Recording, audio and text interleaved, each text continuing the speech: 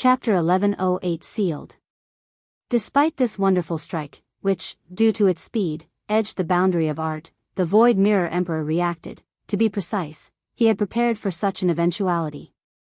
So, as the sword approached its destination, it experienced a few things. The strike experienced another inversion, trying to slow it down, a second inversion, turning from a strong attack to a weak one, and a third inversion from a cutting attack to restoring the body.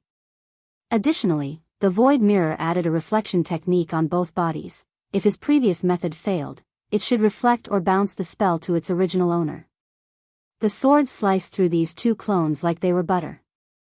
All of the Void Mirror Emperor's cautionary measures were useless as Ji Lanfang was simply too fast for any of them.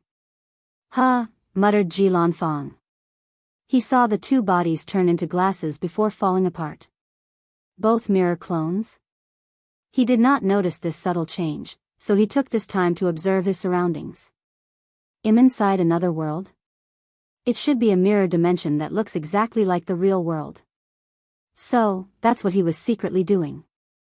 Ji Lanfang did not hesitate and sliced through this dimension, revealing the Void Mirror Emperor's presence. However, instead of feeling relieved, he frowned. Something is wrong. Before he could analyze the situation, Void Mirror went on the offensive. A mirror construct began to materialize before him, and in less than a second, the construction turned into Ji Lanfang. Did he reflect me and create an image? That's interesting, thought Ji Lanfang. Then, he watched as the void image rushed toward him, and Ji Lanfang attacked. Their sword strikes clashed, generating a terrifying force that created space-time vortexes. So, he has some of my speed. Ji Lanfang swung his sword, and the clone disintegrated into particles. As expected, he could not copy the power of nothingness in my arms. Ji Lanfang looked at his opponent, ignoring his shocked expression. With one strike, he sliced through him, and this dimension, but Ji Lanfang found himself in the same spot with another Void Mirror Emperor. As expected, he placed me in an infinite layer of mirror dimensions, grunted Ji Lanfang. As soon as he appeared in this layer, the Void Mirror Emperor created another void image of Ji Lanfang, stabbing it this time around. Ji Lanfang's extreme senses as a swordsman activated, and he used an ultimate technique, backward time slash.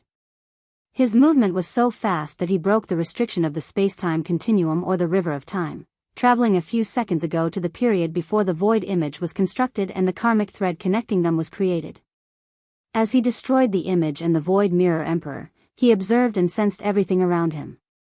He even ignored the new Void Emperor mirror that materialized before him. Above nothingness strike, Ji Lanfang put his newly trained arms to use. He used his ultimate technique, a strike so fast that he achieved a level beyond nothingness, well, beyond the void. Like Wang Wei, he would die if he ever achieved a state beyond nothingness in his current cultivation realm. With this attack, Ji Lanfang slashed through trillions of mirror dimension layers in less than an attosecond. He continued this attack for over 10 seconds, destroying an incalculable amount of infinite dimensions. Sadly, the result was the same. He was stuck in this place. Ji Lanfang stopped, frowning as he observed around. "Your efforts are useless," said the Void Emperor Mirror, who opened his robe and cut his chest to reveal his heart. It was transparent as if made of glass. "A void beast heart," said Ji Lanfang.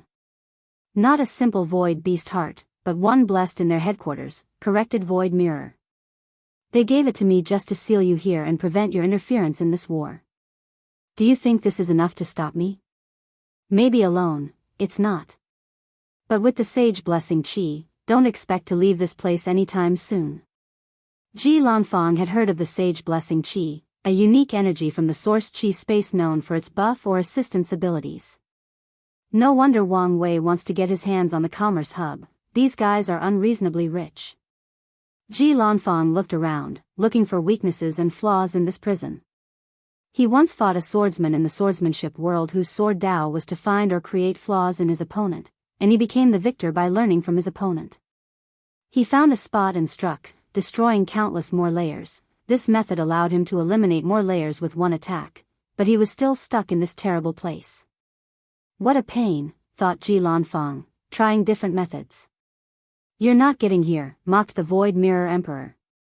In the end, Ji Lanfang decided to drink and wait. He had done his part by killing 4 eternal powerhouses and forcing one to be stuck with him.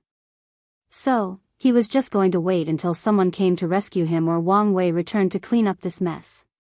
Star Beast World Community. When the 4-layer array disintegrated, the Demon Suppression Emperor was prepared. She wore white-fitting martial clothes with a black sash as a belt, short hair, no sleeves showing her muscular shoulders and biceps, and a bandage around her fist. Her clothes hung over her private area while leaving ample room for her well-toned or muscular legs. She was the definition of a muscle beauty. As Hong Hua held her 2 swords, her aura was vast, fierce, noble, and wild. As a human emperor, she naturally exuded respect, and her swords naturally released a suppression and repellent against any demon race. 5 people rushed to her, 1 eternal, 2 pseudo-eternals, and 2 immortal sovereigns. She frowned as she realized this battle would not be arduous. As she observed these people while they did the same, a tear in the void appeared, alarming everyone. A woman with deep blue hair who can only be described as regal and majestic walked out. Blue Phoenix, uttered Hong Hua, "Ill deal with her," said the Blue Phoenix Empress to the others. Advisor Dang Chang ordered us to kill our enemies as swiftly as possible using our number advantages. Then, go find someone else more powerful to deal with, she's my prey. Orders are orders. Do you want to fight? Asked Blue Phoenix. Who's scared of you? Replied the Greenwood Emperor, a famous gambler from the bountiful harvest world, one of the famous 5 elements worlds. The Greenwood Emperor did not choose his title because he lost the right to name himself in a gamble, so he had to choose this stupid name. He had bet on this war, especially on killing a few eternal powerhouses. From the information he gathered, the Demon Suppression Emperor was one of the weakest in this group, so she became his prey to ensure he won his bet. Fine, I'll deal with you first. A cold flame enveloped Blue Phoenix, followed by a cold mist. Her aura locked into green wood, preparing to strike at any moment. Damn woman, don't you understand the situation? He realized this crazy woman was really about to fight him. Do you think I care? I'll kill anyone who stops me from killing this woman. Greenwood bit his teeth, and his eyes flashed with ruthless light. He looked at his followers or partners and said, "Let's deal with her first before killing the Demon Suppression Emperor." The others immediately hesitated. They knew the consequences of attacking one of their own. Don't worry, I'll take the full responsibility, reassured Greenwood. So, the others looked at each other to communicate with their eyes and decide what to do. As they were about to make a choice, a voice rang in their mind. Enough, said Deng Chang. Greenwood, go find another opponent and leave her to Blue Phoenix. But she was my opponent first. Do as I say. Woman? I dare you to finish these words, sneered Deng Chang. Do I need to remind you how much you owe us? Before you repay it, remember, we own you. Greenwood clenched his teeth, glaring at Blue Phoenix, who returned the favor with a haughty and sneering look. Ultimately, he sighed in resignation. As he was about to order his people to relocate, he heard a sound, and his body reacted. It was too late. A sword attacked the group, piercing the head of 1 pseudo-eternal and 1 immortal sovereign and injuring another pseudo-eternal. You! He roared, looking angrily at Hong Hua, who was extremely calm. Her attack was timed perfectly when these people's guards and disregard towards her were at their lowest. Bitch, I should not expect any less from you, yelled Blue Phoenix, as her body turned into ice or crystal, rushing toward her opponent. All is fair in war, replied Hong Hua calmly. You would have understood this had you lived my life. If you find any errors, ads pop up, ads redirect, broken links, non-standard content, etc., please let us know each report so we can fix it as soon as possible. Chapter 1109 Animosity. The Blue Phoenix Empress activated her awakening, which manifested in a blue armor that perfectly accentuated her well-developed body and 2 blue-black wings attached to her back. The interesting part about this armor was the small science fiction, making it resemble a mech instead of an ancient battle armor. Blue Phoenix rushed to her opponent, using her long nails as a weapon. Hong Hua, also in her awakened form, which gave her a red marking around her eyes and chains attached to her weapons, easily blocked this attack with one of her swords. However, her eyes immediately squinted. "Feel it, don't you?" sneered Blue Phoenix. "Your weapon can no longer suppress me." "Did the Commerce Hub give you something?" asked Honghua. Powerful shockwaves destroyed the surroundings as their weapons clashed. "What do you think?" The Commerce Hub offered Blue Phoenix a talisman that would make her completely immune to the suppression of those two swords. So, she did not hesitate to take this opportunity to get her revenge. "So, that's why an arrogant woman like yourself chooses to become someone else's lapdog. You think your words can influence my mind?" "You're wrong," sneered Blue Phoenix. "Once I'm done with you, I will kill every human in your world and build a trophy room with all their heads." Hongwa's body released a terrifying aura full of anger, rage, and killing intention. "Angry? Ha ha ha, don't worry. It'll leave you a little bit of consciousness to experience with your eyes as I kill every single one of them," sneered Blue Phoenix in an aggravating tone. Hongwa's eyes turned red. Pure Yang Flame Slash. She released a red cross-shaped slash with her weapon. The heat from the slash burned off the chaotic time energy in the void. However, Blue Phoenix easily dodged the attack, not even bothering to freeze it. She turned into a blue light, traveling with such immense speed that she appeared to have teleported. Honghua moved her head to dodge the claw attack, but a small cut appeared across her beautiful face. Then, an intense cold emanated from the cut, so she had to use her pure Yang Dao to resist.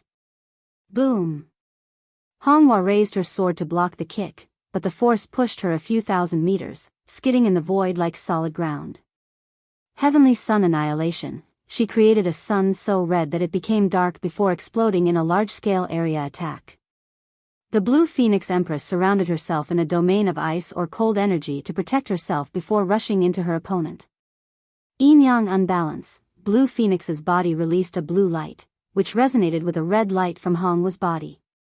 Then, the Demon Suppression Emperor's body started to fall apart.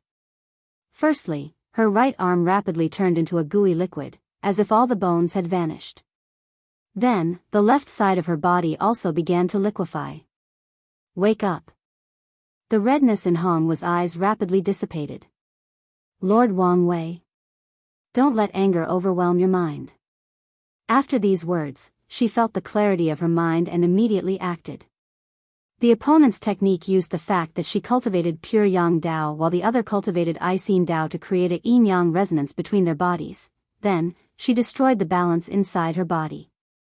Had she been of sound mind, this process would not have been so easy due to her superior control over her body and Dao. So, after re-establishing the balance, Hongwa's body returned to normal, but her expression was slightly pale.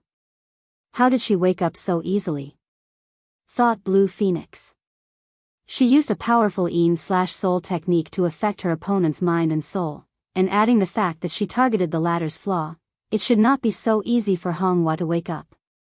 Did someone interfere? But why didn't I sense something? She can only assume her opponent had another way to protect her soul. Blue Phoenix raised her hand to summon an ice trident. Frozen time. A deep blue ice chill encapsulated the surrounding void, and the river of time stopped flowing. Hongwa's body could not move as it froze in time, and she could not move. As she watched her opponent rush forward with the obvious intention to impale her, she reacted. Burning time. Hongwa's body released a terrifying flame that burned the frozen time. She parried the trident with one sword while immediately countering with the second. Blue Phoenix blocked with the other end of her trident. She opened her mouth to release a terrifying blizzard breath, but Honghua responded in kind with a fiery breath. Pure Yang Slash. Honghua released a pure white slash with no flame energy or power, yet this was a pure Yang-based technique. Why is that? It's because in Taoism, pure Yang is the purest form of vitality or energy in the universe, and her attack is based on this idea. Blue Phoenix's face changed. The sudden shift was unexpected. In her mind, Hongwa's attack should have been more flame-focused, like most pure Yang Dao cultivators. She manifested a towering ice wall larger than thousands of galaxy clusters to defend herself. However, the white slash cut through them like a heated knife cutting through butter. Such an act bought her enough time to gather strength to confront the slash with her trident directly. She did not try to evade it as she detected the speed of this thing and the fact it locked into her aura. Bang! Blue Phoenix stopped the attack, but it left countless cuts on her body, which healed instantly due to her Ice Phoenix bloodline. As a subspecies of Phoenix, they were still a resilient innate demon despite not reaching the same level as Flame Phoenixes in the healing department. Boom! Boom! Boom! The two clashed constantly, using countless techniques. Anyone approaching their area would freeze to death or experience spontaneous combustion. However, their strength was relative, making the outcome difficult to decide. Suddenly, the two separated while glancing at each other. They knew they could not continue as such, so they must use their best technique to end this fight as swiftly as possible. "Can I ask you something?" said Honghua. "I don't mind listening to your last words." "Why do you hate me so much?" asked Honghua. "At first, I thought it was because of what I did to the demon race in my world. But after so many encounters, I can tell this animosity is personal. Because you killed the love of my life." "Who exactly are you talking about?" She had killed too many demons to remember. "His name was Yituji, and he was my everything," said Blue Phoenix, her eyes full of love, reminiscence, hatred, and hope. However, Honghua frowned, not remembering anyone with this name. In fairness, she did not know the names of most of the demons she killed. "Before my bloodline awakened, I was only a regular ice swan, which made my family treat me like the biggest disgrace in the world. The Heavenly Ice Swan clan is powerful and respected in the desolate demon world, but she was a regular ice swan despite being born in such a clan and the patriarch lineage. I met him when he came to our clan for a rare resource to temper his body. He did not care for my status, blood, or future potential. He treated me kindly, even granting me my first gift. From that day on, I swore I would prove the Tao so I could be worthy of him." Blue Phoenix gritted her teeth. "So, imagine my surprise when I learned that something had happened to his world, and when I rushed over, you had killed all the demons in that world." The killing aura on her body increased. "No matter what, I must kill all of you humans to avenge him and get my hands on his imprint from your world to revive him." Honghua was speechless. She had spent enough time with Exian, the dream world's Tao heart spirit, to understand this woman had developed an obsession with whoever Yituji was because the latter was the only person ever kind to her. The worst part is she did not even remember who the person she supposedly killed was. She's obviously crazy, but it's best not to say anything. She did not want to emotionally rile up this woman and give her a power-up. Although such a tactic might affect her mind, it's more likely that she entered a calming rage state. "Let's end this once and for all." "No problem with me," sneered Blue Phoenix. Pure yang state, Honghua released a blinding white light, and once it abated, she had pure white armor with a skirt and pants perfectly accentuating each other. Even her weapons and chains had become pure white, granting her a pure, noble, and holy aura. Blue Phoenix immediately furrowed her brows. "This is unexpected," she thought. "If you find any errors, ads pop up, ads redirect, broken links, non-standard content, etc., please let us know each report so we can fix it as soon as possible." Chapter 11:10 Depressing Mood. Blue Phoenix faced a slight dilemma. The best option to counter Hong was technique was to use a pure Yin state, but she knew her understanding and application of pure Yin could not compare to the opponent. So, it would be in her best interest to use a technique that suited her better. Ice Phoenix Transformation. Blue Phoenix's body released an intense blue light, rapidly transforming her into a colossal blue phoenix with blue flame on her body that released cold mists. She was beautiful, majestic, and the embodiment of nobleness. Blue Phoenix chirped, and her voice echoed in the minds of countless people in the void, making their bodies tremble as if they were cold. Blue Phoenix looked at Honghua with her beautiful voice, and a moment of hesitation flashed in her mind. After proving the Tao, she completely purified her bloodline to become a pure phoenix. One of the abilities that she acquired was a heightened sense of danger. Now, she was sensing danger from Honghua. No matter what, I cannot back down now, she thought. Frozen world. At the beginning of a world, there is a period where yin and yang are divided. In that period, the yin and yang worlds existed. The yang or flame world has the most intense heat, while the yin/frozen world is the area with the coldest ice or chill. Blue Phoenix recreated that period of creation with this attack. Honghua watched everything with an unfazed look and attitude. Slowly, she headed toward her opponent. Every time the chill touched her body, it was instantly purified into the purest energy between heaven and earth, which she could absorb for her use. Pure Yang rejected anything she decided was not pure, including objects, attacks, and concepts. So, even the coldest chill between heaven and earth became nourishment for her. No, said Blue Phoenix, but Honghua ignored her. She appeared before slashing her swords. The phoenix's body created an ice armor, but the sword purified the ice instantly to chop her into pieces. Blue Phoenix reacted by changing her attack to focus less on the body and attack the soul. In other words, she focused less on ice and more on the yin aspect. However, Honghua's pure yang state protected every aspect of her body, so the yin energy was also purified. The sword strike cut Blue Phoenix into two despite her attempt to freeze the cut-off part as a healing tactic. However, the purifying power inside her body worked against her. Honghua went for a second strike, targeting the soul this time around. No, roared Blue Phoenix as she resisted to no avail. However, at the last minute, right before she entered limbo, she used a brilliant technique. She froze the concept of death on herself, delaying the time she died. Do you think I will die so easily without taking you down with me?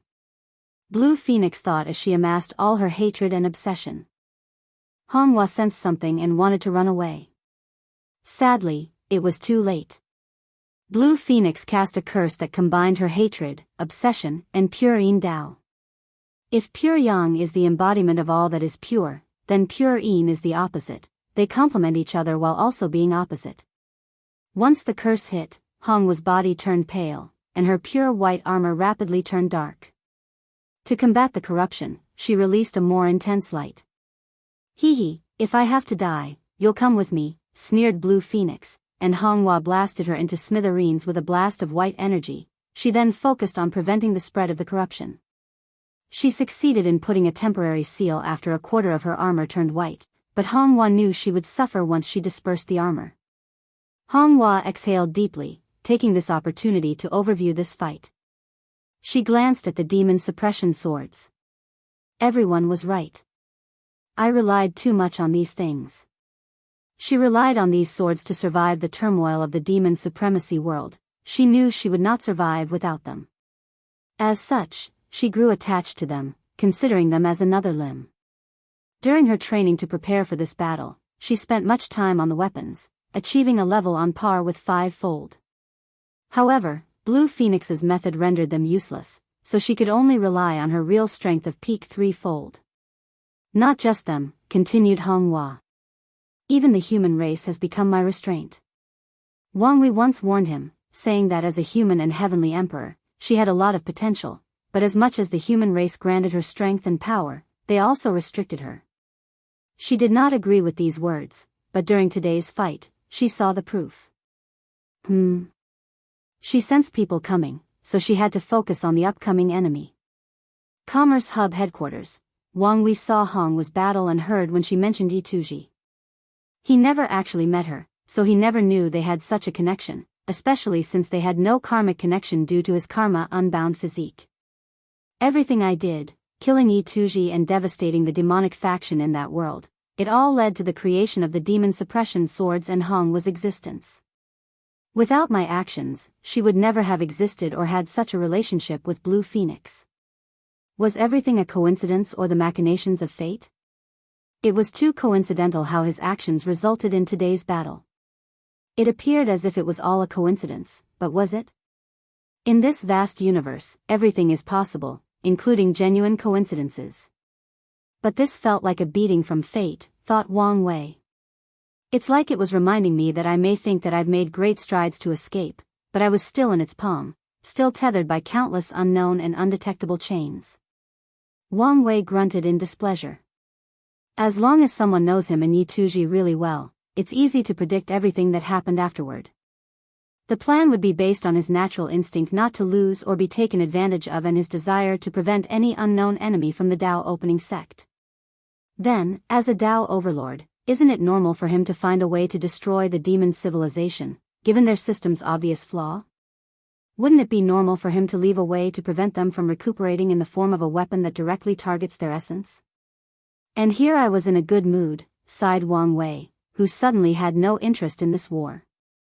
All he wanted to do was obsessed with how often fate played him like a puppeteer. How many of his decisions were simply someone else treating him as a pawn or a joke? In these moments, I truly wished she was here as support, thought Wang Wei before sighing deeply again. He focused his mind on watching these fights. He had long known that his journey of controlling his fate would be arduous, and today was simply one of those terrible days. He focused on the other fights. Shi Qian struggled the most because her opponent was the pure mind emperor. He was messing with her using memories of her father and had 3 other eternal powerhouses helping him. Her strength was the same as Hong Hua, which was quite disappointing to Wang Wei, given the training resources she had access to. Unlike Hong Hua, who had today's result because of her over-reliance on her sword, Shi Qian's result was due to complacency. She was satisfied with her life now that she had made her parents proud by proving the Tao and neglected her training. Another disappointment was Wrath's peak 4-fold strength. She had spent most of her time recuperating from the revival of the Neo-Devil race and did not take her training seriously. As such, even Shi Shanyan achieved lower 5-fold strength and was more powerful than her. Wang Wei focused on Shi Shanyan, who was facing countless opponents, including the Greenwood Emperor and his people. It seems she hasn't tried to condense a supreme qi yet, thought Wang Wei, observing the battle closely. He looked at Shi Qian and knew she would not hold on for long. However, he did not intervene as he knew reinforcement was coming. And as expected, things did not take long to appear as he predicted. A large portal materialized on the battlefield, alarming everyone. Then, a wild and boisterous laugh echoed in everyone's mind. Ha ha ha, the great Monkey King has come to save all of you. Yi Dafu appeared with countless troops while wearing dark gold armor without a helmet and holding his staff. He looked at everyone, not hiding his haughty attitude. Wang Wei, you dare say I'm scared? I'll show you, he roared. Everyone looked at him, wondering who this crazy monkey was. Yi Dafu ignored the weird gaze and swung his staff, which turned into a colossal weapon bigger than any galaxy. He killed trillions with one swing. Dang Qiang swiftly ordered people to leave Shi Qian and a few others to attack this monkey. If you find any errors, ads pop up, ads redirect, broken links, non-standard content, etc., please let us know report so we can fix it as soon as possible. Chapter 11:11 The Monkey King's Charm. After killing all those people, 2 potent aura rushed toward Yi Dafu, forcing him to stop. Muttered the monkey, ignoring Greenwood and focusing on the second Eternal Emperor. She was a beautiful woman dressed in colorful clothes, like a rainbow, with snake eyes. Such a powerful and beautiful demon, said the monkey with a grin before smelling the air. This bloodline, it should be the 9 Serpent Monarch bloodline. A brilliant light flashed in Yi Dafu's eyes. This Monkey King thought no one would ever be worthy of me, but who would have thought I would find a wife in such a strange manner? Who are you calling your wife? Asked the noble Serpent Empress, releasing a cold aura full of the intention to kill. You, of course, replied Yi Dafu. Only someone of your bloodline is worthy of someone like me. Monkey, I was going to show you some leniency, given we're both demons, but I've changed my mind, said the Serpent Empress. Now, I will tear you apart and feed you to my dogs. Oh, such cruelty, I love it, grinned the monkey, showing his all-white teeth. Don't worry. I will be merciful, I'll seal you and bring you back home to be my bride. The elders should be happy I found someone to pass on my bloodline. The noble Serpent Empress responded with actions by activating her awakening, which manifested in the form of a rainbow with 9 colors hanging above her head in the shape of an arch. As a result, she became even brighter with her colorful dress. Meanwhile, Greenwood, who felt left out and secretly complained about why he was tasked with such a powerful opponent, also activated his awakening. He had 2 wooden wings floating behind him. "I'll provide assistance with my wood Dao," he said. "I don't need your help," countered the Serpent Empress as she activated 2 of her bloodlines, the Golden Jia Serpent, known for their mighty defense, and the Silver Void Serpent, a snake innate demon with immense speed due to their ability to slit through space and time. So, a golden aura enveloped her body before she disappeared from sight. Yidafu casually moved his body, and a snake whip flashed past his head. A blurred creature then disappeared from his sight. A blurry figure constantly appeared around him for the next few seconds and attacked with the whip. He evaded all these attacks casually until he sensed countless tree roots coming from the distance, trying to entangle him. He released a terrifying flame disaster to deal with the tree roots, and the Serpent Empress took this opportunity for a sneak attack. Yidafu blocked with his staff with a mocking smile. "Wife, you should know what kind of bloodline I have. So, why use these useless tactics? Others may not be able to see her once she uses her spacetime bloodline ability, but he can even do so without opening his heaven eye. It seems you're not as useless as you look." "Of course. I'm more than my exterior disposition. That's one of my many charms, which you will discover once you become my wife. In your dream." The Serpent Empress activated her Purple Fang Serpent bloodline, which boosted her attacks and granted her control over Poison Dao. She opened her mouth to fire a breath of purple cloud. However, Yidafu only giggled before using a poison disaster attack, breathing red clouds that overwhelmed the Empress. Her fate would have been terrible without the golden aura around her and the monkey's restraint. Meanwhile, Greenwood was having the worst time in his life in the distance. According to the 5 elements theory, fire suppresses wood, meaning the attack was his natural element counter. He had to summon a unique tree around him to calm the monkey's attack, and it took him a moment to succeed. Right as he was about to intervene in the fight and provide assistance, 2 terrifying poisons rushed toward him, and he had to use his summoned tree to block them. His towering tree wilted in a matter of seconds due to the intense nature of the poison, so he had to use his wood Dao to change the tree's nature to adapt to this poison. The noble Serpent Empress looked at this monkey hatefully. She decided to stop underestimating him and used even more power. So, she activated the Mountain Serpent bloodline to boost her fleshy body, mainly her physical strength, followed by the Winged Serpent bloodline, which boosted her raw speed. Finally, she activated her Rainbow-Eyed Serpent to acquire powerful visual prowess on par or close to his 3-eyed monkey bloodline. The Serpent Empress took one step and appeared behind Yidafu.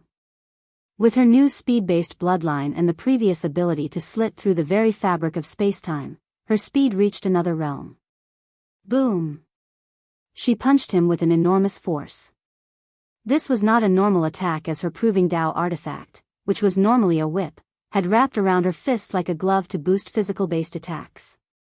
The Serpent Empress immediately frowned. Her eye prowess detected that her speed surpassed her opponent's reaction time, but an invisible power protected him. This is a domain technique where heaven and earth love and protect him. In other words, no matter where he is, the surrounding environment will naturally protect him, the Serpent Empress analyzed, clenching her fists and attacking. Based on her eye insight, she targeted the weak areas of this technique. However, she soon realized how pointless this attempt was, as Yidafu seemed aware of these weaknesses and either fixed them or moved them around. Omicron M, the 9 Serpent Monarch clan, was a fierce race that should have dominated the ancient era with their ability to absorb 9 other serpent bloodlines and use their powers for their own. Instead, they were wiped out early in the stages of the war. "Do you know why?" asked Yidafu. The Serpent Empress ignored him and activated her elemental serpent bloodline, granting her control of all the elements. She released a devastating attack like a combination of a universal-sized tsunami, tornado, earthquake, volcano eruption, meteor shower, thunder atoms, etc. Yidafu remained calm while internally shaking his head in disapproval. All these attacks failed under the disaster category, and thus, he was immune to them. The humans and other innate demons were jealous of the potential and targeted them. They wanted to wipe them out as soon as possible. However, this was not the main fault of their downfall, explained Yidafu. Their biggest problem was the slow growth time. The most talented in their clans would absorb 7 innate demon serpent bloodlines, but this also meant it took way longer, even by the standard of innate demon gods, to develop all these bloodlines and powers. Boom! Yidafu swung his staff, hitting the serpent empress so hard that her bones cracked, and she suffered internal bleeding. Although her body healed instantly afterward, she could not forget the pain as Yidafu hit her with a disaster of pain. You're lucky to have acquired 7 innate demon serpent bloodlines in this modern era, but you suffer the same fate as your ancestor, you have not developed them to their full extent. The serpent empress ignored him as she activated her jade blood serpent bloodline to increase her healing potential and deal with this pain. I can help you, said Yidafu, not stopping his grin. With my help and the resources from winning this war, you will have no problem developing all your bloodline. Stop talking nonsense, she growled. Am I? Do you think you're something because you've achieved a lower 4-fold? Sneered Yidafu. Look at all the Eternals of the Myriad Emperor World's faction, all their strengths are around this level, but they cannot access 7 potent innate demon bloodlines. Why? The Serpent Empress suddenly paused, taking these words seriously. Is that why you're so powerful? She realized his strength had reached somewhere around 5-fold, but she did not know exactly. Me? No, replied Yidafu. He was not part of Wang Wei's inner circle, so today's strength was the result of his own effort and luck. However, he cannot wait to use things like the dream world and others to further his power. Then, how? I can only tell you I found a way to develop bloodlines, replied Yidafu. After losing to Wang Wei and leaving the deception trial, he still left his people to acquire news. Then, once he learned how powerful these people became, a fire was lit under Yidafu's but he realized he was nothing but a phoenix amongst a group of chickens. With this realization, he put himself through cruel training while searching for ways to improve. Ultimately, he achieved a strength of 8 leaf before his heaven will battle, and after proving the Tao, he never stopped training. Are you really pondering his offer? Suddenly asked Greenwood, but the Serpent Empress ignored him. The demon race cares more about bloodline when choosing partners, not appearance or compatibility, and if there were no enemies, Yidafu would be a top marriage candidate. If you find any errors, ads pop up, ads redirect, broken links, non-standard content, etc., please let us know each report so we can fix it as soon as possible. Chapter 11:12 Earth Emperor Technique. Can you imagine our children? Said Yidafu with a grin, and his words did have an effect. Demon races of different species have even lower chances of reproducing, but when they do, their children will inherit both their bloodlines 99% of the time. So, the noble Serpent Empress imagined what it would be like to have a child with the 3-eyed monkey, disaster monkey, and 9 serpent monarch bloodlines. By all standards, this monkey is indeed the perfect partner, contemplated the Serpent Empress. Their alliance would further their bloodlines and create a strong alliance between their 2 worlds and factions. Humans controlled the majority of heaven worlds in the lower dimension, so most demon-focused worlds will band together for protection. Don't listen to his nonsense, said the Greenwood Emperor. All his sweet words are based on the fact that he and his faction will survive this war. But do you think that's possible? The Serpent Empress suddenly paused. He has a point. Oh, we're going to win, replied Yidafu calmly. And how do you know this? She asked. Come, let me tell you a secret. Just tell me. No, I must whisper it to you, he replied with his white teeth, making the Serpent Empress roll her eyes. Regardless, she flew next to him, and he whispered something in his ear. Are you telling the truth? Of course. You can go in my memory to see. Fine, she replied after thinking briefly, and Yidafu did not hesitate to allow her access into his sea of consciousness and his memories. He had a bright smile that was telling her, see how much I trust you despite only meeting for the first time. The Serpent Empress blushed after figuring out his smile's meaning, but it quickly faded. You're telling the truth. What's the meaning of this? Asked Greenwood. What did he tell you? I'm sorry, but I'm out of this fight. What? Are you serious? Yes. But, of course, I also want help their side, the Serpent Empress explained. Do you know the fate awaiting you and your homeworld for betraying the Commerce Hub? the Greenwood Emperor asked in a severe tone. You should understand the cruelty of these people. Don't you care at all? The Serpent Empress shrugged. Now that she knew Wang Wei was alive and this entire war was nothing but his little game, she knew the Commerce Hub was destined to lose and fall from their status as the rulers of the lower dimension. Greenwood suddenly paused. He knew the latter was not stupid, so he wondered what kind of news would prompt her to decide.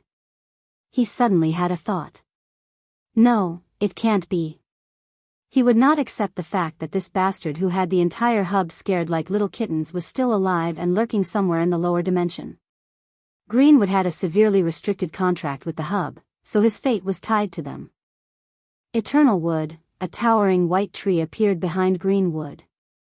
He had bet that he would kill a few Eternals without using the Commerce Hub's aid, which came in the form of an Eternal Wood Chi. However, the situation had reached the point where he had no choice but to go all out. The white tree roots immediately went on the offensive, attacking Yidafu and the Serpent Empress. Hey, what's the meaning of this? You're a traitor, so your head should be worth a lot. Wife, I've got this. Why don't you stay in my space ring while I deal with this idiot? Who's your wife? I haven't accepted any proposals yet. Yidafu grinned. Despite her words, the Serpent Empress left the battlefield. Then, Yidafu focused on his opponent. His armor, which was his awakening, released a bright light as the monkey fused his natural protection from heaven and earth with the armor to increase his defense. Then, he went on the offensive.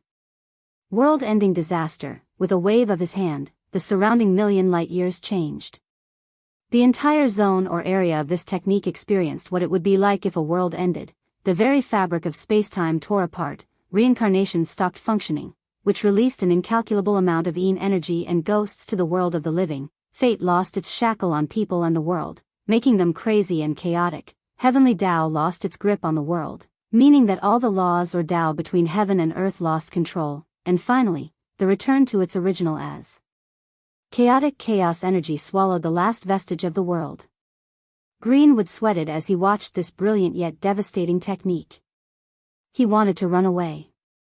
Luckily, the Eternal Wood Chi did not disappoint and protected him. He felt relief now that he was surrounded by an object the world deemed indestructible, nay, eternal. Meanwhile, Yidafu frowned. World-ending disaster was one of his masterpieces that he prepared to deal with that bastard Wang Wei. But this weak-ass emperor that barely reached threefold actually blocked it. You've officially pissed me off, the monkey declared. So what? Sneered Greenwood, not hiding the smugness he was feeling. Yidafu shook his head as he wondered how this kind of person could prove the Tao, let alone become an eternal. He concluded that he was either one of those individuals born with extreme love from heaven and earth, despite their glaring flaws, or he was one of the emperors that appeared after true heavenly Tao started balancing the lower dimension because of how powerful the myriad emperor world had become. Disaster of the mind. Greenwood's body froze as his mind experienced the most terrifying horrors imaginable. He experienced his worst fear, confronted his greatest nightmare, came into direct contact with his greatest failures, and saw things that even his superior mind, as a higher dimensional being, could not process. Saliva dripped from the corner of his mouth as he entered a vegetable state while standing. Yidafu knew this was not enough and rushed for a finishing blow. He evaded the white roots from the tree, which was acting on instinct to protect its master. Sadly, before he reached his opponent, the tree fused with Greenwood and blessed his mind and soul with the eternal attribute, allowing him to survive that disaster. Damn you, roared Greenwood. He had never come so close to death, and it was the worst kind, death of the spirit. He no longer hesitated and touched the tree to fuse with it. His body then rapidly morphed into a treant or humanoid tree creature with white barks as body and green foliage that served as hair. Bang! Yidafu's staff hit him with full force while he was still transforming, and he flew in the distance. Such an attack should have been devastating, it was not. The skin of trees is naturally resistant to beating or attacks, and wood is the element of resilience and life, so healing or regeneration was not a problem for practitioners of this Tao. However, Greenwood did not even suffer a single scratch due to inheriting the eternal attribute of his chi. Hee hee, this power, he chuckled. He had never felt this powerful, so free, so invincible. Who would dare ask him for his debts once he lost if he had this kind of power? He would walk sideways in the lower dimension, doing whatever he pleased. Green would rush to his opponent but soon frowned. He found his body not as fast in this state as he wished it to be. However, this did not matter since no one could hurt him. Boom! Boom! Boom! Yidafu clashed with this humanoid tree with his third eye fully displayed. He used every passing second to analyze his opponent. What's the best move? Eternal disaster? No, that would take too long since I know little about such a high-level field as disaster. Then, a weakness disaster? This tree should have a weakness. He thought briefly before deciding otherwise. Such a disaster might weaken his opponent, but he kept his impenetrable outer shell. In that case, a yin-yang disaster? Nothing is absolute, and what goes up must go down. There is no way this thing is truly eternal, so experiencing a yin-yang cycle should do the trick. No, I have something even better. Earth Emperor position, samsara cycle, an enormous head resembling a Yama king manifested behind Yidafu, and his body emanated a dark and noble aura associated with samsara or the afterlife. After learning about the existence of the heavenly emperor, Yidafu became enthralled and learned about the other two positions as well. Then, he had an idea. Could he create techniques that granted him powers based on these positions? He tried and succeeded because his three-eyed monkey bloodline involved everything about heaven, earth, and humans. So, he used the Earth Emperor technique he created to gain absolute control of Samsara Dao and kill the Greenwood Emperor. If you find any errors, ads pop up, ads redirect, broken links, non-standard content, etc., please let us know each report so we can fix it as soon as possible. Chapter 11:13 Acquired. Yidafu hit Greenwood with his staff, and the whole world suddenly turned black and white briefly. Then, in a very short period, Greenwood's eternal body experienced birth and death millions of times to test the validity of his claim to be eternal. He resisted, as his white bark skin released an intense light to fight the power of samsara, which was rapidly destroying him on a conceptual level. He failed. Only everlasting Empyreans who have mastered their true self can boldly proclaim to have escaped the shackles of death or samsara, and even then, that's a wild claim that no one will make lightly. In the Chaos Universe's hierarchical structure, the eternal Wuchi can only be described on the lower tier of the path of eternity. Crack. Greenwood's body cracked in different parts, and he roared to show his unwillingness. He would not accept his fate so easily, so he tried to counterattack. What in this world could be considered truly eternal? Or, at the very least, come very close? The obvious answer is Grand Tao, but that's not something that Greenwood would dare to get involved with. So, he chose the second best option, the universe's grand module. He latched on the river of fate, the river of time, and even the source chi space's eternal attributes to fuel his own. Many roots from his body entered the void to attach themselves to these modules and borrow their powers. So, in a split second, Greenwood's body stopped collapsing, and he had 3 new tree roots that were not only indestructible due to their eternal natures but also had the power to control time, fate, and endless energy.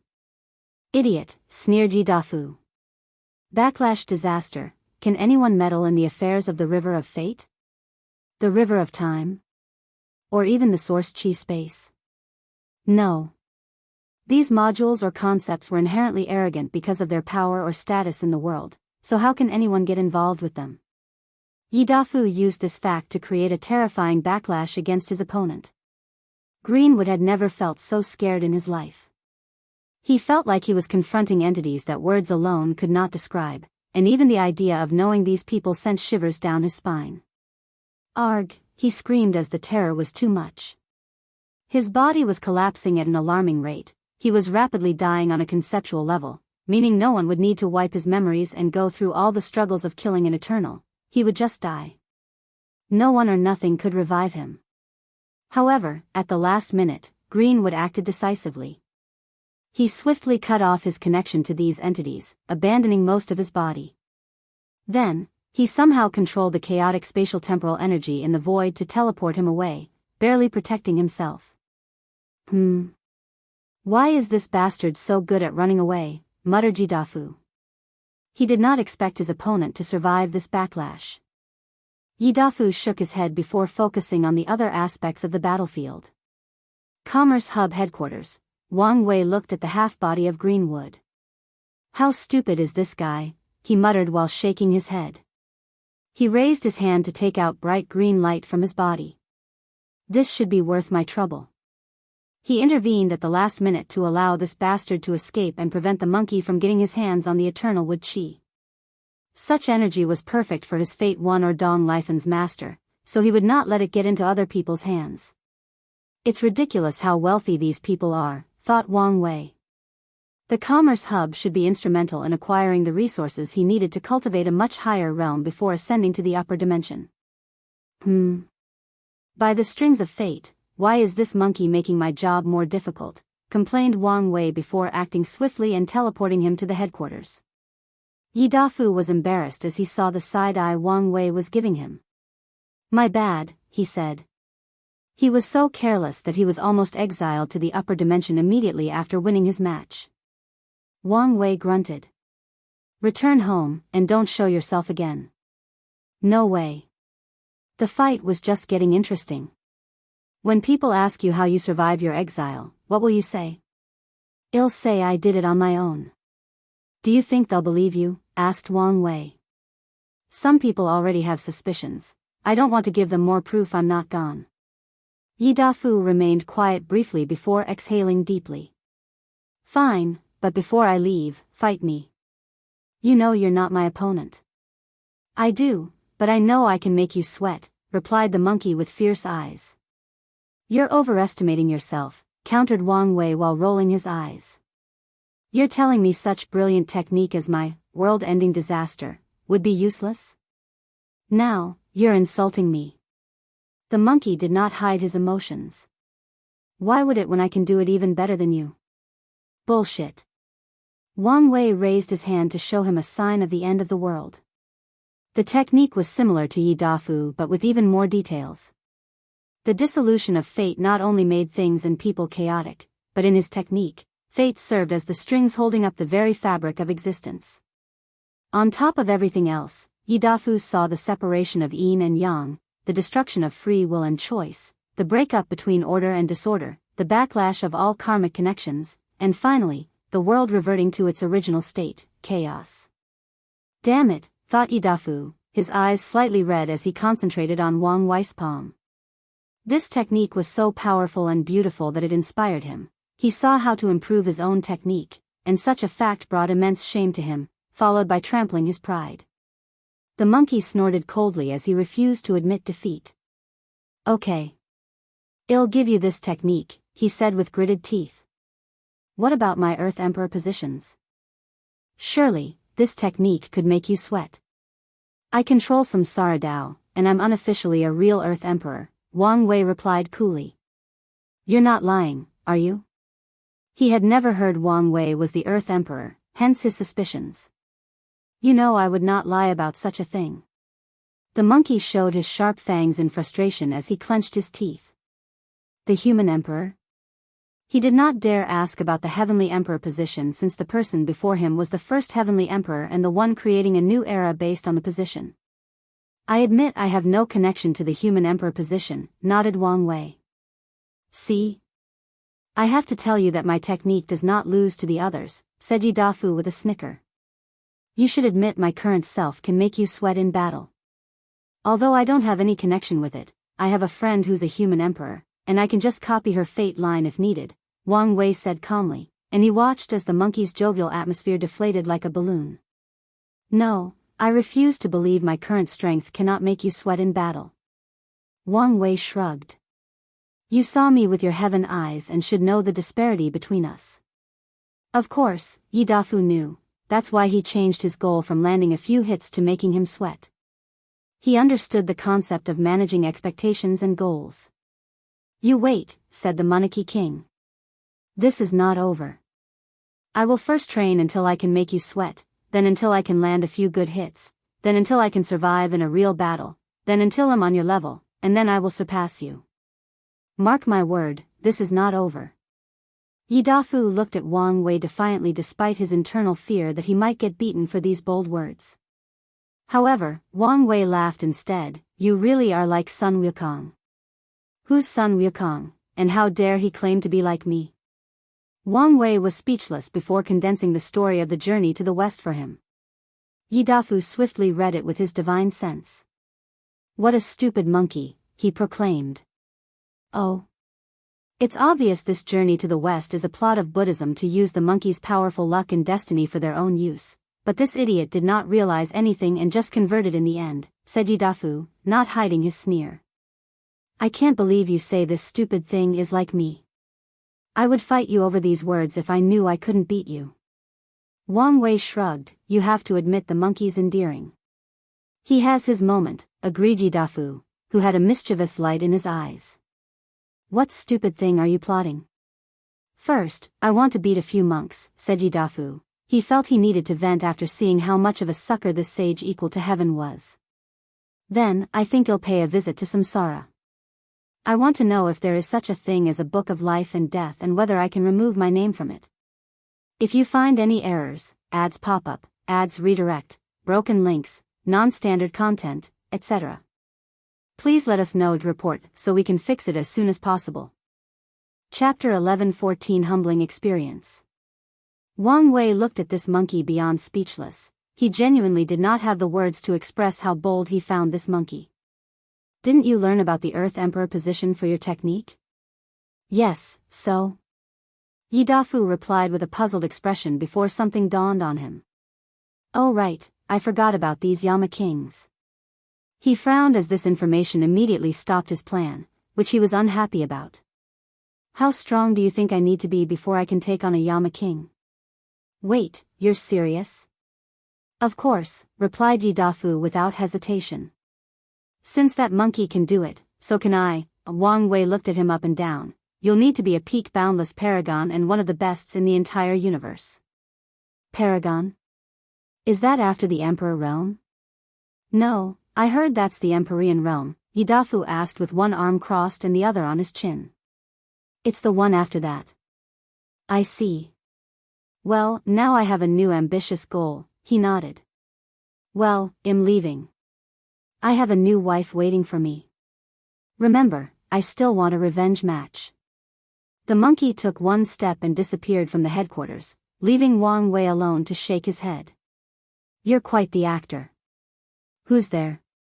Wang Wei entered the highest alert state. Someone had come close to him, but he did not detect anything. His mind worked on overdrive, thinking about who in the lower dimension had such capabilities. He glanced over and saw a handsome young man in a blue robe, and Wang Wei had an inkling who this was. Who are you? You should have already guessed, Chen Tong replied calmly. So, let's skip the introduction. I'm here because I'm interested in why you went to this extreme length to manipulate that monkey. Excuse me? You intentionally gave him that story so he could target Samsara and even the Yama Kings. So, I want to know why you did it. I have no idea what you're talking about, replied Wang Wei. I saw it when you underwent your Earth Emperor trial. Did you do it out of spite and pettiness? No, something tells me you're playing a bigger chess game. Honger was right about you, you're too curious for your own good, said Wang Wei calmly. So, finally willing to admit it? I'm not admitting anything. So stubborn, said Chen Tong with a smile. He waved his hand to manifest a tea table before sitting down and inviting Wang Wei. This is Essence Tribulation Tea. After drinking it, you will pass 100 flesh tribulations without any pain, effort, or negative consequences. Such a thing exists? Asked Wang Wei as he sat down. It must be rare. Although it's only useful for the first 1,000 tribulations, yes, it's indeed a very rare resource, nodded Chen Tong as he poured the tea. I'm honored, said Wang Wei as he received the tea. How many people could say they've had a paragon pour tea for them? There's no need for formality. Chen Tong waved his hand. So, are you going to answer my question? There is nothing to answer, Wang Wei declared coolly. Did he manipulate Yidafu? Of course. However, his target was not necessarily Samsara and the Yama king. He wanted to see if he could add an unknown variable to the world through the monkey by giving him access to knowledge or inspiration from another civilization. In other words, the fact that Yidafu became interested in Samsara is not the true value of his action. The real chess move opens his mind by providing him with some information about the prehistoric world. Wang Wei did not know the outcome of this move. There is a possibility that it would bear fruit, and there is also the possibility that Yidafu will garner the sight of Grand Dao and be swiftly eliminated. Another scenario is the monkey does not realize the value of that story and never uses it to its full potential, but Wang Wei does not care. He did it on a whim, and so he's alright with this move becoming useless. Is that so? Muttered Chen Tong. Well, let's talk about something else. You seem to be in a terrible mood. Did something happen? Have you been watching me from the shadows? Of course. The entire dimension has never been so lively, so how can I not pay attention? I've never been so entertained since I died. Wang Wei was speechless. Shouldn't you be focusing on reviving yourself or something? And be the first target of those people? I'm not stupid. Chen Tong shook his head. He would only revive once everyone else did. Okay, don't change the subject. What happened to make someone like you have such an obvious change in mood? This man is like if one of those people from Earth who loved gossip more than their life was reincarnated into a cultivation world and managed to reach the pinnacle of the world while preserving their gossiping side, thought Wang Wei, becoming even more speechless. He sighed internally before deciding to converse with this man. It was the least he could do to allow him to reach 900 Dao tribulations without much struggle. So, he told him what happened with Hong Hua, Blue Phoenix, and Yi Tuji. It seems you have just experienced a humbling. A what? A humbling experience is the common term for what you've experienced. It's a common phenomenon among cultivators, Chen Tong explained. Elaborate. It's a mechanism designed by Grand Dao to restrict cultivators, mostly paragons, and check our egos, continued Chen Tong. For example, Yama kings are the humbling experiences for paragons who try to mess with samsara. Time wraiths are for the one messing too much with the river of time, and monarch source beasts are for people messing with the source chi space. Wang Wei frowned. The river of fate? Its humbling experience is usually targeted toward Dao lords and overlords or paragons with exceptional intelligence. It usually makes them look small and stupid, said Xing Tong with a smile. Did Wang Wei experience a humbling experience? It appeared as such, but he could not shake this feeling that things were too personal and not like the normal operation of a mechanism of the universe. Are fiend gods the humbling experience for primordial chaos? Yes and no, replied. These creatures were created after the body refining age ended and the paragon age started, but fiend god existed long before that. So, they are indeed our restriction in primordial chaos, but their situation is slightly different. Wait, are you saying that Yama kings did not exist in the early ages of the chaos universe? I know what you're asking. Yes, there were Yamas controlling samsara, but the title of king was later created after the rise of the paragon age. Samsara's strict and even rigid control began with the Yama king's appearance. I see, nodded Wang Wei before sipping his tea. What exactly did you guys do for Grand Dao to feel the need to keep your ego in check? That's a good question, said Chen Tong before sipping his tea. I'm not old enough for that era, but I know a few things. During the body refining age, the true power Dao realm reigned supreme. Body refiners were focused on finding or opening the illusory fourth gate of power, so they used the river of fate, time, and source chi space to temper their bodies. Grand Dao left these guys alone since they mainly used these grand existences or concepts to temper themselves. The only complaint Grand Dao had about them was that they used too many resources. Then came the age of Paragon, and we started messing with these things. We wanted to understand, control, and even destroy the river of time or the river of fate. So, you needed to be humbled and kept in check? Exactly. Wang Wei nodded. Do you know how the entire history of the chaos universe is classified? I do know a little, said Chen Tong, who changed the tea for wine. Firstly, there was the Genesis age. It's when the chaos universe was first born or created, and Grand Tao was young and inexperienced. Following that was the primordial Chaos Age, where the predecessors to fiend gods, the Chaos Demon gods, were born. Afterward is the Lost Age, but like the Null Era in this place, little to nothing is known in this time, except that whatever occurred there was a taboo, and the Chaos Demon gods disappeared, replaced by the fiend gods. So, the Lost Age is one of the 13 taboos? That's right. Interesting. What's next? I won't mention the ages after that because what I know are only speculations and not official history, said Shentong. What I do know is the previous age was the Essence Age, or Age of Body Refining, and we are currently living in the Paragon Age. Of course, I have a feeling that the ultimate taboo marked the end of the Paragon Age, but this new age has not been officially named. If you find any errors, ads pop up, ads redirect, broken links, non-standard content, etc., please let us know each report so we can fix it as soon as possible. Chapter 11:15 Grand Tao's Goal. Shentong's words allowed Wang Wei to verify many of his theories or speculations about the history of the chaos universe and the possible evolution of cultivation. He even learned a few new things. However, he still lacked vital information. Luckily, this was a great opportunity with a paragon before him. I once theorized that in the early stages of the Paragon Age, before the Heaven Will system, the old era paragons were a combination of the immortal and Tao path, and they had to understand innate, primordial, and grand Tao source to reach the world's peak. Is that true? Yes, you're right, nodded Shentong. Those old era paragons were scary despite only being capable of borrowing the power of the grand Tao source.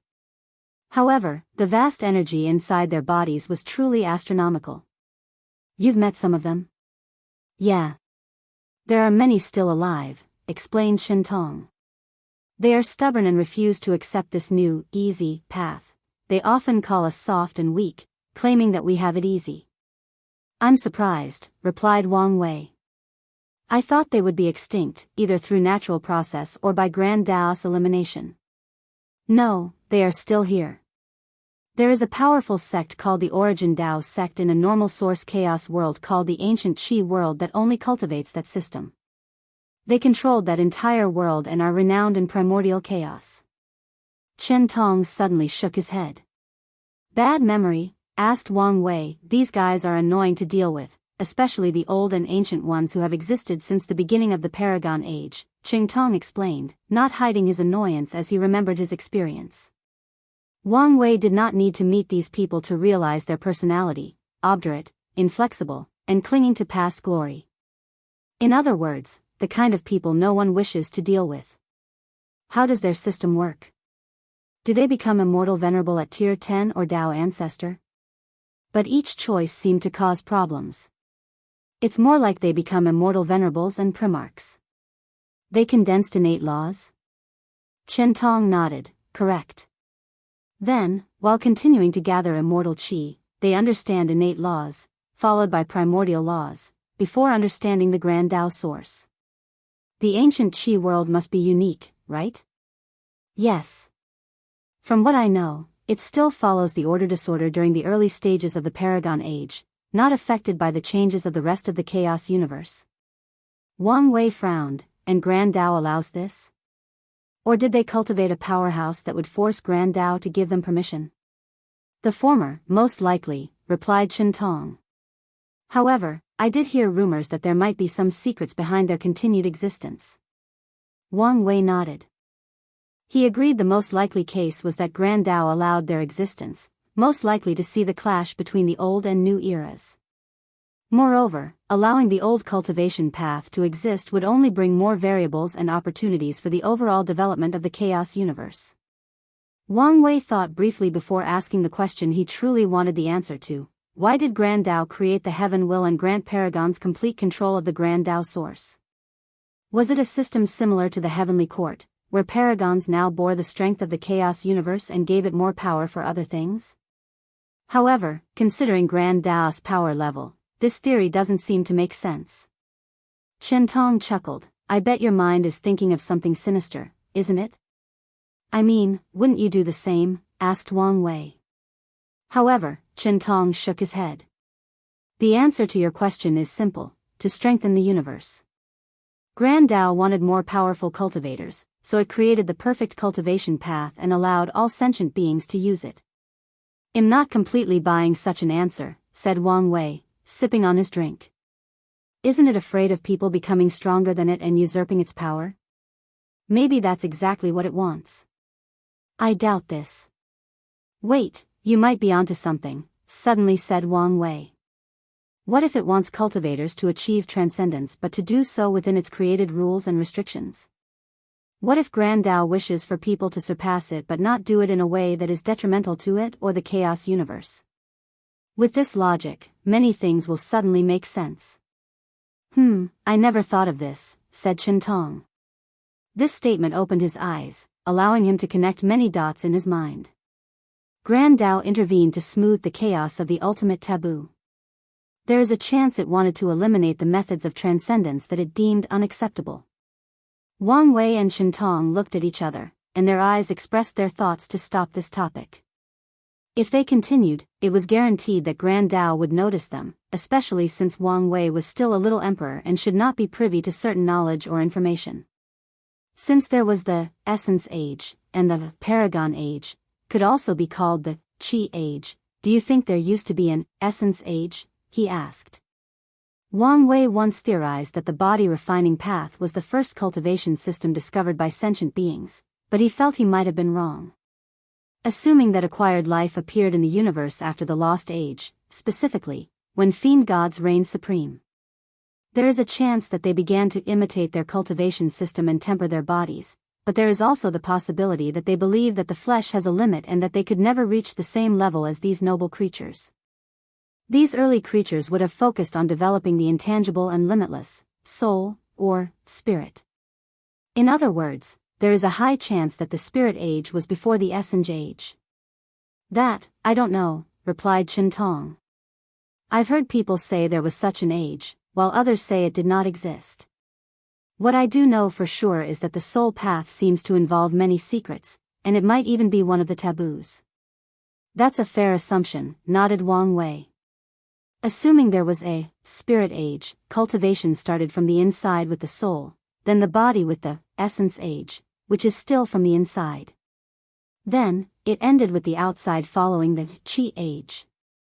It might be in my best interest to return to my roots and look inward once I reach the peak of the Paragon realm." Wang Wei's aura suddenly changed, becoming subtler, calmer, and more ethereal and ephemeral. The light of wisdom deep in his eyes deepened, greatly surprising Chintong. Enlightenment? How envious. Although Wang Wei's statement about Grand Tao was valuable information, Chintong would also like to have an epiphany and become enlightened. "Congratulations, fellow Taoists." "I cannot bear the title of fellow Taoist," replied Wang Wei, shaking his head. "However, I do appreciate your kind words." The two chatted for a few more minutes about many topics before Chintong disappeared. Interesting, thought Wang Wei. In this brief discussion, he created a character profile for Chintong, and the most valuable information on the profile was that the latter was not a boundless paragon. He once asked Wuhong to feel the natural aura of boundless paragons, and he met a few, so he could tell after spending so long together. Regardless of this fact, Chintong was not an ordinary paragon. He should be what Hunger called a half-boundless paragon or failed boundless paragon. In other words, someone who was an eternal emperor and an everlasting empyreans but failed to achieve boundless. Wang Wei looked in the distance as he became lost inside his own mind. Chintong's appearance changes a few small things because he cannot detect whether the latter is spying on him. However, there were other upsides to this situation. He might be able to ask for help in case of an emergency. He's the very social kind of person, which means it's easier to get information from him through regular discussions, analyzed Wang Wei. However, the issue is whether it would be as easy to get him to help. His brow furrowed. "It should be relatively easy if I used his curiosity and gossipy nature. However, he's still a paragon and has lived a long life, meaning countless experiences. He will detect something if I go too far or is too obvious." Wang Wei never assumed these powerhouses were stupid. After living for so long, even a big will acquire wisdom by the sheer experience it would have lived through. So, the best way to deal with someone like him is to be direct and not try to manipulate. Otherwise, he might react violently once he discovers it or even have slight suspicions. He finished Chen Tong's character profile before focusing all his attention on the war.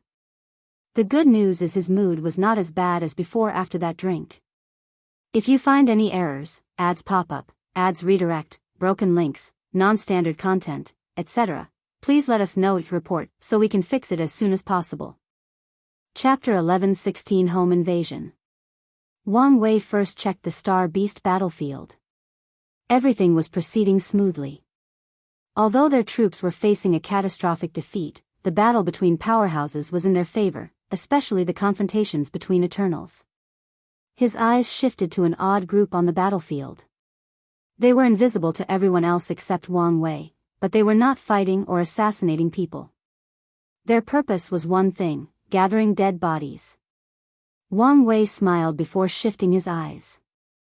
The Commerce Hub's military advisor, Deng Chang, oversaw the battlefield while gritting her teeth. It was obvious that things were not proceeding as smoothly as she expected, which was causing her frustration. However, Wang Wei's gaze was not on her but on the people she was secretly communicating with. As he told the monkey, some people were already suspicious of his disappearance. The true rulers of the Commerce Hub started to freak out with this possibility, so many people called for a retreat. Unfortunately, it was too late for such a decision. It would be catastrophic if the troops were suddenly ordered to retreat. So, the president calmed everyone by proposing to prepare a secret squad of array masters to truly exile Wang Wei to the upper dimension if he ever showed up. Although many people knew this action would be futile if Wang Wei were still in the lower dimension, it still soothed many people's nerves. Wang Wei's gaze moved to the martial hegemony battlefield. Ao Shen, Huafeng Huang, his mother, and the Dao opening sex Eternals were on this battlefield. Wang Wei checked on them, and they had killed a few Eternals but were still outnumbered. They should have no issue holding on, he thought before focusing on his grandfather. He saw a smirk on the corner of the old man's mouth as he battled an Eternal Emperor. Wang Wei could tell he was not only enjoying the battle but also learning from it. With his 74 infant fiend god force, he was fighting a relatively weak Eternal, but it was an Eternal nonetheless. It might not be a bad idea for him to try to condense a primordial law before his battle with 9 suns, thought Wang Wei. He decided to suggest this to the old man. Although he knew he might not be happy since that would further delay his revenge battle with Emperor 9 Suns, it was better to be prepared than be sorry. Wang Wei finished his check with Su Shi and Yan Liling. Then, he wondered whether to reveal the 2 Eternal-class puppets he acquired from the Qin's treasury. However, he chose otherwise after mulling it over briefly. It was not good for the Dao opening sect to reveal all its hidden cards. Void, Myriad Emperor World. The Fist Saint Emperor frowned as he looked at the world before him. The large group behind him remained quiet, leaving him to his thoughts. This was not the first time he'd traveled to this place, so where did his hesitation originate from? Did he detect something the others did not? It's too easy, thought the Fist Saint Emperor. Their journey to this world community was too smooth. It was as if no one cared whether or not they attacked this world. It could even be said they were tempting people to invade. What made these people so confident? Was it a lie that the first heavenly emperor was exiled? Fist Saint frowned. He had sent an infiltrating squad with a potent talisman that would detect Wang Wei's existence. The president personally ordered me to hand over the talisman to him to ensure the news was correct, and as of now, the squad has returned and brought positive news. All signs showed nothing was wrong, but the more normal things look, the more suspicious I am, thought Fist Saint, his brow deeply furrowed. Commander, what's the order? These words woke him up from his thoughts, and he exhaled. Een. Yes, said a hooded figure that suddenly appeared behind him. What information did you gather? Nothing, sir, replied Een. I only did my task, enter, use the talisman, and bring back the result. The Fist Saint Emperor was briefly silent. He could not blame the latter since the upper echelons directly ordered their task. Do you want to try again? "I'm afraid that's impossible, Commander," replied Ian. "And why is that?" "Although I was there briefly, I still felt a great threat." "So, there are still powerhouses left to protect the world," summarized Fist Saint. "Very likely. Then, why haven't they established some form of protection around their world?" he asked, pointing at the Myriad Emperor world. "They are basically inviting us in. The enemy is likely very confident in their strength, or they have a powerful hidden trump card." "No shit, Tao Overlord," sneered Fist Saint. "The question is what?" Ian lowered his head, not daring to utter another word or look the commander in the eyes. The Fist Saint Emperor exhaled deeply to calm down. He did not like failure, as such, his previous experience in this world was affecting his current mission. "I can't be too cautious to the point of indecisiveness," he thought. "This is a perfect window to attack, and I should take it before something truly unexpected occurs. Tell the troops to enter. Prepare for an ambush," he ordered calmly. The Fist Saint led by example by being the first to charge into the Myriad Emperor world. He raised his senses to the extreme, preparing for any changes, which did happen. He first noticed most of his troops were immediately teleported to distant places, and the Saint Fist Emperor frowned when his divine sense noticed the anomaly in the first area. The aura of all the mortal cultivators in that area dramatically decreased, and it was swift and sudden. Their attack potency stopped at Tier 4, and no one was an exception. Myriad portals opened up in that domain to teleport countless puppets and constructs. Mortals? Is this the power of mortal civilization? The Commerce Hub heard the news but did not expect mortals to play a role in such a large-scale war involving great emperors. The Fist Saint Emperor turned his focus to another domain. He frowned because his other troops which still retained their powers were surrounded by another group of mortals using something akin to this world's Dharma body. These mortals immediately started singing the song he heard the last time he was here, which boosted their powers and abilities. Then, they began to slaughter his troops with paintings, poetry, calligraphy, and instruments. The third thing the Fist Saint Emperor noticed was that a few of his immortal tier soldiers, the weakest ones, were in an isolated domain protected by formation, but the top-tier powerhouses had disappeared. He immediately concluded they were teleported to the void battlefield, just like what had happened to him before. Many thoughts flashed in his mind as soon as he acquired the information through his divine sense. After processing it, the Fist Saint Emperor made his move. He decided to attack the order-disorder array or technique that allowed these mortals to partake in this war. "We will have the number advantage as long as they regain their powers and these mortals become weak and useless," he thought, but a voice echoed in the void before he could move. "I'm your opponent." The Fist Saint Emperor heard that sweet and angelic voice, and before he could react, his surroundings had changed. He was now in that vast emptiness with a power that was so dangerous yet tempting nothingness. He looked at the person before him, and his heart skipped a beat. "What a beauty," he instinctively exclaimed. Although he had seen Su Shi, he felt the latter was the unapproachable kind of beauty. However, the woman before him was different. She was graceful and ethereal due to a sage-like aura. Her body released a mesmerizing scent that was a combination of flowers and sweet-smelling medicine. "What?" exclaimed the Fist Saint Emperor in his mind as his body involuntarily trembled. He just felt a terrifying killing intent locked on him, so intense that his legs lost control and wobbled. Although the thing appeared for less than a nanosecond, he knew he was not mistaken. He knew for a fact this killing desire did not originate from her, so he was on guard. The Fist Saint Emperor controlled his body to relax. "How may I address you?" Yen Liling frowned. She did not like this man's eyes. Although she was used to being stared at by men, most of them hid their desires well due to her strength and status.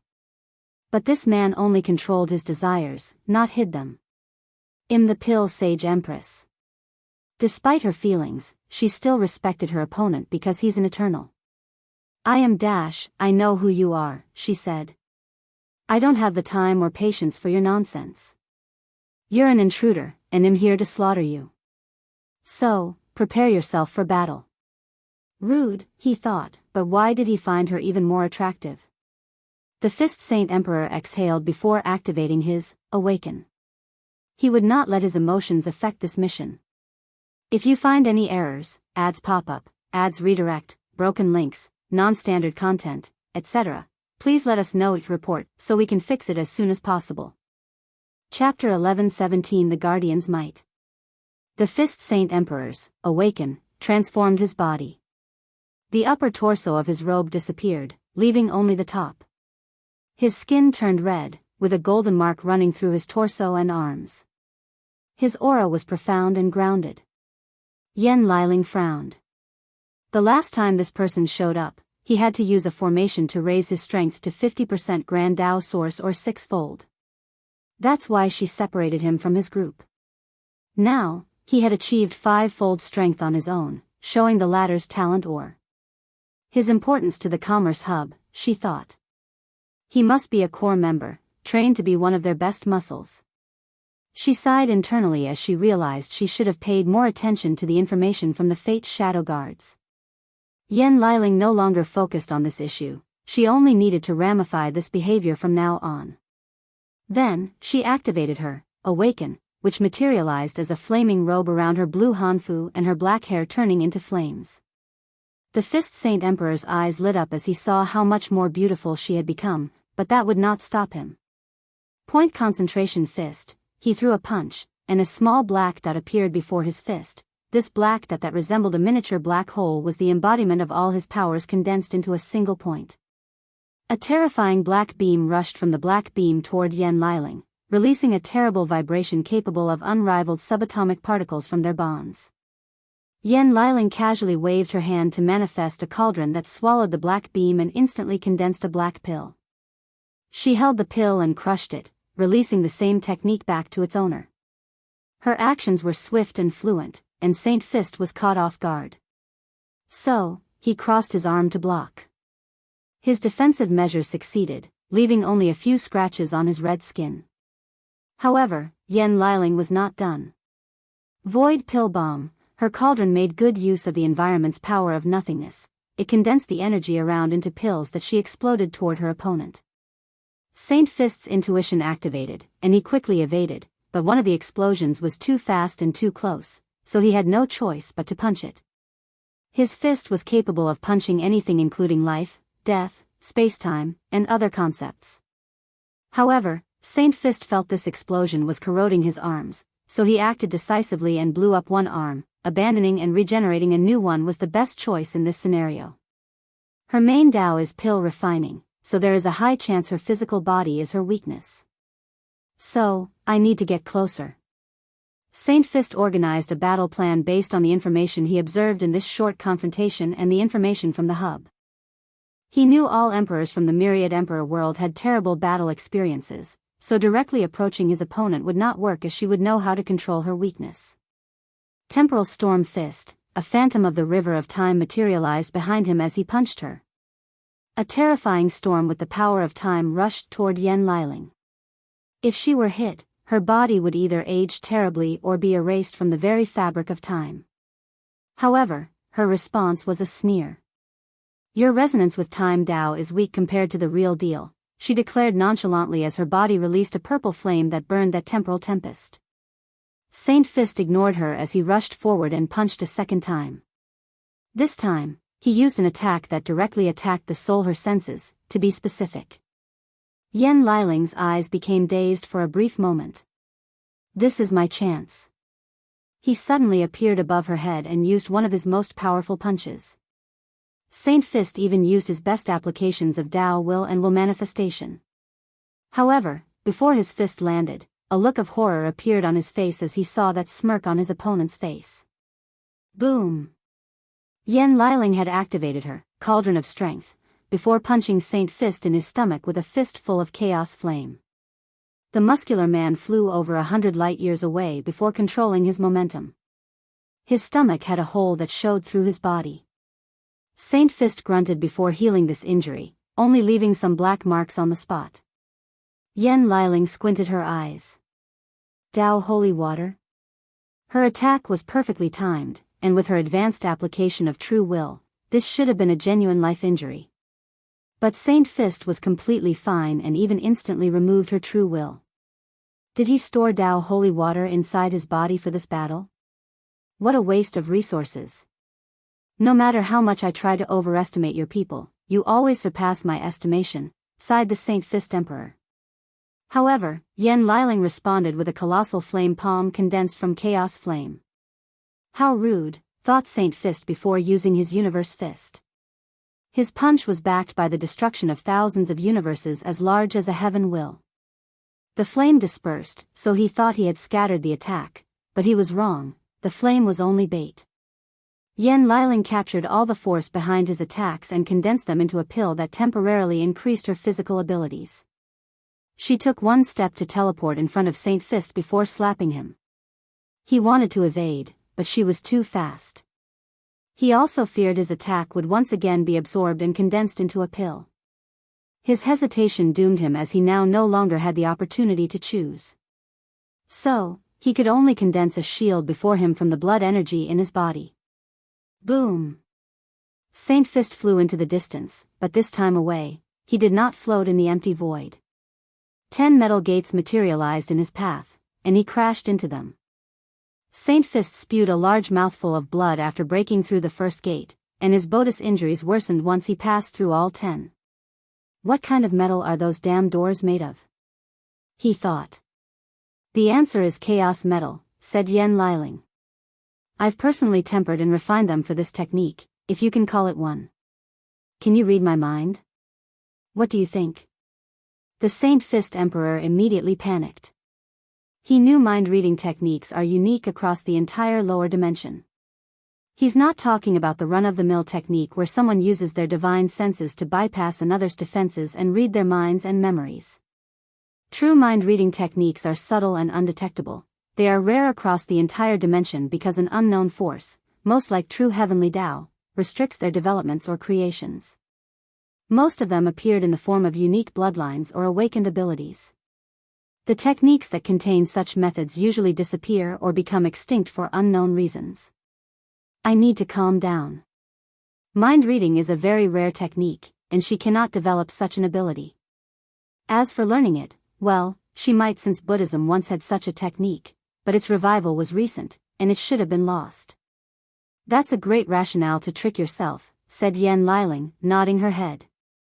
Saint Fist's face turned pale before reacting swiftly. He entered a state of absolute concentration with little to no distraction. Yes, that's a good way to deal with the situation, Yen Liling added, continuing her mind game. Saint Fist did not react and went on the offensive, Heaven Fist. His fist resonated with Heaven Tao, so it contained countless calculations, all possibilities to prevent the enemy from evading, all possibilities to increase the punch's attack potency, speed, and force control, all possibilities to hit a weak spot, and all possibilities to ensure victory. This punch is bordering on perfection, thought Yen Liling as she watched it coming. Her mind went into overdrive, calculating the best way to defend, and she only had one thought: she could not defend or evade. In that case, I shouldn't. Pill body explosion. She turned her body into an explosion pill, which turned into a bomb upon contact. Saint Fist was perfectly intact, as his punch also considered this possibility. Meanwhile, a black cauldron manifested in the distance, releasing an intense herbal smell. Then, Yen Liling's new body emerged from the open cauldron. I must admit that this technique was brilliant, she praised calmly. I'm glad you think so. This is my life's masterpiece, said Saint Fist with a smug look. I also know there is no way you developed it on your own. How insulting, said Saint Fist, slightly raising his voice. There is nothing worse than a man having his pride trampled on in front of the woman he loves, let alone by her. I'm not diminishing your talent, but stating a logical conclusion, she added. Despite everything that has happened, it has been a very short time since all the heaven-will worlds ended their final battles. So, there is no way for you to have created such a technique in such a short period without access to the dream world or any foreign aid. If you find any errors, ads pop up, ads redirect, broken links, non-standard content, etc., please let us know it report so we can fix it as soon as possible. Chapter 11:18 The Secrets of the Mind. The Fist Saint Emperor blushed in shame as she was correct. As a core eternal emperor of the Commerce Hub, they trust him immensely, and he was placed on the list of people to be trained at all costs, especially after seeing Wang Wei's threat level. As such, he was chosen as one of the 2 people to be granted a potential mirror, a one-time use chaos treasure that can bring out a person's potential in advance. It's very rare. Throughout the commerce's history, they've only had 5. They used the remaining 2 in this war. The mirror is why he achieved 5-fold strength in such a short period and how he created many of his most powerful techniques, including the Heaven Fist. Let's not mention this, said Saint Fist, coughing lightly. How about we stop this fight? I think you should know this is pointless. You guys cannot win this war without him on your side. We can stop this fight if you surrender and let yourself be captured, Yan Liling replied calmly. I promise you, in the name of this world's guardian, that you will be treated fairly as a prisoner, and your life will be guaranteed until we've passed judgment on your fate. World's guardian? He thought, deciding that she used this particular phrase because it was crucial. Why should I surrender since we have the advantage? And how would you know that? Yan Liling rebutted. You've been stuck in this place, cut off from the outside world. Did Wang Wei show up? Who knows? Saint Fist snorted coldly. Your mind game won't work on me. If he did, I would have been notified. At the very least, I would sense a shift in the world. If he doesn't want to be detected, what can you people do? Sneered Yan Liling, making Saint Fist quiet. He exhaled to calm down. Is there no room for discussion? I'm afraid not. Very well. Heaven Fist, all he could think was to end this battlefield as swiftly as possible, so he used one of his most powerful techniques to end things. Yan Liling was calmed as she suddenly swallowed a pill. Illusory pill, Grand Tao Source pill, Heaven Tao, her bodice or changed, becoming more vast and grand. Her eyes turned cold and indifferent. This feeling is fascinating, thought Yan Liling. She felt she knew all the secrets, knowledge, taboos, and truths about heaven. It took her a moment to rein her mind to prevent this sensation from influencing her spirit and personality. Heaven Fist, Saint Fist's face did not hide his horror, as his opponent used the same technique. Their clash released a shockwave that reached the other immortal tier powerhouses fighting on this battlefield. Yan Liling took a few steps backward in the void as she was pushed back a few thousand kilometers. Again, she declared as she teleported before him and used the same technique. Saint Fist reacted on instinct and used his Heaven Fist. She took this opportunity to activate her mind reflection technique, to read his mind and get all the data on this technique. Bang! Yan Liling was only pushed a dozen meters backward, and she went for a third attack.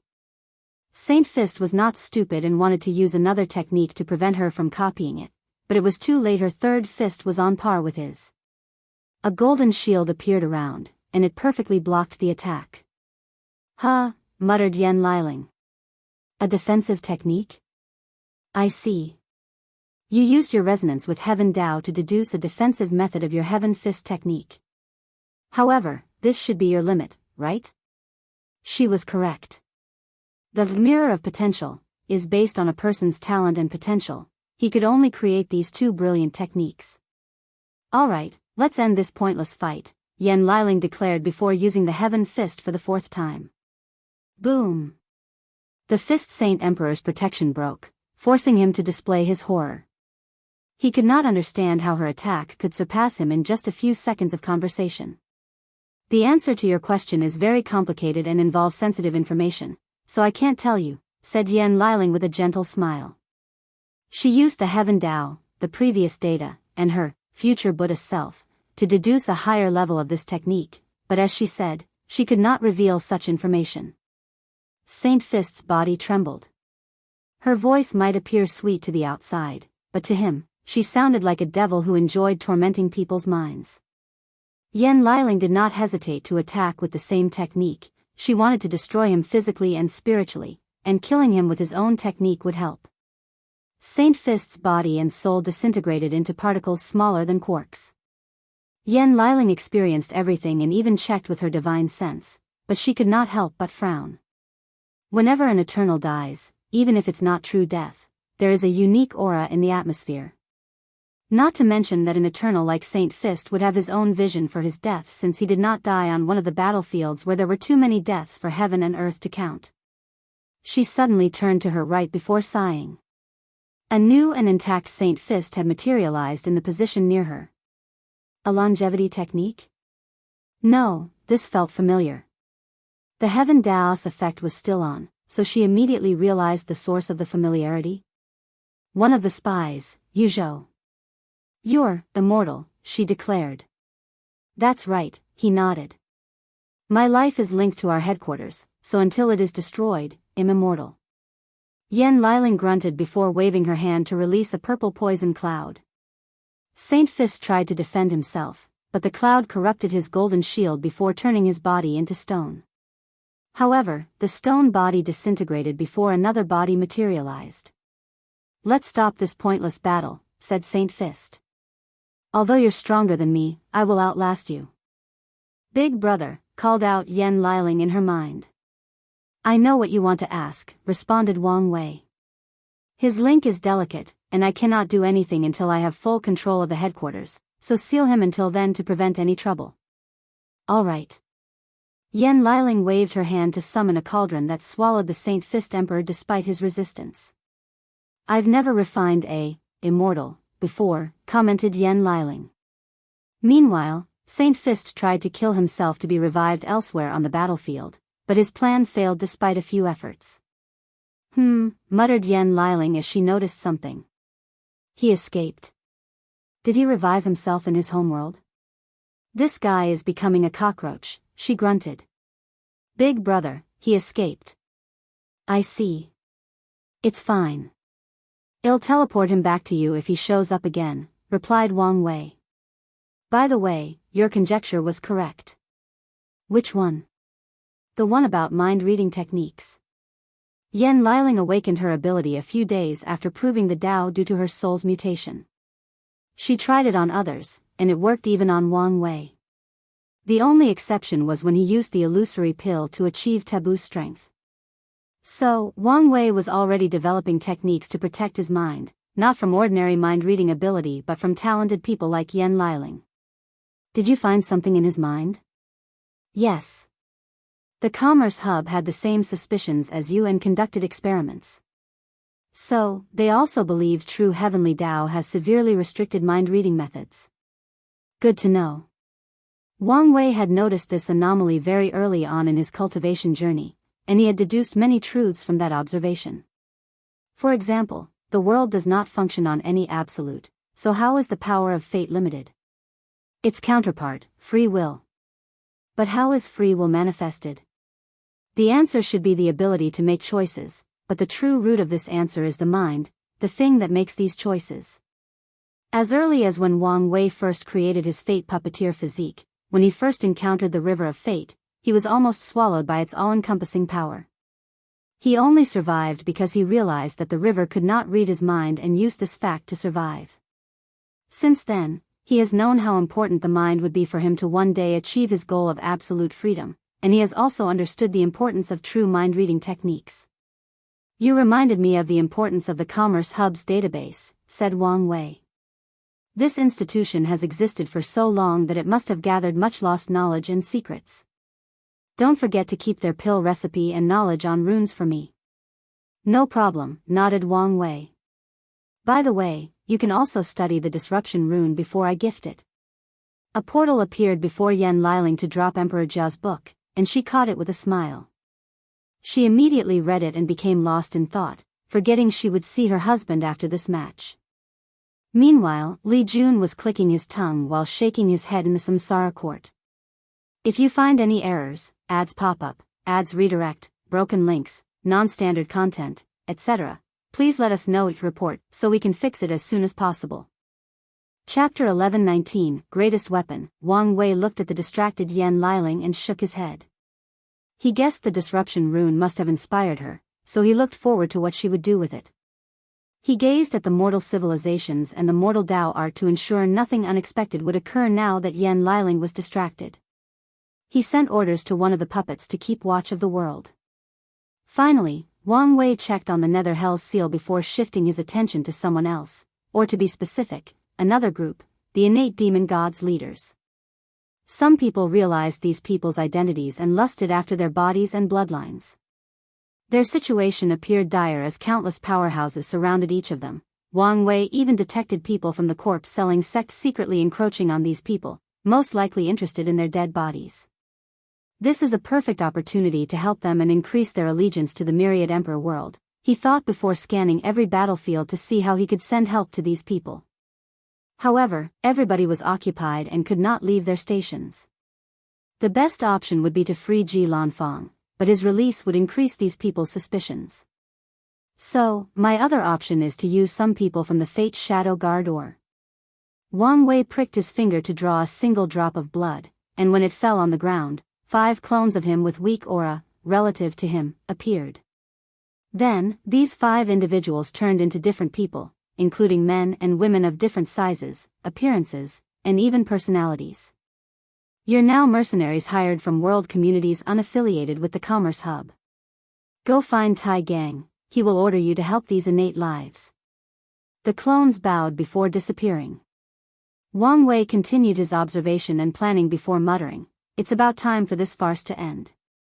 He ordered Wang Ju and the Fate's Shadow Guards to prepare for mobilization. It was almost time for them to play their parts. Void Zone. Su Shi floated in the void with a pink hanfu, looking more feminine and beautiful than ever. She glanced at the handsome young man before her, dressed in all white, with a natural arrogance and nobility that could compare with Wu Fenghuang, if not better.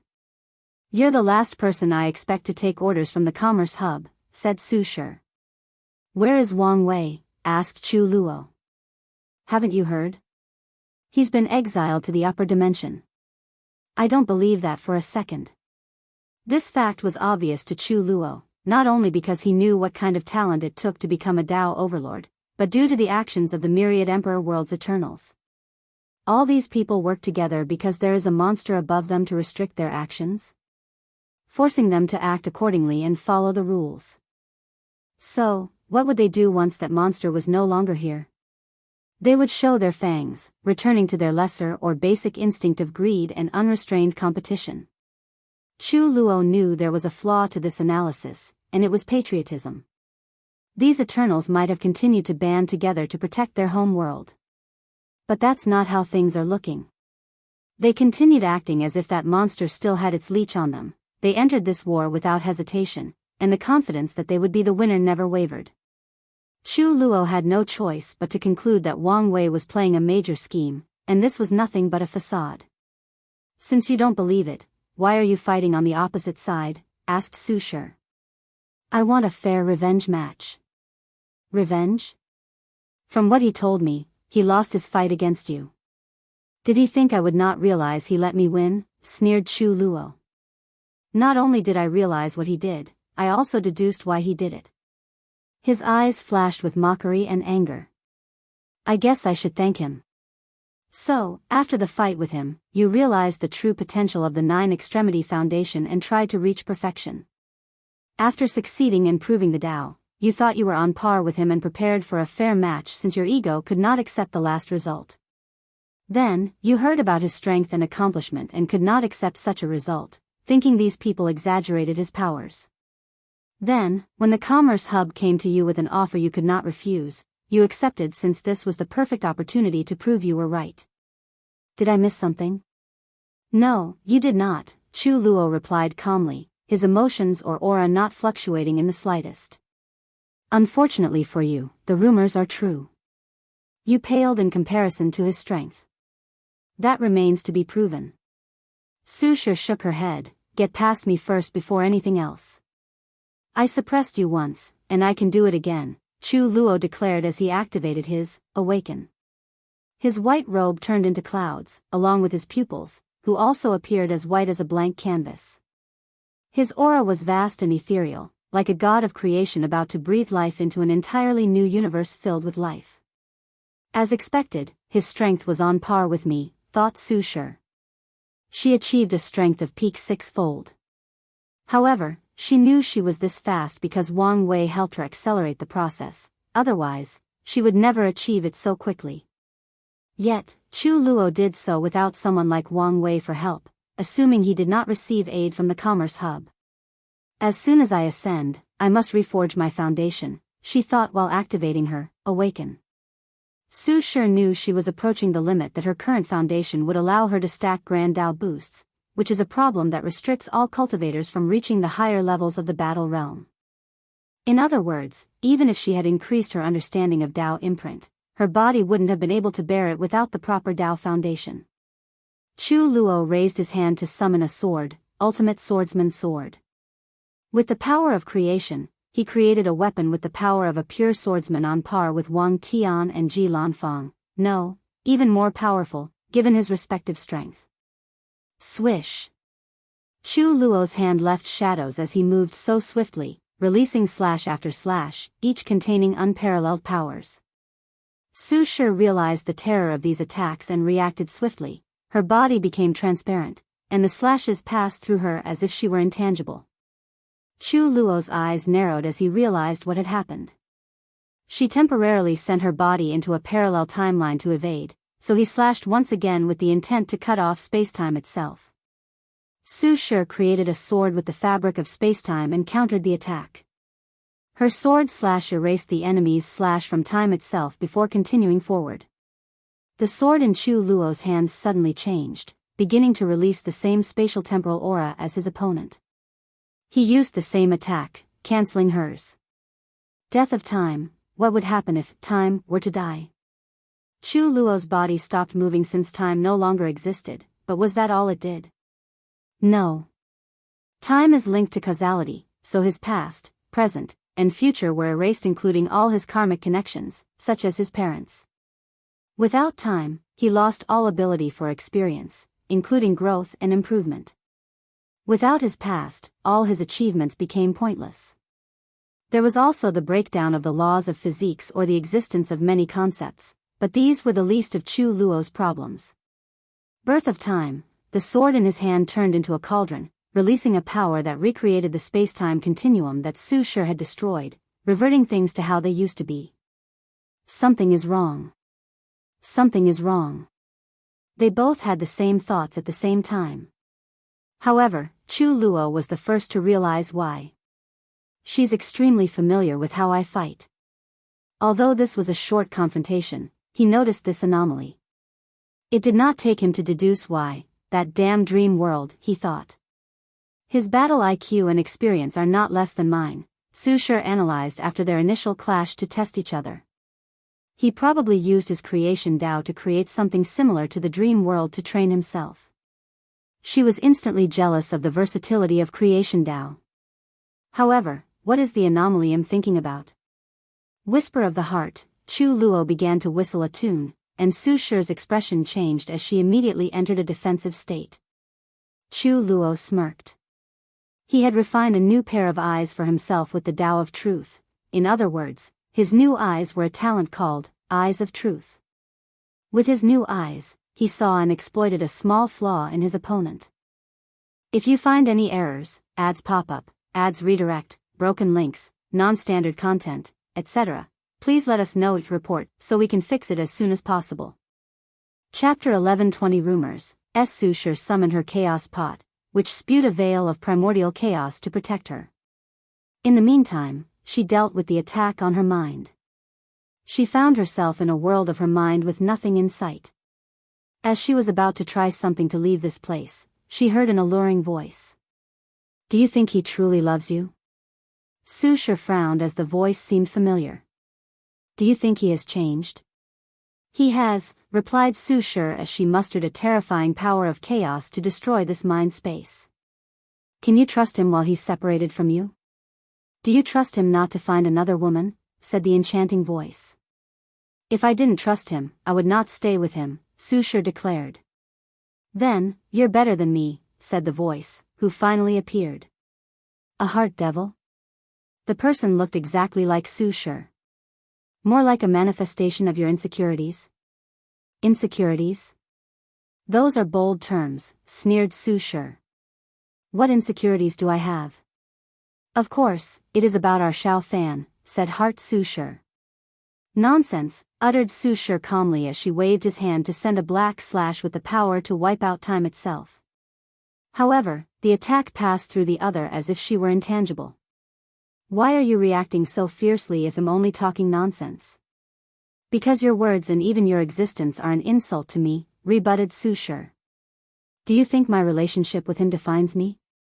Do you think I spent every waking hour thinking about my husband? Do you think my life has no meaning without him around? Isn't it? Asked Heart Su Shi with a devilish smile. Her words contained a power that was extremely alluring to the mind. Maybe in the past, but not now, not ever again, said Su Shi. I've grown. He's grown. And now, our lives are better than before. Maybe things will change, but that goes for every relationship.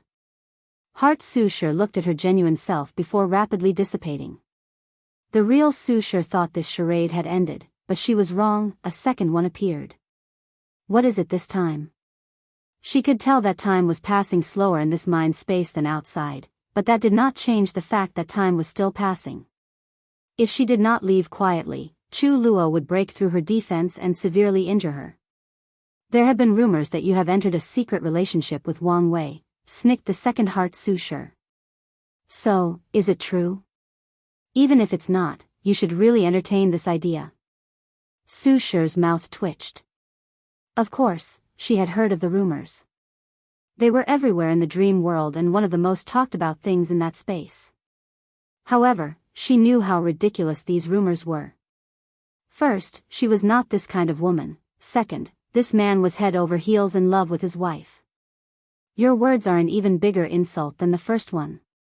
Oh, come on. You two are the most beautiful people in the lower dimension. He's the most powerful ever, and you're the most powerful woman, said Heart Su Shi. Now that you're close friends, I think you would be a perfect match, not to mention the alliance that could be created between your factions if you two got together. Su Shi exhaled deeply, not hiding her frustration. I'm going to say this once, and only once. Wang Wei loves his wife, and he only wants her in his life. If something happened to their relationship, he would remain alone for the rest of his eternal life. And I feel the same way.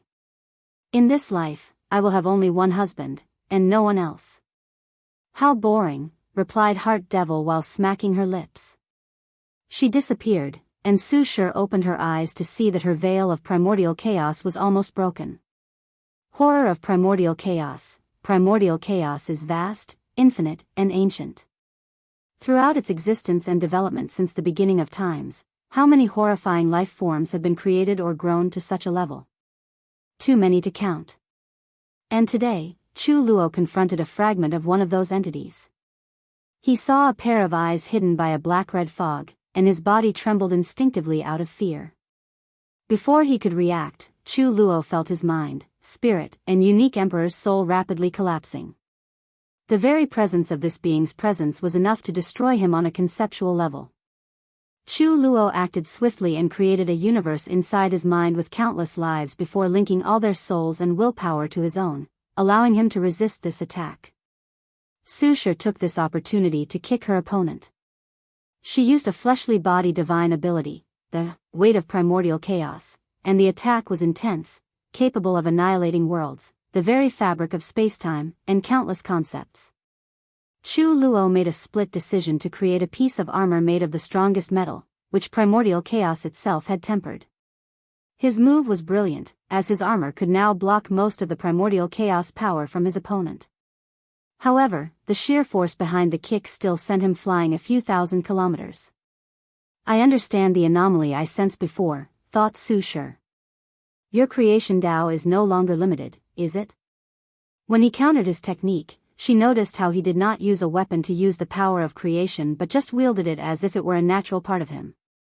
Chu Luo calmly looked at her without answering. You must have used Gu Xian's deception Dao. Her deduction was correct. After studying the inheritance, Chu Luo worked hard to gain full power over creation Dao. So, he refined the deception emperor's soul instead of creation to allow himself to deceive Grand Dao into thinking he was a true Dao overlord. Once that was done, Chu Luo rarely used his true creation Dao because he knew using such a crooked path could earn him the ire of Grand Dao, leading to his death. So, in most fights, he only used his limited creation Tao unless it was absolutely necessary. Omicron M, Song of Eternity. Su Shi's pot spewed a fog that rapidly turned into a zither. A projection of the river of time materialized behind her as she played, and a beautiful melody emanated from it. Under Su Shi's guidance, a terrifying vibration that combined sounds or music from the past, present, and future rushed toward her opponent. Before the vibration arrived, Chu Luo heard strange music in his mind, which hurt his spirit. He heard many different zither players from the beginning of time until the last musician in the universe.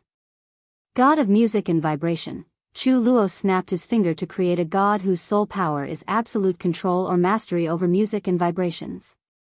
A large phantom of a man in all white, sitting cross-legged with a zither before him, materialized behind him.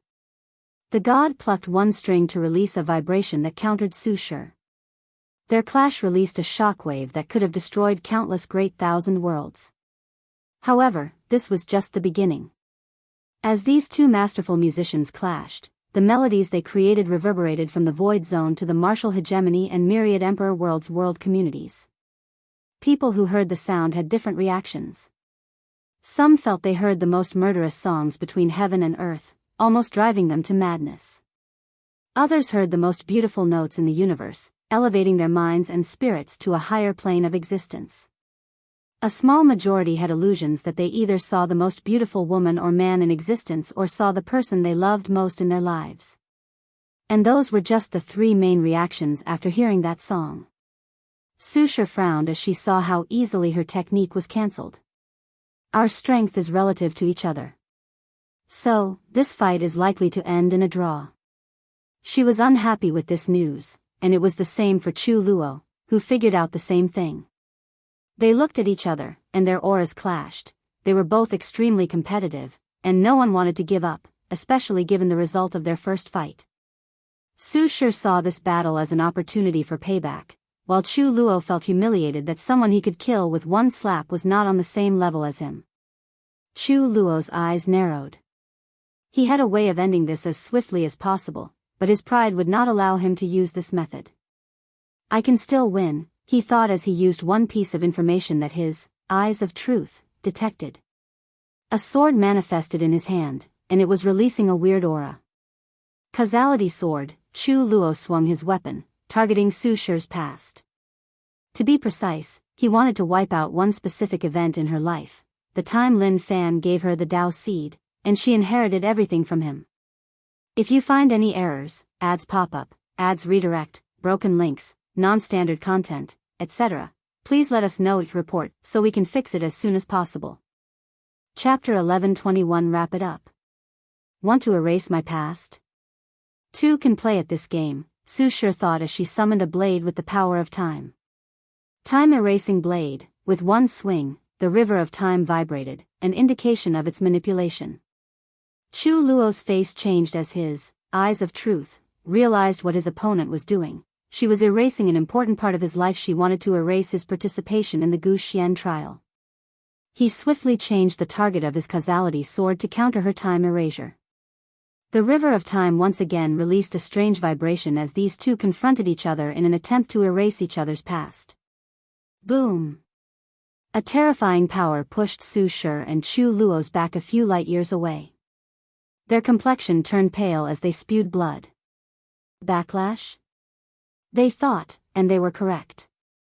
The river of time was annoyed by their attempt to influence the past and taught them a small lesson, telling them they were not yet worthy to play on that level. They looked at each other before going on the offensive. Su Shi did not hesitate to use one of her most brilliant and powerful techniques, Death of Primordial Chaos. Primordial chaos is the origin of all things and lives in the universe. According to the natural evolution of the chaos universe, it is one of the first things that came into existence. So, what will happen if it dies? Su Shi had this question and used her chaos and death subdeos to find the answer. So, once primordial chaos dies, returning to a state before it existed or was created, the only thing remaining is nothingness. Primordial chaos was created from a state of nothingness. The universe's birth is a process from nothing to something, from non-existent to existence, and from imaginary to real. With this technique, Su Shi managed to control a bit of the power of nothingness, which slightly surprised Chu Luo. However, he remained calm as he watched this terrifying power, manifested as a dark gray cloud, rush toward him to reduce him to nothingness. It's so beautiful, yet terrifying, he thought as he gazed at that cloud. His thought was running faster than any photons. This technique was brilliant, but he had ways to deal with it. I could create a void chaos converter cauldron that transformed nothingness into primordial chaos. Although I would need to be extra careful to ensure the terrifying power did not swallow my technique, it could still work. But if I did this, we would return back to where we started, an even match. Chu Luo frowned. His eyes told him the only way to end this battle was to use that method or spend decades or even hundreds of years fighting until someone made a mistake. He sighed. No need to let my ego get in the way. Anyway, once I use it, Wang Wei will have no choice but to show up. Chu Luo's aura suddenly increased. In less than a second, his aura suddenly increased from the peak 6-fold to 9-fold or 65% Grand Dao source. However, this was not the end, as his strength soon climbed to 67% Grand Dao source before stopping. His aura alone made the dark gray cloud slow down. Su Shi was shocked. The sudden increase in strength was not something that she expected. Is this? However, before she could finish that thought or even react, Chu Luo clutched his hand, and a powerful force instantly destroyed her technique. Begone, he boldly declared, creating a gargantuan palm with extreme power and speed. Everything proceeded so fast that Su Shi had no time to react. Bang! This attack released a terrifying shockwave throughout most of the lower dimensions. However, once the dust settled, Su Shi was perfectly fine, and that's because of a handsome young man with silver gray hair and eyes floating before her. Wang Wei calmly looked at Chu Luo. No plan is perfect, even for someone like him. He knew the Commerce Hub had their hidden trump cards and had speculated what they were since his divination failed him due to them previously using the 4-symbol mirror and the power from their headquarters. Now, he knew, it was a talisman that could provide an individual with all the powers from their headquarters. They used the potential mirror to cultivate high-end emperors that could bear the power of talisman because, unlike the ones Wang Wei could condense at will, the Commerce Hub's source of power was much harder to harness. So, if any regular emperors used that talisman, they could die instead of becoming powerful. Wang Wei looked in the distance as he had figured out other things now that Chu Luo showed up and the karmic strings were easier to read. The Commerce Hub did give him something to increase his strength, but it was not the potential mirror. That went to their real, greatest weapon. I knew you would show up, Chu Luo said, his eyes more profound than ever. And it seems the rumors are true. Wang Wei focused on him. I've lowered all my defenses, so your eyes should have told you that you have zero chance of winning against me. So, what now? Chu Luo was silent. He was telling the truth. Currently, his eyes were working on overdrive, trying to deduce any possibility of victory, and the result was always the same, 0. Even with its augmented power from the talisman, the result could not change. It doesn't matter. I just want a fair fight in which I'm not granted victory. Wang Wei was not surprised by this response. People like Chu Luo and Yi Dafu insist on fighting him despite knowing they won't win because they do not want his existence to become a flaw or heart devil to their cultivation path. So, no matter how unconquerable that tall mountain that is his existence is, they will face it, even if it means death. However, Wang Wei's philosophy has always been not to fight when words are enough to deal with the problem. Why are you still in the lower dimension? What do you mean? Chu Luo was genuinely concerned by this sudden and odd question. You were there during Gu Xian's trial and heard about the upper dimension situation. So? Wang Wei looked at him oddly. What are you getting at? Asked Chu Luo, annoyed. The situation has detonated. A major war has already started, and people are forced to take sides. Aren't you worried about your parents? From what I heard, no one can escape from this war. Chu Luo's face changed. You're not lying to me to force me to leave, right? What did your eyes tell you? Chu Luo's atmosphere became somber. He knew some information about the upper dimension situation and was worried, but he convinced himself things were not as bad based on how the trial proceeded and the fact his parents showed up to help him deal with Gu Xian. Now, he understood how wrong his assumption was. Chu Luo no longer hesitated. He took one step to teleport back to the Emperor Dao world. He had little to no affection for his homeworld and only had a few more things to deal with. Once he finished, he would immediately ascend to the upper dimension. Chu Luo did not care about the Heavenly Emperor's position, the benefits, or even the karma he owed to the Commerce Hub. All he cared about was his parents and how they might be in danger. So, after returning home, he used his current strength to create a few things that may help once that power left his body before ascending. No wonder this guy failed his Supreme Outlaw trial. Although his intelligence might be close to that level, his ability to control and regulate his emotions was terrible, thought Wang Wei. "I'm sorry," said Su Shi with a sigh. She was not apologizing for losing, but how she lost. Chu Luo timed his strength gain and attack so perfectly that she did not have the opportunity to activate Wang Wei's talisman and gain his strength. "It's fine," nodded Wang Wei.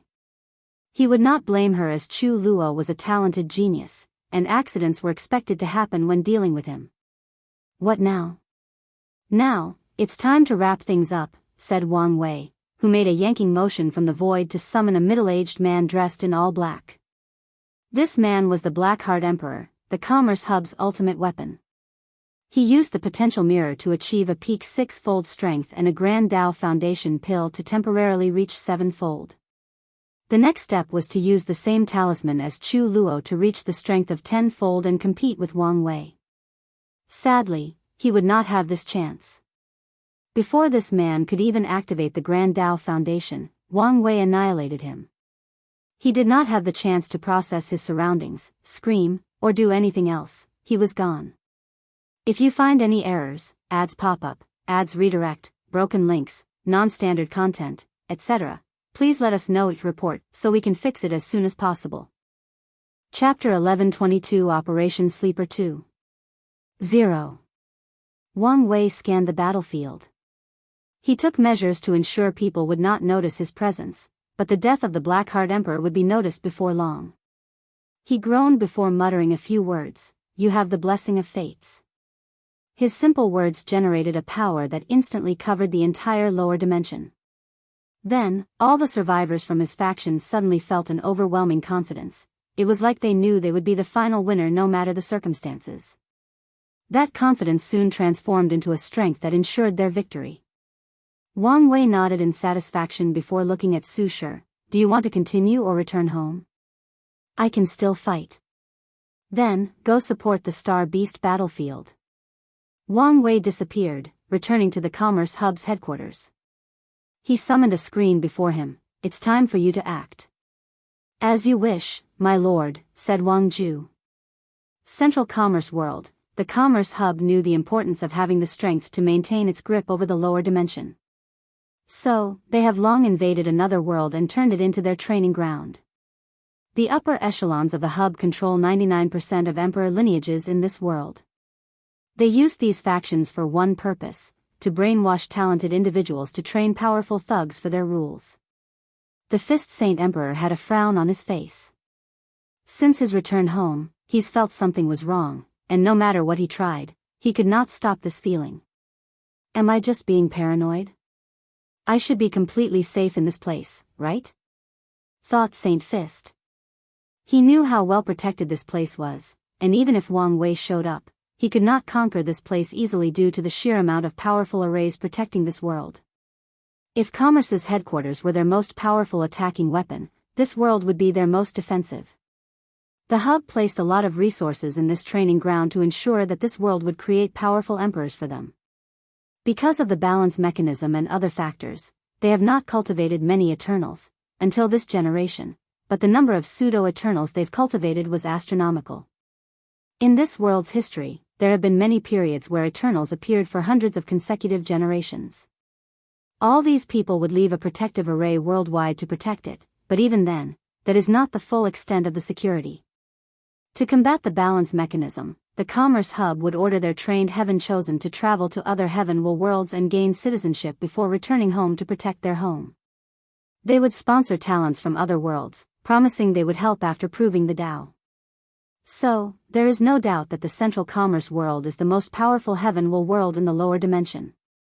I need to calm down. This place is safe, thought the Fist Saint Emperor, exhaling deeply to release the tension and pressure. However, less than 10 seconds later, he received an emergency talisman that flew from the void. His face turned ugly after absorbing the information inside. Black Heart had mysteriously disappeared. He stood up from his cultivation mat, preparing to rush to the meeting. Saint Fist sensed something, and his eyes penetrated his room to see the sky above the world. He saw a bright golden shield that greatly reassured him. Most of the panic he felt abated, and he calmly teleported to the meeting room. Everyone saluted him as soon as he appeared. Although Saint Fist was trained as their pawn, it did not change the fact that he was an eternal emperor and deserved respect. Additionally, after Blackheart's disappearance, he was the most powerful powerhouse they had who they knew was 100% loyal. The Fist Saint Emperor nodded to all the elders as he sat in one of the elevated positions. He looked around and knew most of the people since they were the true rulers of the Commerce Hub. "Where is Tian Wenyan?" asked one of the leaders. He returned home as soon as the previous meeting ended. Home? Shouldn't he stay in the headquarters to ensure there were no problems? As the president, he needed to activate the continent's power in case of an emergency. He claimed there was an emergency back home, but based on the recent situation, it's obvious that he sensed an anomaly even before us. I knew we should not have re-elected that bastard. Although he has a brilliant strategic mind, I always knew he was a coward. No, things are not adding up. Why didn't he retreat here to this place? Does he think there are places even more secure than here? Or does he know something that we don't? He knew this place would be the first to be attacked in case something went wrong. Everyone looked at the person who said these words since it was a woman's voice they did not recognize. Their faces changed when they saw a hooded individual standing in the room. They wondered how long she'd been there and how none of the eternal class powerhouses detected her. Saint Fist and a few others wanted to react, but they discovered shadow tentacles attached to their shadows, rendering them immobile. They mobilized all their strength to resist, but it was useless. "Your destiny has run out," Wang Ju declared. "It's a shame that my master's heavenly emperor era had to rise from your ashes." She shook her head in disappointment. None of these needed to happen if these people were wise enough to understand the situation and surrender. "How did you bypass our defenses?" asked Saint Fist with clenched teeth. "Bypass? Why must I do that when I've always been here?" "You've been planning all of this?" "Yes, and for a very long time," nodded Wang Ju. "The Central Commerce World is a well-protected secret. In fact, few world communities know of its existence, and the ones who have heard of it think it's only a myth." However, after hearing of this myth, Wang Wei tasked them to find this place, and it became a primary mission for the Fate Shadow Guards. "What are you going to do with us?" Saint Fist asked, trying to buy some time to see if he could kill himself and use his immortality to escape the current predicament. However, Wang Ju no longer entertained him. She motioned with her hand, and countless guards appeared in the room. They each chose one of the commerce's rulers and pointed it in their forehead to manifest their fate lines. Then, the fate guards released a weird-looking gray insect that attached itself to the fate line before fusing with it. This resulted in them turning in their chosen individuals and inheriting everything from them, including their fate. "You," said Saint Fist as he realized what these people were doing. However, no one paid attention to them. The Fate Shadow Guards only chose a few people, and the rest were executed. Wang Ju did not hesitate to kill all the immortal sovereigns while preserving the bodies for her master. She then sealed Saint Fist before killing the remaining pseudo-eternals. "Who knows how to control this world's protection formation?" she asked, and a few guards raised their hands. "Take complete control of it and prepare to move it back home." After giving the order, Wang Ju continued to overview this operation. This operation did not occur only in the Central Commerce World. Across all 1,000 world communities that the Commerce Hub controlled, countless sects were now being infiltrated and replaced by Fate Shadow Guard members. This plan was nothing new, as it was just a larger-scale operation of the one against Tion sleepers. However, Wang Wei knew he would need a lot of manpower for it to succeed, so he used the Commerce Hub and his soul network ability to expand and gather more members. Wang Ju continued her oversight of this operation. She would receive information from across the lower dimension through the soul network. She would respond based on the situation. In some cases, she had to travel to some worlds to ensure nothing went wrong. Wang Wei smiled as he watched things proceed smoothly. It would be easy for him to destroy all the Commerce Hub's forces and rulers, but what then? How can he control such a large-scale enterprise as swiftly as possible without any problem? He could not. So, he opted for a simple method: take control of them from the inside. That way, he can preserve most of their foundations and he can reduce resistance to his takeover. However, such a plan had its problem: the massive military power of the hub. Wang Wei knew how much he would have suffered had he opted for a direct confrontation where he was the aggressor and the enemy was on the defensive. The current battle was already tragic, but it would have been worse, unless he used his overwhelming power, but did not want to do that. So, he chose another method. He started this war to lure them to disperse most of their forces and leave their backs unprotected so that he could infiltrate and do as he pleases. One objective is completed, and now for the second, thought Wang Wei. If you find any errors, ads pop up, ads redirect, broken links, non-standard content, etc., please let us know each report so we can fix it as soon as possible. Chapter 1123 Death World. After Wang Wei's departure, Su Shi rushed to the Star World Beast World community, even making a show entrance. She headed directly to Ji Lanfang's prison to free him, almost killing the Void Mirror Emperor. Then, the two began a mindless slaughter. Not long after their actions, news about the Fate Shadow Guards' actions was transmitted to the battlefield, shocking many people. All the surviving powerhouses had one thought: they must return home to protect their lineage or foundation. As such, these people began to rush out of the battlefield, making everything chaotic. Deng Cheng tried to control the situation, but it was pointless. These people cared more about their homeworld than this battlefield, especially since a majority of them were more allies of commerce than direct subordinates. Tai Gang in the war room would not miss such an opportunity and ordered the few remaining troops to counterattack. The powerhouses on Wang Wei's side went on a field day as they began to massacre those retreating people with low morale. Commerce Hub headquarters. Wang Wei calmly watched everything proceeding, his eyes focusing on a specific group of people. They were the first to receive the news and quickly retreated as they sensed the plot behind this war. It's time, thought Wang Wei, who no longer hesitated before swallowing an illusory pill, temporarily reaching the strength of an Empyrean. Then, he started to follow the people of the corpse-selling sect. The process was as easy as he anticipated. These people scattered in different directions, each headed to the real headquarters. Moreover, each of these decoys was located in different world communities, in extreme places, in well-hidden dimensions, and there were so many identification methods that made the security level a nightmare. Wang Wei was almost discovered a few times since he had to use his divination when he lost the main trail, and the corpse-selling sect had terrifying anti-divination abilities that used the power of death. However, the one mistake these people, or their founder, Death Reverence, could not account for was human error. No matter how good of a job Death Reverence did to hide the real foundation of his sect, it would not change the fact that humans were using them, and as we all know, humans are flawed. Wang Wei used this concept to his advantage. He was patient and chose his move carefully. His actions were then rewarded. During this chase, he found most of the hidden layers of the corpse-selling sect before finding the real one.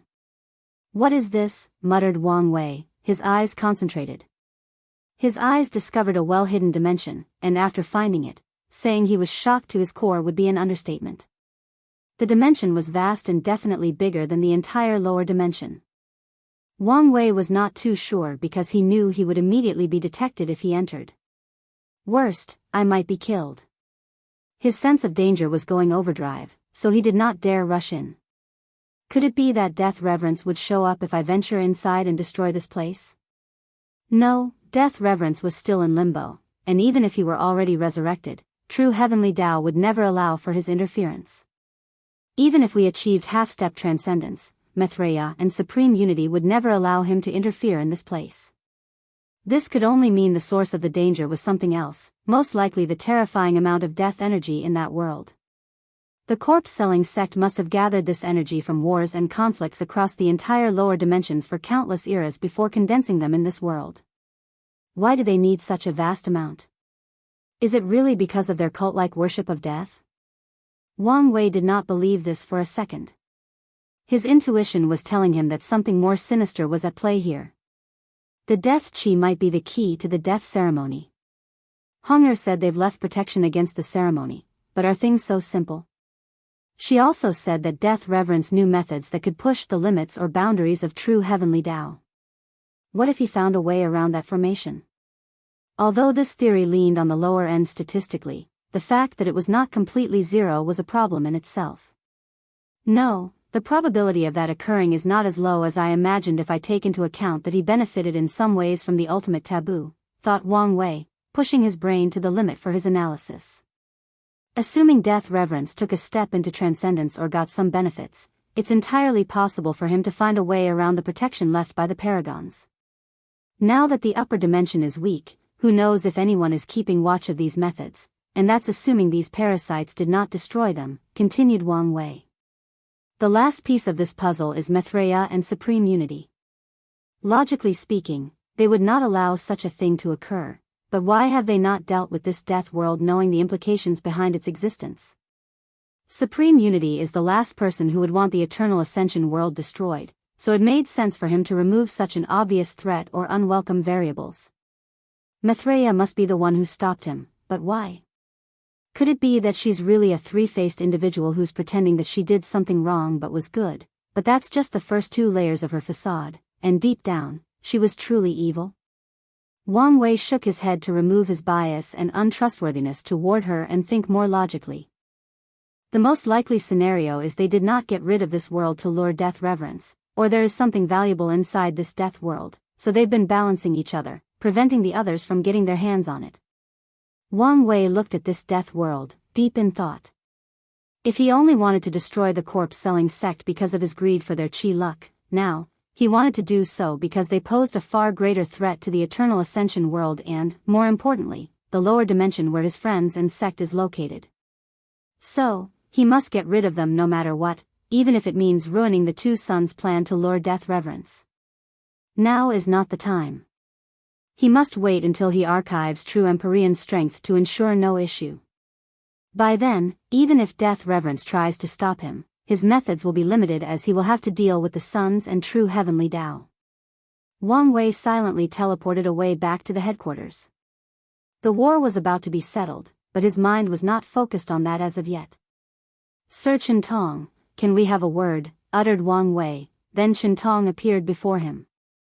You saw it? I did, nodded Wang Wei. Can you tell me what you know? I don't know much, replied Chintong.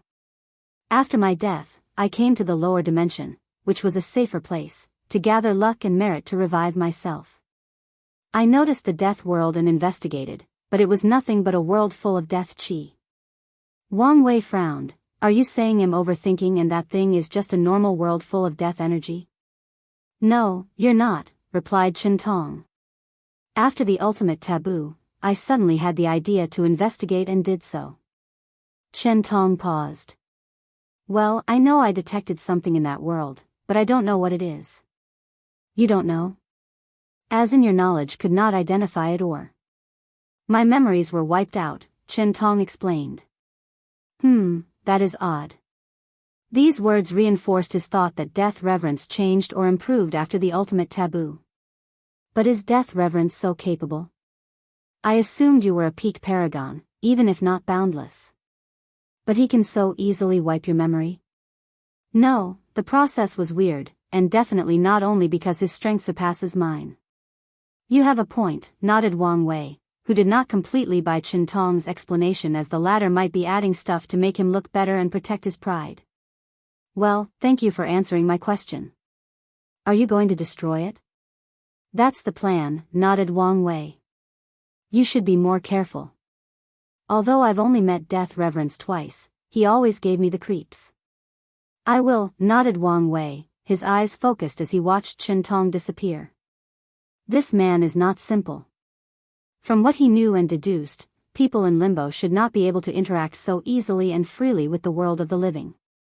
Meanwhile, Chen-Tong acted as if he was a projection of a genuine body instead of an existence between life and death.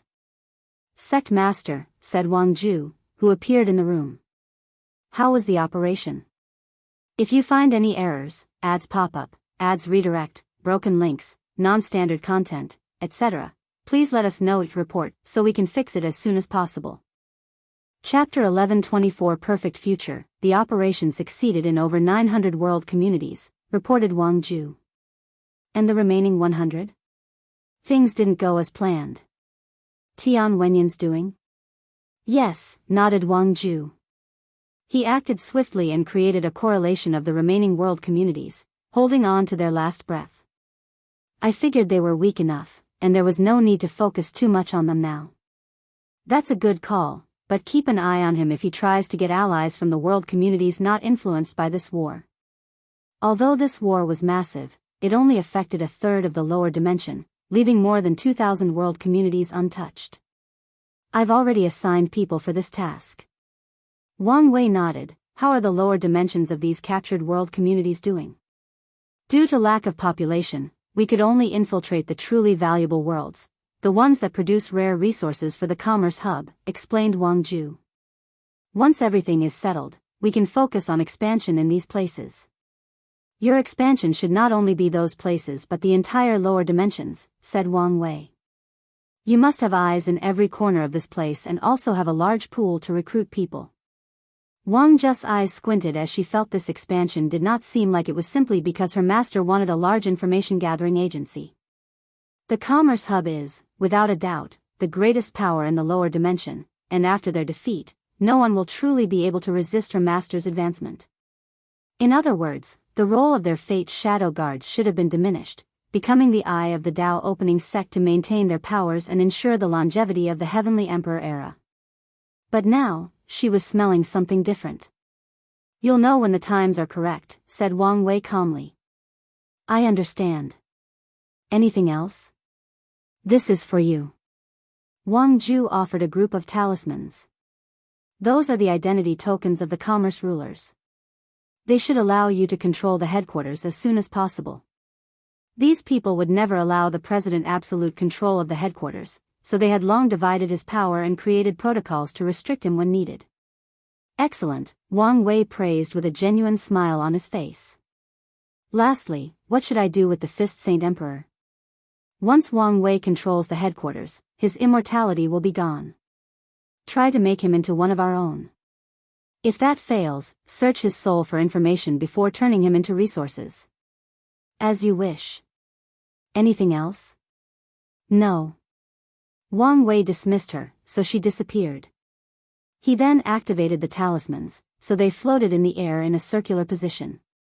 They rotated until they turned into light before fusing on the ground. Wang Wei immediately smiled as he sensed the connection with this enormous continent. The right person can indeed use strength on par with the limit of 10-fold if they can bear this power, he thought as he finished placing his imprint on the formation to ensure absolute control. Once that was a success, he pointed into the sky to manifest numerous karmic threads connected to the continent. Wang Wei cut most of the threads. From then on, no one knew that the Commerce Hub's headquarters used to be a powerful weapon, except for someone like Chen-Tong. Beside him, everyone who knew had their memories wiped out. Wang Wei's next step was to move the headquarters continent with a new one and shrink the original Void Beast one until it was as small as a toy on his palm. You will be the headquarters of the Hell Court, Wang Wei declared. He did not point to leaving the continent and all its power for the Myriad Emperor world or the Tao opening sect but for the Hell Court. These people need to be seen as a real threat to his era for his plan to work, or true heavenly Tao will immediately see them as hopeless and choose someone else as the balance mechanism for this era once the time arrives. So, he opted to give them a powerful weapon/headquarters. I know my actions will bite me back in the future, but it's the best choice for now, muttered Wang Wei before sending an invitation through the dream world to summon all his allies during this war. It was time to wrap things and deal with the aftermath. The meeting room was different from the typical court sessions. Wang Wei still sat on his throne on the front, but he was not alone. He created numerous thrones on his left and right for the others to sit on.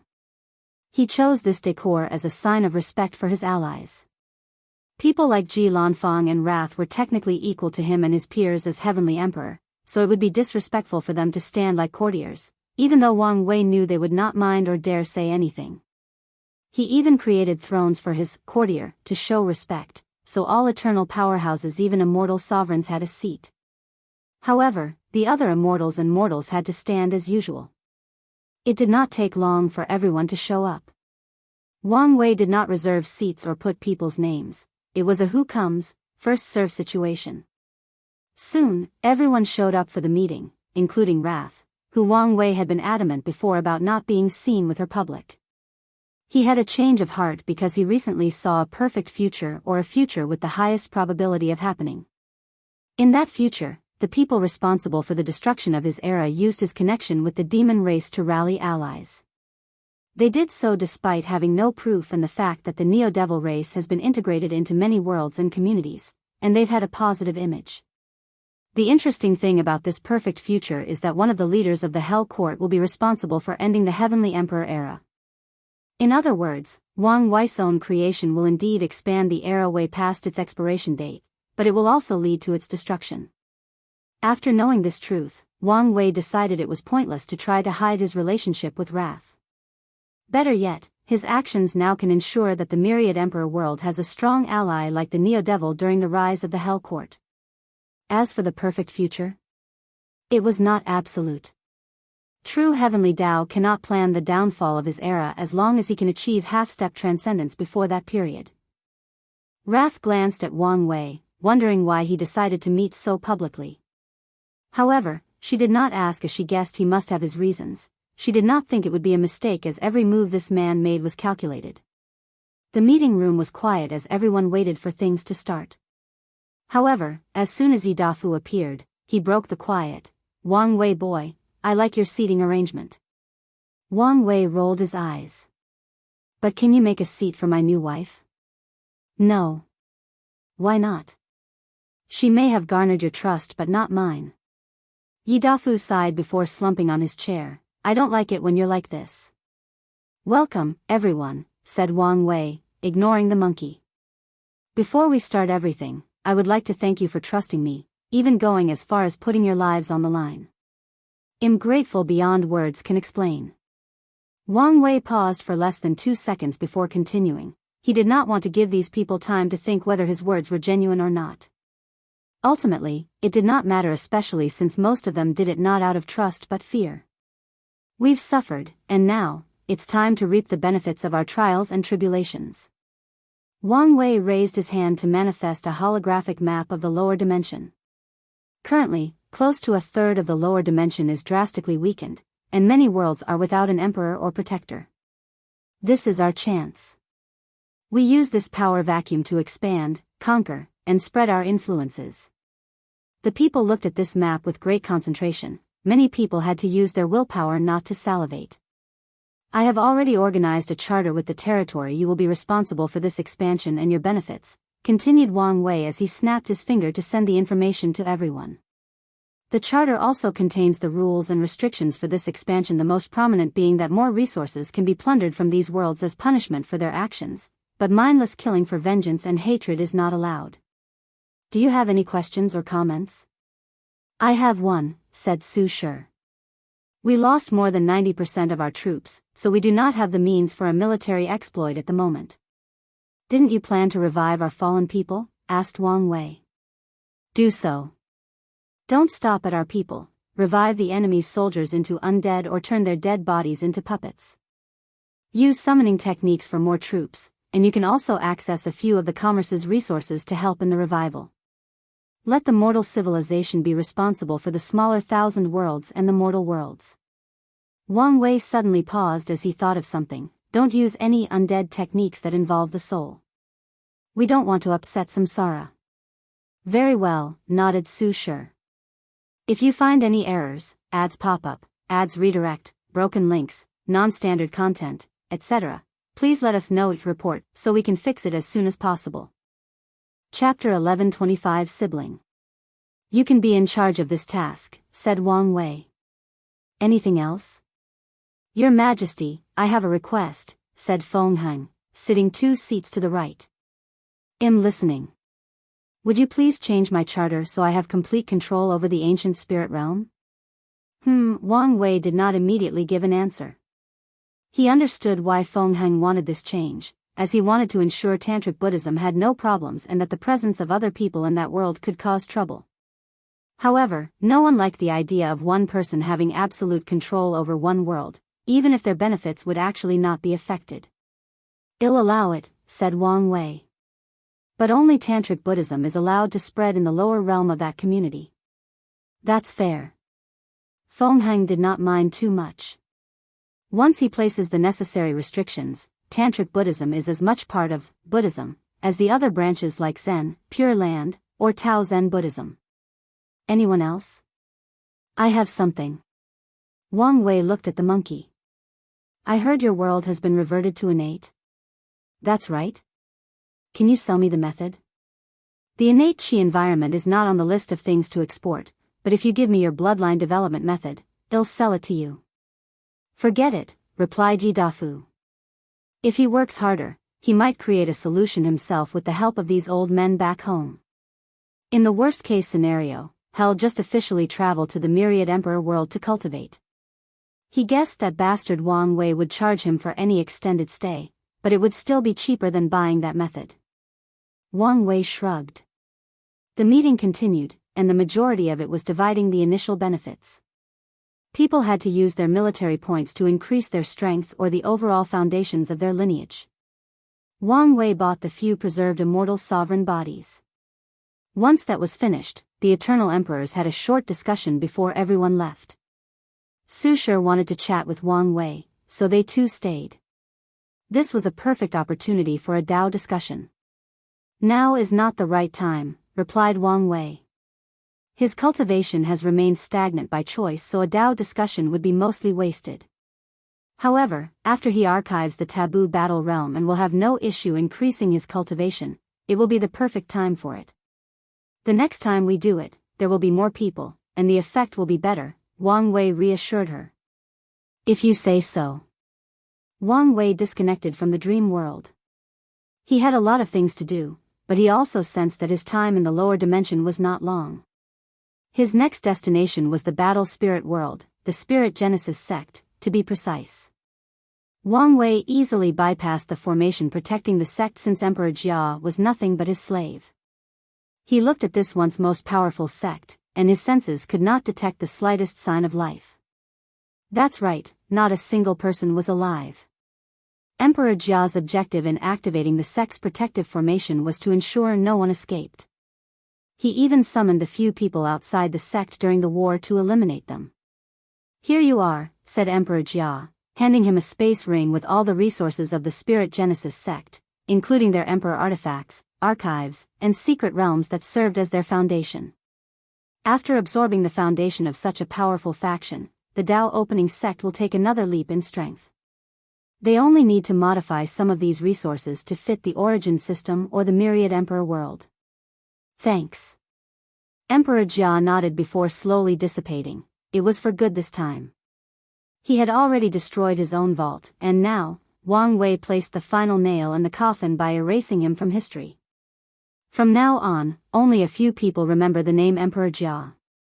Wang Wei took one last glance at the Spirit Genesis sect, and with a thought, the magnificent buildings turned into sand and dissipated into the wind.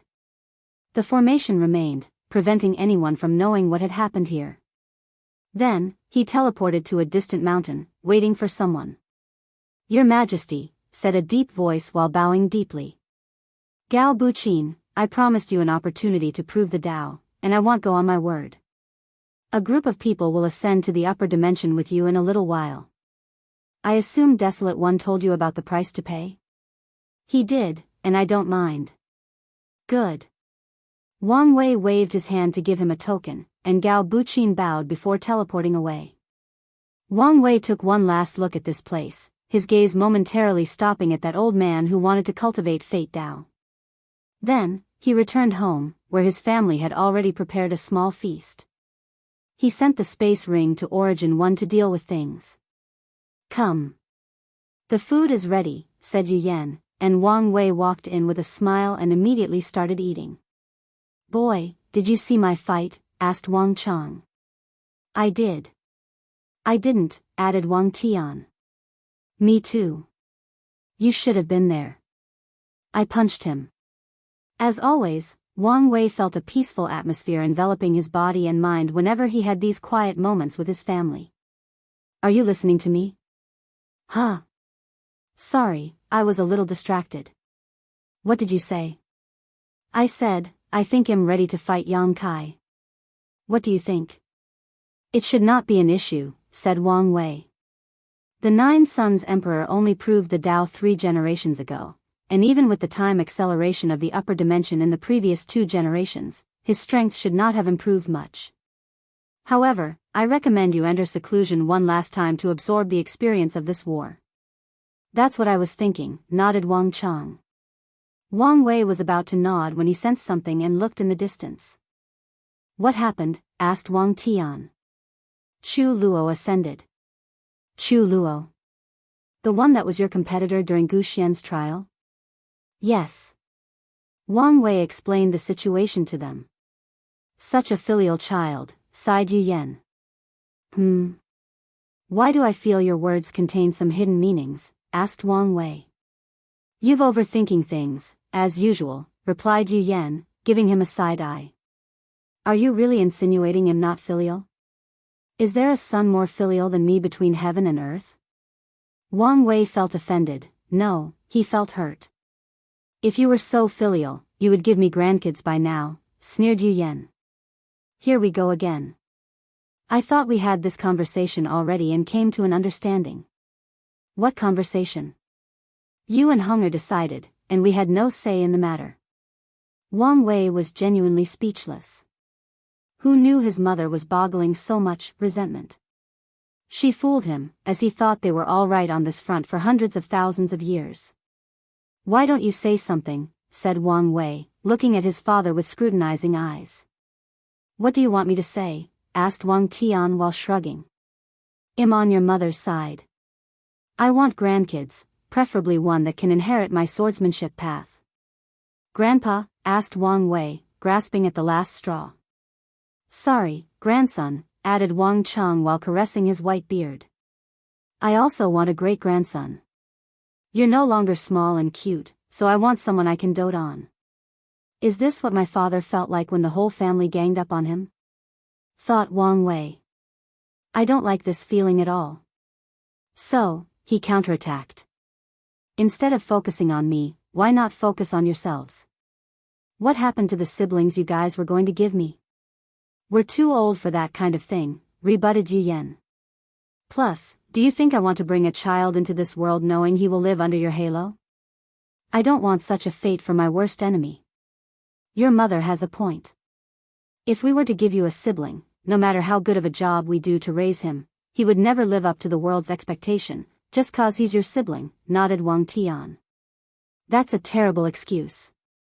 As long as we love him and don't put these expectations on them, they should be fine, replied Wang Wei. Plus, we don't know for sure if they would not live up to the expectations.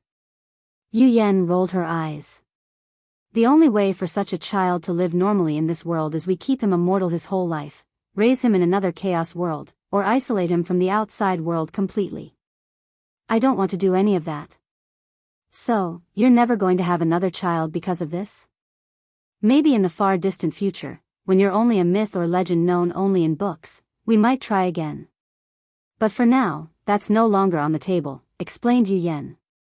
If you find any errors, ads pop up, ads redirect, broken links, non-standard content, etc., please let us know each report so we can fix it as soon as possible.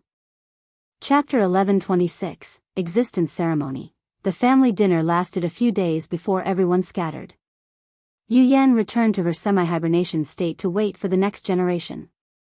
Wang Tian continued his 9-extremity foundation in the swordsmanship world, and Wang Chang entered a cultivation retreat for his battle against 9 sons.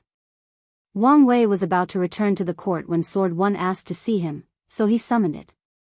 "Are you all right?" he asked after seeing her pale face. "I'm fine. I already took a pill and should be fine after a few months," she explained. "That's good. What do you want to see me for?" "I wanted to ask whether you had any new tasks for me." She used to be in charge of the Commerce Hub and worked closely with Wang Ju, but now, this line of work did not need her since they now had absolute control over the hub. "There is no need. You should rest and recuperate." "I'm fine. I haven't felt so filled with life, ambition, and purpose in a long time. So, I don't want to rest." "I see." Wang Wei always assumed she was the kind of cool, collected, and inactive like Origin One, but it seems she had a fire inside of her. However, it made sense, given she's a swordsman. "Let me think. How about you accompany the steward as he tries to expand our alliance beyond the non-commerce world communities? Certain things might be easy if he has someone of your strength by his side." "Great," said Origin One with a twinkle in her eyes. She bowed before disappearing. Wang Wei did not immediately leave as he remembered his favorite ancestors and went to see him. After chatting and drinking with Wucheng for a day, he returned to the court, where, to his surprise, Wang Ju awaited him. "Did something happen?" "Yes. Our people caught one of the traitors." "Oh. Just like what happened to you, a terrifying restriction activated, despite our effort to be careful. We lost a few capable people."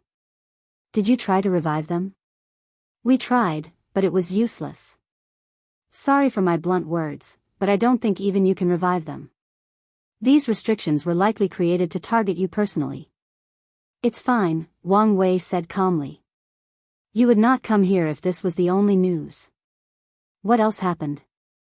Wang Ju showed him an orb, which was condensed from her power, with a piece of paper encased inside. One of the spies released this piece of paper after evaporating. Wang Wei held the orb as he used all his detection abilities. He found nothing.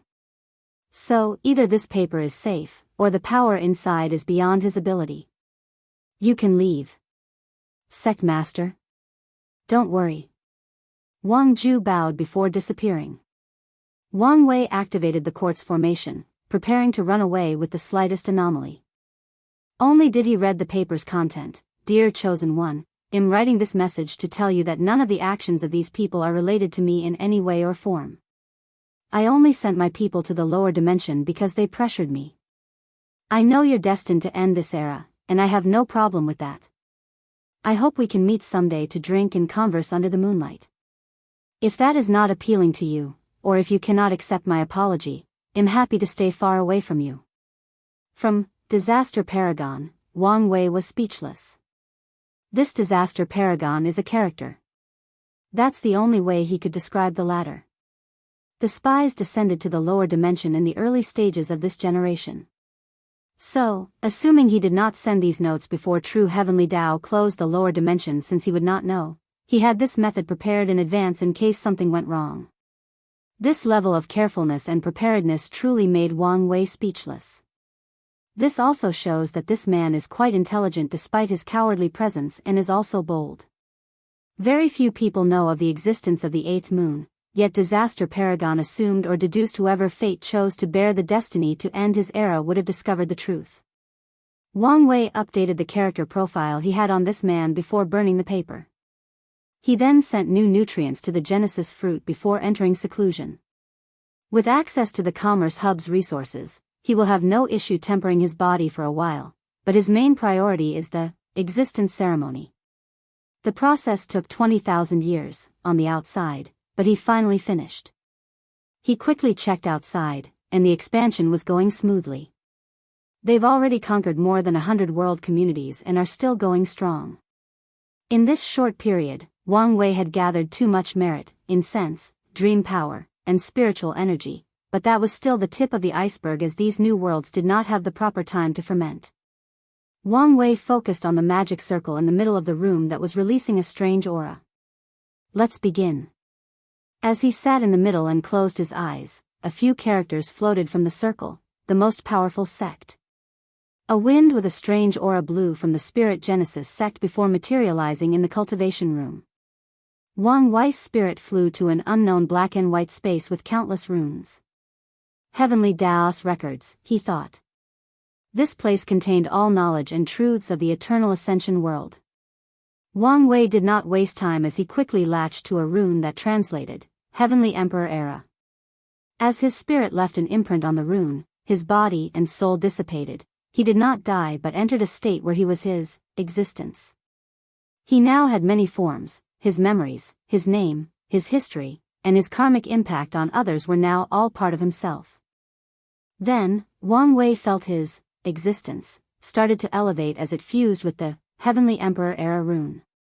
His mind trembled before he found himself in an infinite room with countless white silhouettes and no faces or genders. Everything proceeded as he expected except for this event. So, Wang Wei focused on analyzing the situation. Are these the physical manifestation of all the infinite possibilities of the Heavenly Emperor Era? He understood the situation.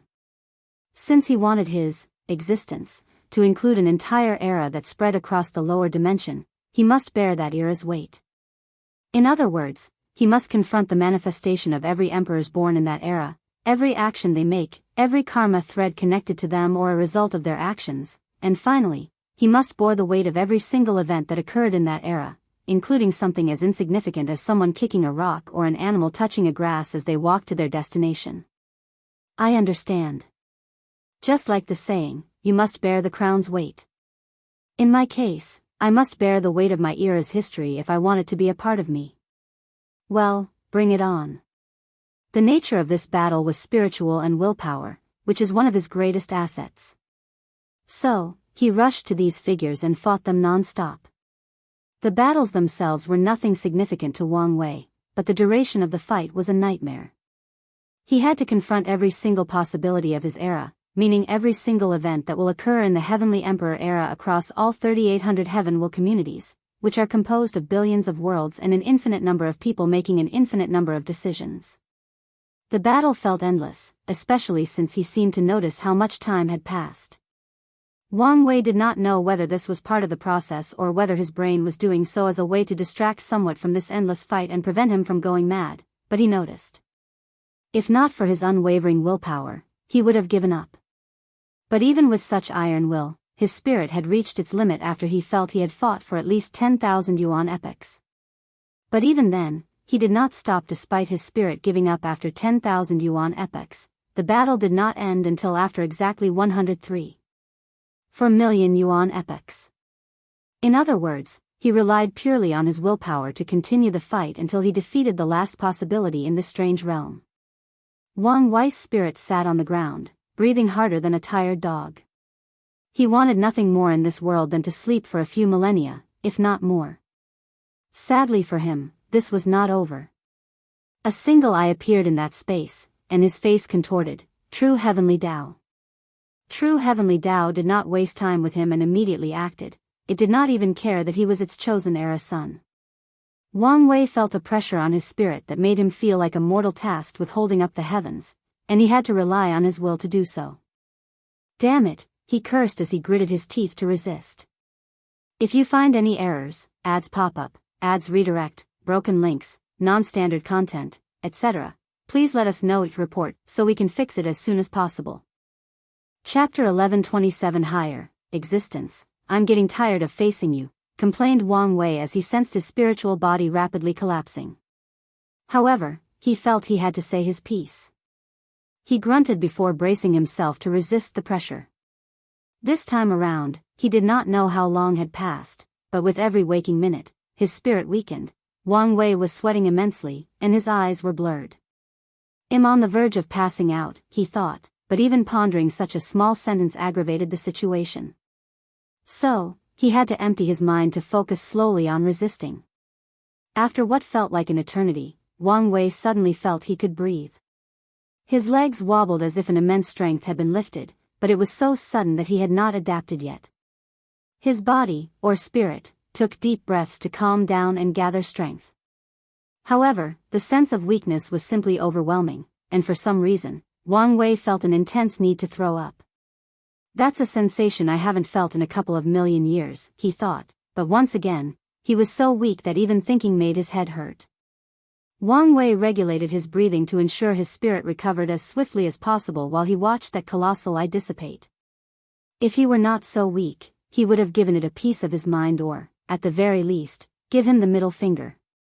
For fuck's sake, this is not over? He ignored the terrible migraine as he watched a bridge appear before him. According to his calculation, he predicted there would be resistance from heavenly Tao as he tried this ceremony. Still, he did not expect an entire trial prepared for this occasion and one so well prepared. So now, Wang Wei had to ponder whether someone had already walked a similar path, hence the well-created trial. Or, true heavenly Tao reacted swiftly and organized this trial based on what he was trying to do. I'm getting tired of these high-level entities regulating every aspect of the universe, Wang Wei complained before slowly walking to that bridge. A faceless and genderly spirit similar to the first trial appeared and rushed toward him as soon as he took the first step. Another fight? Wang Wei immediately took a fighting pose despite being in the worst possible shape for any combat. He might currently be weaker than a drunkard who hadn't eaten for 2 weeks, had a debilitating disease in which their organs were failing, and was heavily injured from falling 10 stories high, but he would still fight until his body and mind collapsed. Luckily, he did not have to fight, at least not in the physical sense. The spirit did not attack him but entered his body. Wang Wei immediately senses a black spot on his spiritual body. Huh? What's this? Normally, he could deduce this kind of thing instantly, but his mind was not in the best state. Soon, a second spirit entered his body, and something clicked in Wang Wei's mind, assimilation, he concluded.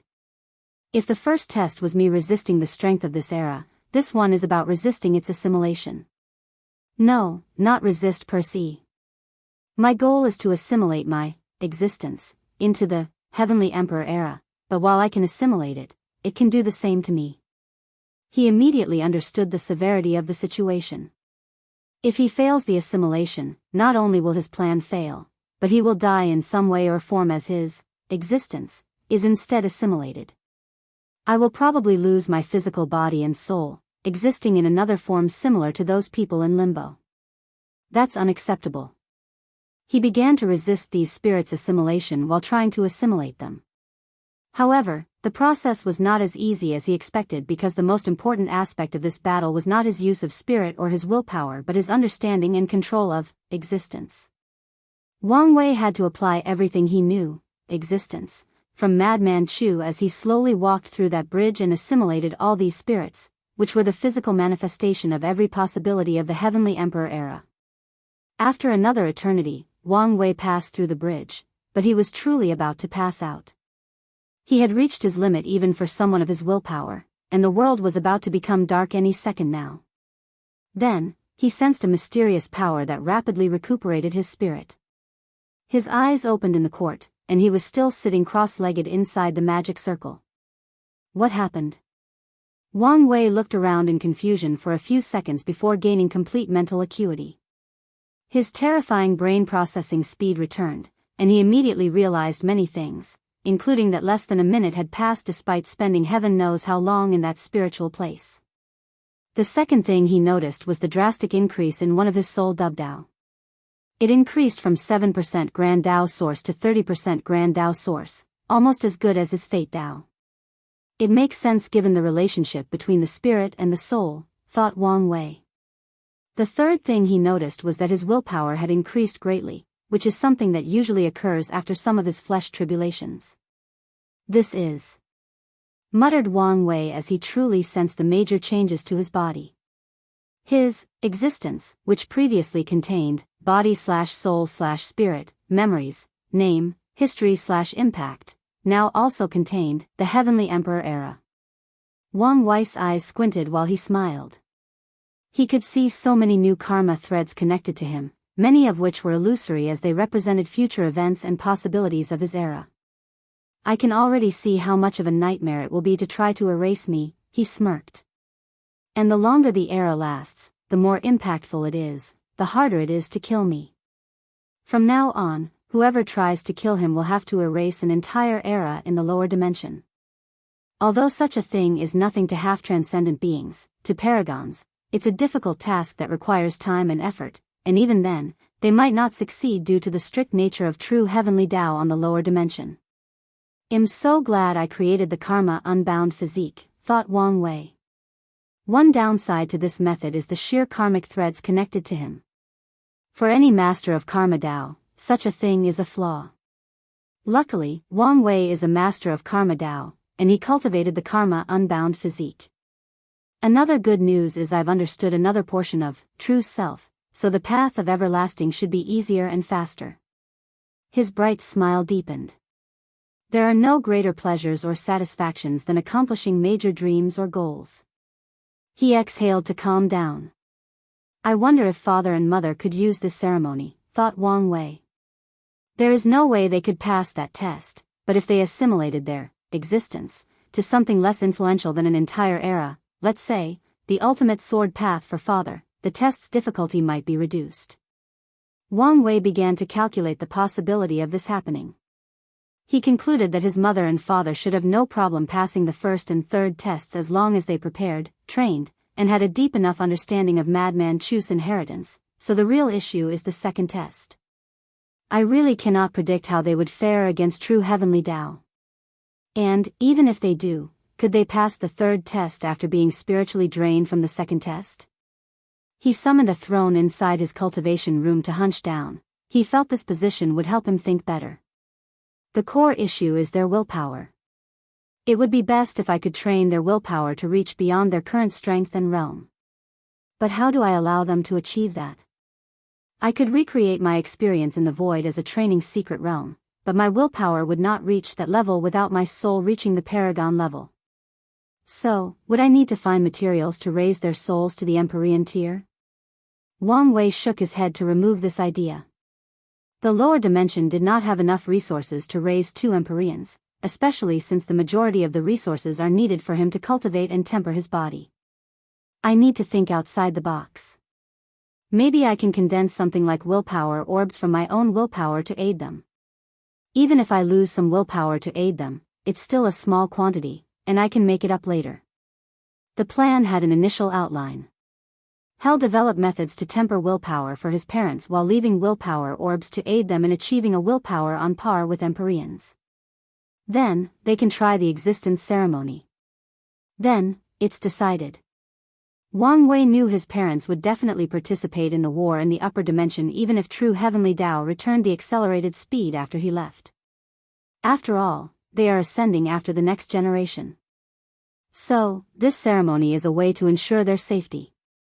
Bang! The world around Wang Wei suddenly trembled. If you find any errors, ads pop up, ads redirect, broken links, non-standard content, etc., please let us know each report so we can fix it as soon as possible. Chapter 1128 Madman, What's Going On? Wang Wei did not detect anything when this sudden change occurred. The worst part is that his intuition was not warning him of any danger, which could be a good thing or a terrible situation in which he's encountering an event in which his abilities are useless. He immediately scanned his surroundings and found no enemy, but he sensed an anomaly in this room's space. He was on high alert as he activated the quartz formation to prepare for whatever was coming.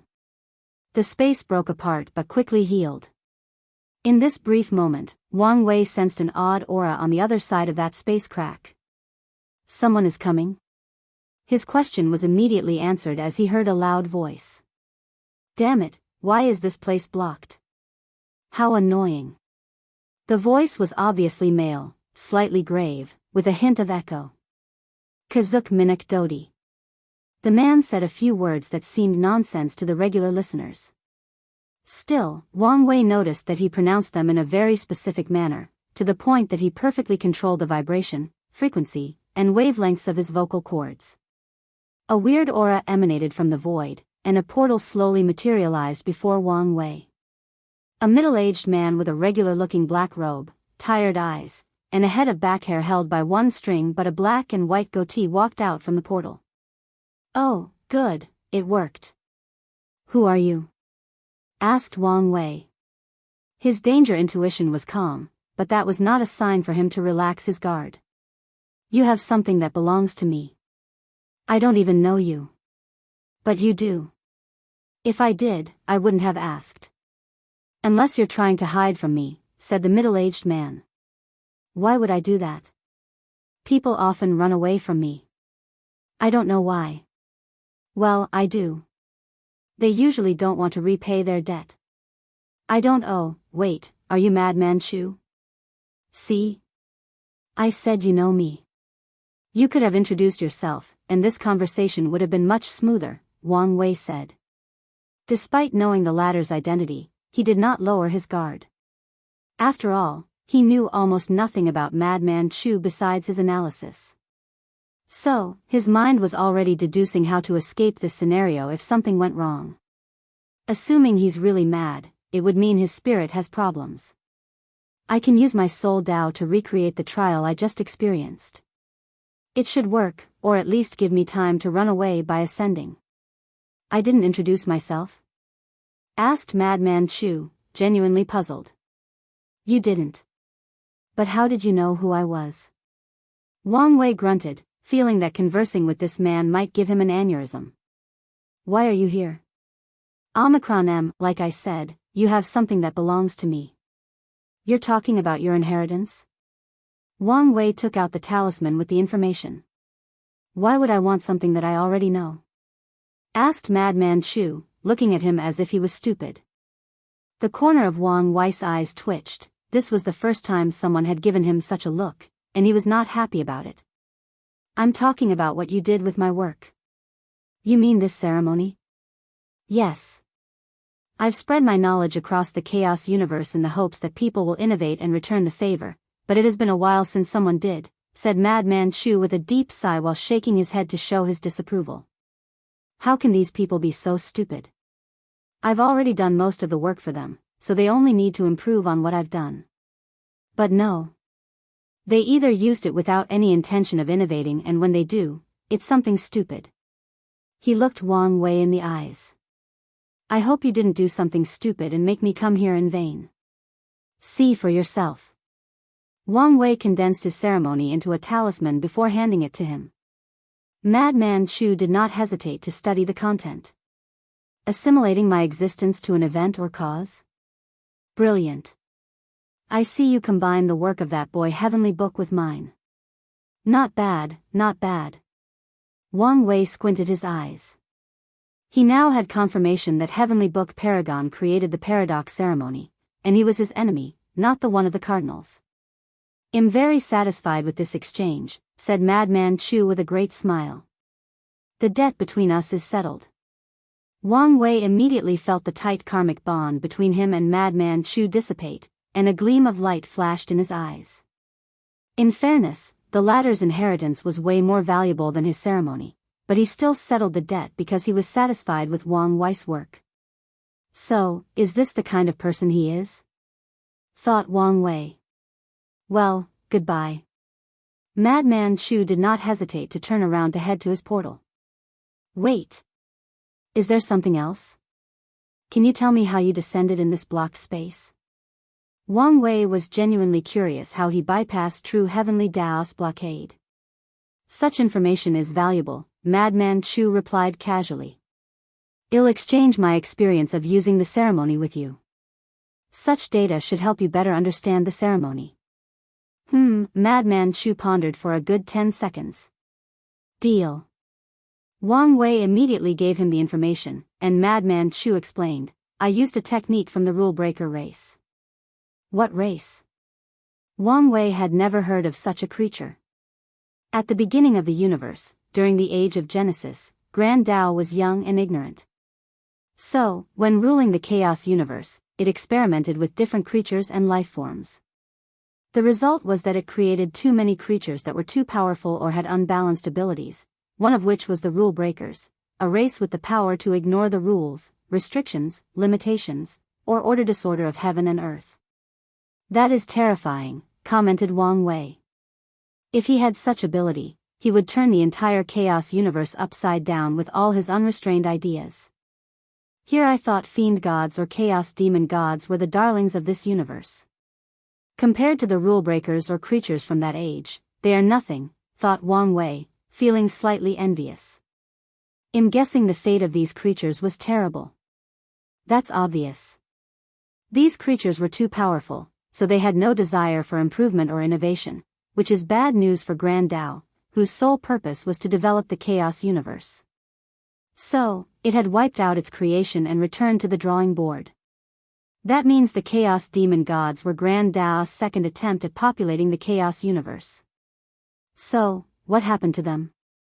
That's another question entirely, said Madman Chu, and Wang Wei felt it was a shame he could not pull a fast one over this madman. Is that it? I'm leaving. Any chance you can exchange this technique? Absolutely not. Oh, come on. Let's at least negotiate a price. No. Madman Chu shook his head.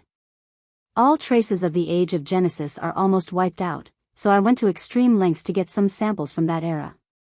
I doubt you have anything valuable to exchange. How about an idea of achieving half-step transcendence? Idea, sneered Madman Chu, not hiding his deep disdain. I have hundreds of those. Do you have an actual method? That, I don't. Then, don't waste my time. Madman Chu walked toward his portal. This technique was how he saved his life in many desperate situations, so how stupid would he be to exchange with others for an idea? Even if it were the real method, he would hesitate to exchange, especially if it's one of those shoddy methods with too many restrictions. Wang Wei calmly watched him disappear. He did not make other offers, like knowledge about the prehistoric world.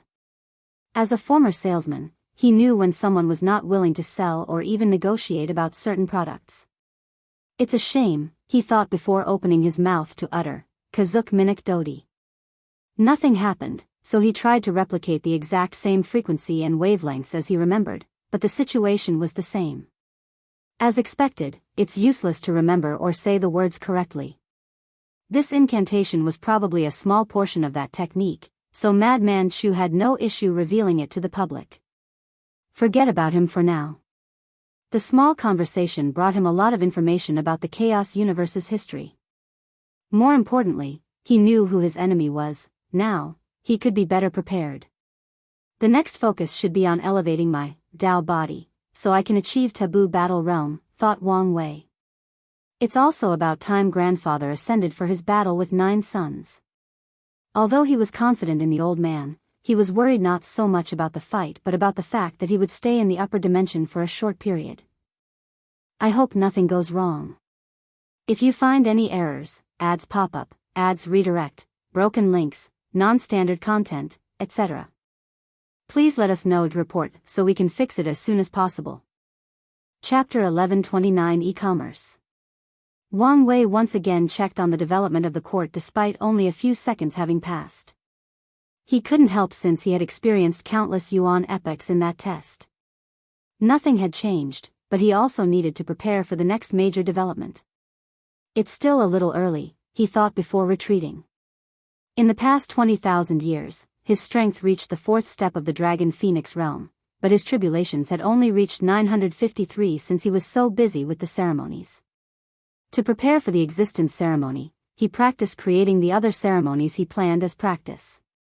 So, he wasted a lot of time and could not focus too much on cultivation. He activated his time acceleration array and started to cultivate. With each new Tao, his body was destroyed and reconstructed so he could one day claim the title of being indestructible. Wang Wei did not stop until he reached the 5th step in the Dragon Phoenix realm and passed the 1267th tribulation, which is the 1/3 required to open the gate. As expected, a new symbol appeared on his gate of power, and after reaching this threshold, he could sense a subtle change. It was more ancient, nobler, and mystical. I could probably open the gate right now, but my body would explode, thought Wang Wei. Opening the gate without reaching the 10th step will result in absolute death without any chance to resist or opportunity to revive. Wang Wei clenched his fist, feeling the strength coursing through his veins. He now had the strength of a 5-fold battle realm with his flesh alone. However, the scariest part is how terrible his current defense is. Many Daos are simply useless to him. He could just stand before an eternal emperor with any of these Daos and let them attack, which would be useless. The interesting aspect of the true power Tao realm is that it actually affects my existence, he analyzed as he sensed the deeper changes in his body. If my Tao cultivation is adding characteristics of eternal into my existence, then this path is adding indestructible characteristics. However, it seems minor and subtle. They'll most likely have to wait to open the gate for this transformation. Wang Wei slowly walked out of his cultivation room. He sensed the vast faith with people worshipping him from across the lower dimension. If he were walking the path of godhood, or even the soul path, he would truly be a nightmare with how much faith he had gathered. He checked things, and he was immediately satisfied with the result. Another 10,000 years had passed, but the expansion had quickened its pace drastically. They had already conquered over 700 of the Commerce Hub's territory, leaving only 200 world communities, 300 if you count the people still under President Tian Wenyan's control. Interestingly, this was not the limit of the Heavenly Emperor era. The Steward and Sword One had convinced dozens of worlds outside of the Commerce Hub's influence to join with them without a fight. The only troubling news Wang Wei received was the fact that the Fate Shadow Guards discovered countless worlds with secret influence from the Abyss Gap, just like the one he found in the East Lotus sect. They'd been tasked with eliminating these branches, but after a few successful operations, they became better at hiding themselves. Wang Wei did not waste time as he immediately divined many of these locations, but after less than 10 seconds, an unknown power blocked him. He sent the information to Wang Zhu while remaining deep in thought. You guys might be able to remove all detection methods, but you won't be able to remove that subtle aura that heaven and earth reject on a fundamental level, Wang Wei sneered. He believes that because Cthulhu or the old gods originated outside the chaos universe, heaven and earth reject their very nature, that's the source of that subtle aura. So, all he needs to do is track that, and it should be simple since these branches cannot completely hide themselves. Creating a formation or talisman to track that aura should not be an issue, but such a project takes time, and I don't want to focus too much on it. Wang Wei could already tell his time on the lower dimension was not much, both because he would soon achieve all his major goals and ambitions and because true heavenly Tao was beginning to reject his presence. As such, he needed to speed up a few things and did not wish to waste time on such a project. In fact, it was not just him. Most of the Eternals in the Myriad Emperor are beginning to feel the same. Their strengths are approaching the six-fold limit, meaning they all need to re-establish their foundation if they wish to go higher.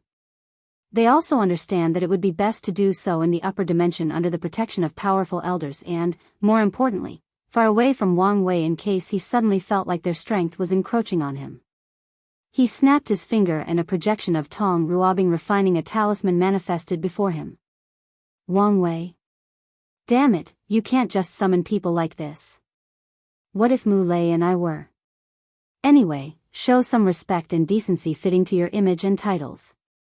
If I wanted to watch you guys, no one would be able to stop or detect it, so don't worry about it, he replied casually, maybe too casually. I didn't know you were this kind of pervert. Tong Ruobing gave him an odd look, her eyes full of scrutiny and judgment. I'm a complex man, so who knows what kind of things I'm into, Wang Wei shrugged, and Tong Ruobing was instantly speechless. The strange thing was that she would not be surprised if this man suddenly developed a habit of voyeurism, and this thought scared her. She removed that horrible idea from her mind. What do you want? I need you to make a talisman to track the unique aura from Abyss Gap blood? What do you need such a thing for? To remove some uncontrollable variables, Wang Wei replied, and he was telling the truth. According to his speculation, it won't be long before achieving Taboo Battle Realm and confronting the Abyss Gap. However, he wanted to remove these branches due to his cautious nature. I see. Unfortunately, I've sealed this thing and decided not to touch it again for a long time. That's fine. Lend it to me, and I'll ask somebody else. Tong Ruobing stared at him. Don't you understand the concept of bargaining? Back and forth? Exchanging benefits? I thought this was your entire motto. She did not expect him to just abandon her like that. And don't you understand the concept of doing someone a favor without asking anything in return just to cultivate interpersonal relationships? You should have a better emotional intelligence than that. Tong Ruobing was speechless for a second time in this brief conversation. Fine, you win, as usual. I'll get it done as soon as possible. She ended the projection without giving any time to respond, making Wang Wei smile. Little girl, you're a few yuan epochs too young to think you can win me in an argument. While in an excellent mood, his gaze was directed toward the Commerce Hub's continent. With a single thought, the continent disappeared, merging with the dream world. Then, every member, both online and not, received a notification. Dear Dream users, there is a new major update. All services previously provided by the Commerce Hub will not be accessible through the dream world. Thank you for your time. Have a pleasant day. It took some people time to process what this meant, but the wise ones immediately knew and were elated. The dream world was mainly a form of communication and training. However, regarding resources, training and such, the Commerce Hub was still used primarily by all these world communities. People would make deals in the dream world, but they still needed to reach the Hub's continent or pay for delivering services for whatever resources they needed, unless they were exchanging things like cultivation, techniques, or selling information. Or if their world was directly connected to the Hub, which was not necessarily a good thing after that war. But things would now be different. Resources can be instantly transported across world communities, and the dream world would serve as a protective intermediary. Additionally, the Dream Coin system was a much better monetary system than the ones the Commerce Hub was previously using, meaning it would become way easier to exchange goods. In conclusion, the lower dimension was about to enter an era of free and easy resource distribution. The golden age of prosperity that people thought had almost reached its pinnacle received another major boost. The next step is the rise of tourism, Wang Wei thought. One of the adverse effects of the war was the subtle hatred between the former Hub's worlds and Wang Wei's side, and he needed more time to appease. As such, allowing these people to use the dream world to travel to other communities was not a good idea. If you find any errors, ads pop up, ads redirect, broken links, non-standard content, etc., please let us know it report so we can fix it as soon as possible. Chapter 1130 The Golden Pawn. Wang Wei looked in the distance. Maybe I can use the abyss gap to my advantage. His plan was simple: use one of those corrupted individuals to become the enemy of the lower dimension. He would create a terrifying and cruel enemy with the goal of forcefully conquering and corrupting the lower dimension. Then, he would swoop in as the savior, making it easier for him to conquer the remaining three-quarters of the endless void. The pros of this plan is I can accelerate the spread of the Heavenly Emperor era, thought Wang Wei. It should also prevent these world communities from banding together to stop my expansion. It should not be possible for a group or an alliance on the scale of the Commerce Hub to appear again, unless there is a major foreign threat. Sadly, the current major threat of the lower dimension is Wang Wei himself, with his propensity for war and conquest. So, if he doesn't want another major war, it might be in his best interest to create an enemy that could divert these people's attention. The plan is simple and cliché, but it should work, Wang Wei deduced. Now, what are the cons? It did not take him long to think of a major one. True Heavenly Tao would not be pleased with me if I allowed the power of the abyss gap to expand in any way. It might even accelerate its rejection of me if I choose this path. Wang Wei squinted his eyes. In that case, I need someone else for this job unrelated to the abyss gap. The more he thought about this plan, the more satisfied he was, especially since it would allow him to attend the final karmic position, Human Emperor. Although I will not be walking the same path as Ingzheng, having all three positions might do me some good. Although he guessed these positions meant nothing until he acquired them in the upper dimension, the ones in the lower dimensions might be keys for the ones in the upper dimension, which should be worth something. Additionally, I can use this opportunity to create an official backstory for the Hell Court. Yes, the first-generation Hell Lord was a survivor of this war who hated me with a passion, so he dedicated his life to ending everything I've accomplished. His plan would kill many birds with one stone, so he proceeded with it. Wang Wei immediately enacted his plan with a devious smile. The first step was to refine the former continent/headquarters of the Commerce Hub. Whoever Wang Wei chose must pose a genuine threat to the lower dimension, otherwise, he could not have come in at the last minute to become the hero. So, he needed to provide them with strength or power, but it could not directly be linked to him. With these conditions, he chose the next best thing, the continent. He updated this to make it easier for his chosen pawn to use its power. He did not want them to only temporarily use it like the talisman's Chu Luo. Instead, Wang Wei created an armor that is directly linked to the continent so the pawn can use its power at all times. Once he finished, he looked at the armor in satisfaction before frowning. Power is not everything, so I must prepare in case this idiot is plotted by someone and is exiled into the upper dimension, ruining all my effort. He added one of his spirit particles into the armor, which will not only slowly influence the chosen pawn but also protect him from schemes and plots.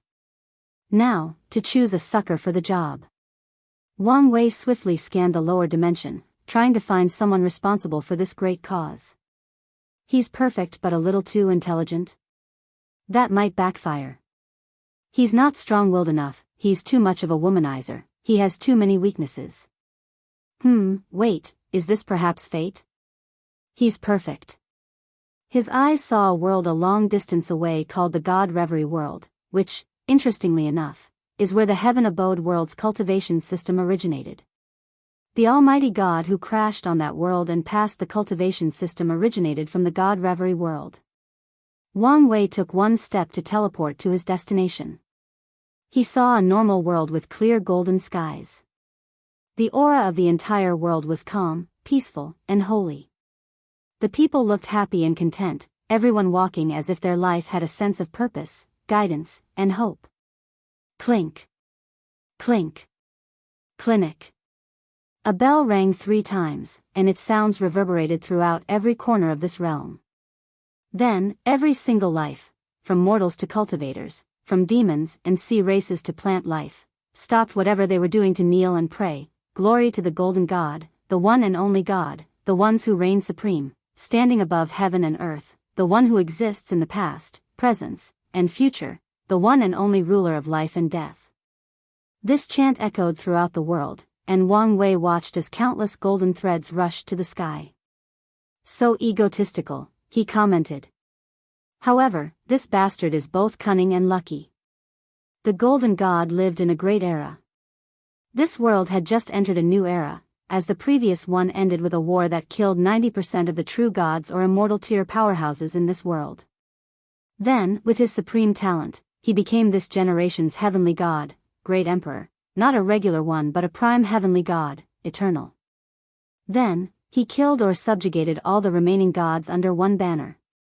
However, this was not what made him interesting and worthy of Wang Wei's attention. Wang Wei noticed a small golden insect inside every citizen's soul. Faith parasitic insect. As long as he plants it in someone, they will turn into his most devoted worshippers, providing him with faith.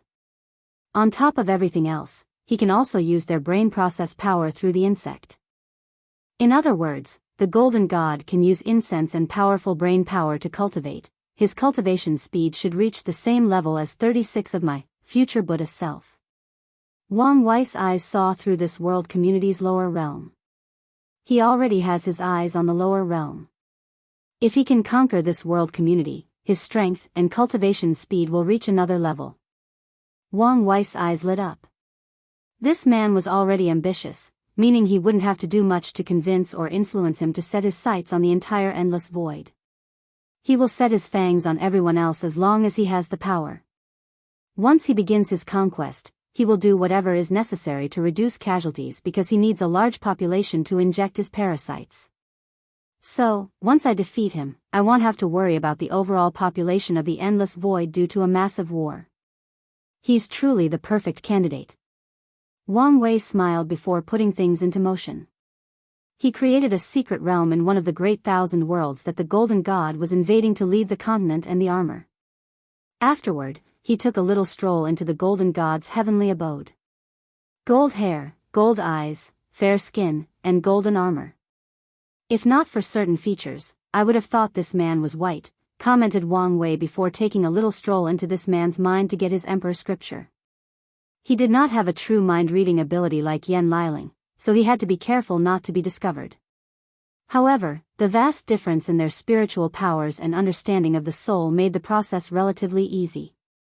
The only trouble was all the faith did give the golden god extraordinary senses, so Wang Wei still needed to be careful. True golden path? This man truly has the highest ego. Let's just call you incense parasite scripture. After getting what he wanted, he secretly raided the golden god's library since he had collected all the techniques of this world before leaving. After returning home, Wang Wei did not immediately enter cultivation to focus on entering the taboo realm. He paid attention to his pawn to ensure nothing unexpected occurred in the early stages. So, while observing, he also read and understood the new technique he received. Things proceeded smoothly at first. Someone discovered the armor and gifted it to the golden god, and after trying it on, he discovered the unimaginable power it granted him. The golden god immediately felt he had a sense of purpose and acted without reservation. With his absolute strength close to current Wang Wei, he suppressed all worlds in his community with a wave of his palm before forcefully ensnaring them with the faith parasite. Then, trillions upon trillions of sentient beings across billions of worlds began to worship this man. He smiled brilliantly, but this was not the end. In less than a minute, he did the same thing for the next 10 world communities closest to him, including capturing the emperors of those realms. Damn this idiot, Wang Wei muttered when he realized this bastard was not going to stop. So, he had to influence him to be careful and be more low-key in case he's detected in advance and someone schemes against him. Power truly corrupts, Wang Wei sighed. If you find any errors, ads pop up, ads redirect, broken links, non-standard content, etc., please let us know each report so we can fix it as soon as possible. Chapter 1131. It can't be. Everything was settled, so Wang Wei continued to do his own thing. He entered the science and technology world to prepare for his taboo battle realm. The world had drastically changed since the last time he entered, with most people he knew or interacted with already dead. He had divided this world into dimensional layers, each containing different civilizations with possibilities to evolve and improve. Wang Wei headed to the highest layer where the Watchers, an immortal race that he created tasked with observing and recording all knowledge and development of these civilizations. The Watchers contained a library with all this universe's information, history, and innovation since the beginning of time. Wang Wei had a deep frown as he reviewed the information. He started with the development of Earth, and he was not happy with the result. In many layers, different types of humans eventually become the dominant species. Although statistically, Homo sapiens are more likely to be the final victor, it was not always the case. Then, these species would evolve until they took the stars, spread to the universe, created quantum technology to explore other dimensional layers, and started their path of confronting higher dimensional civilizations. Wang Wei was more than happy with how science and technology developed. His dissatisfaction was with how the other aspect of society evolved.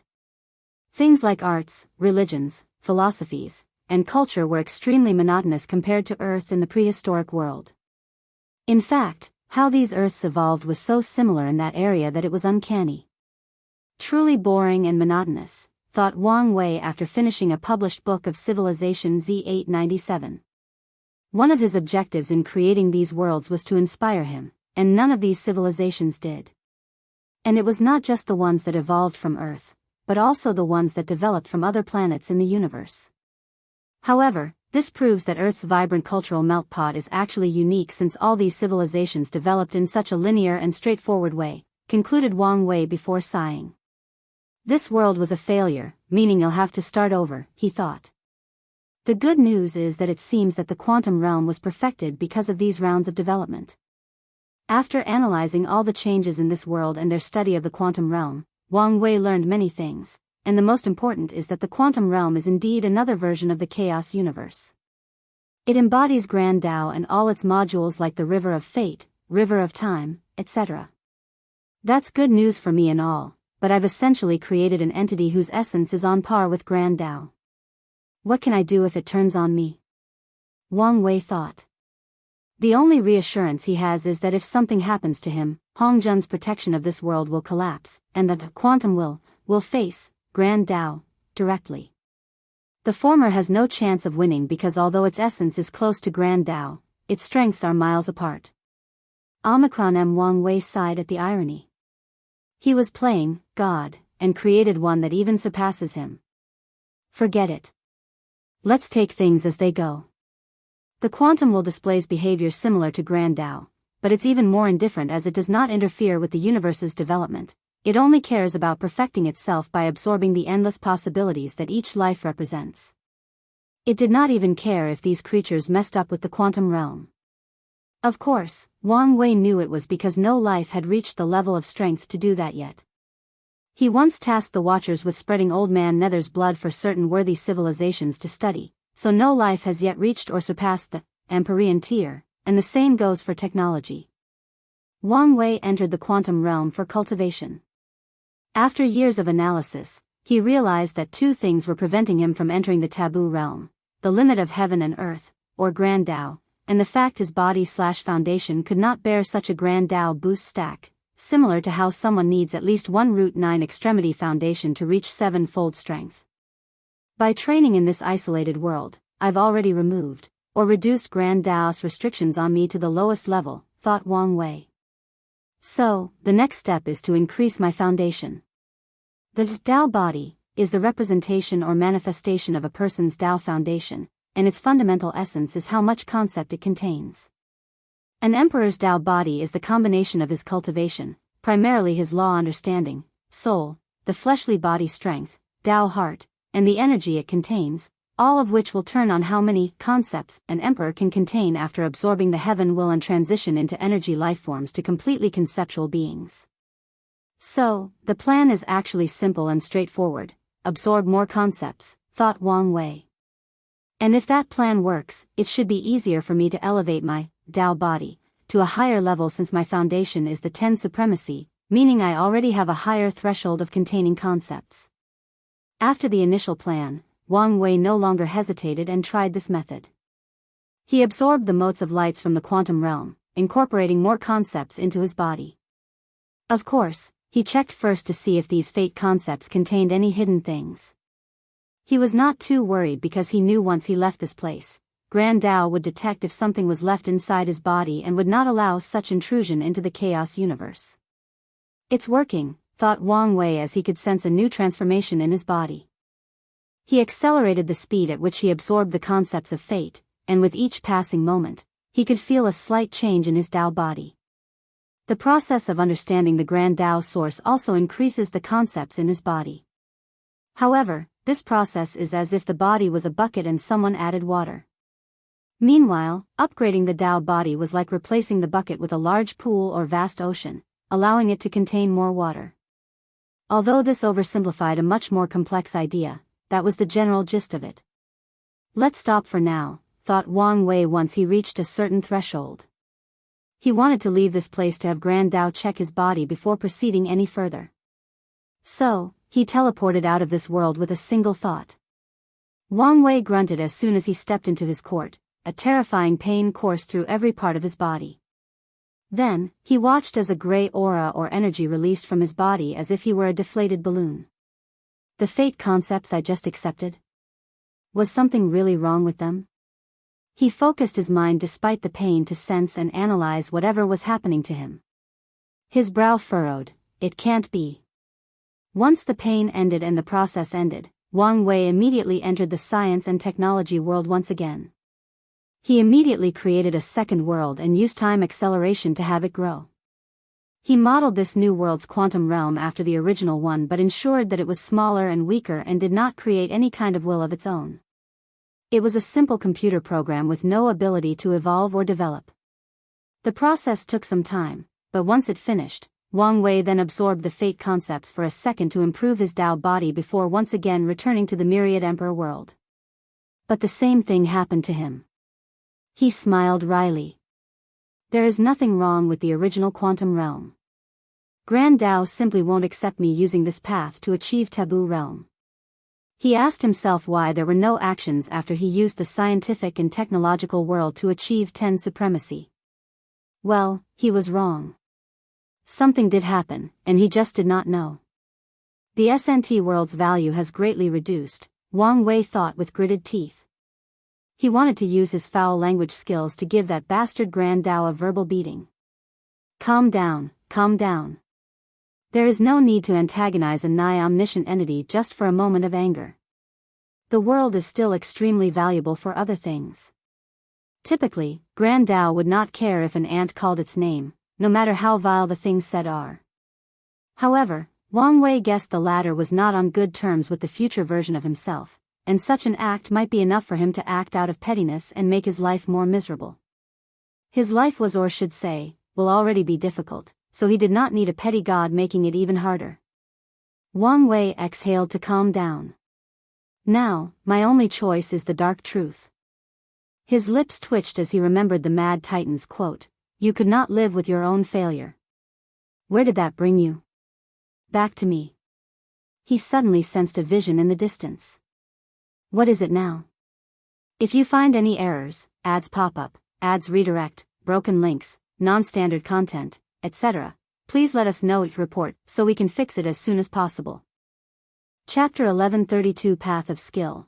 Wang Wei's eyes floated to the southern continent, directly on the origin Pildao sect. The vision originated from there, and more importantly, he saw the entire sect was on high alert as all their formation was activated. Wang Wei squinted before continuing to observe.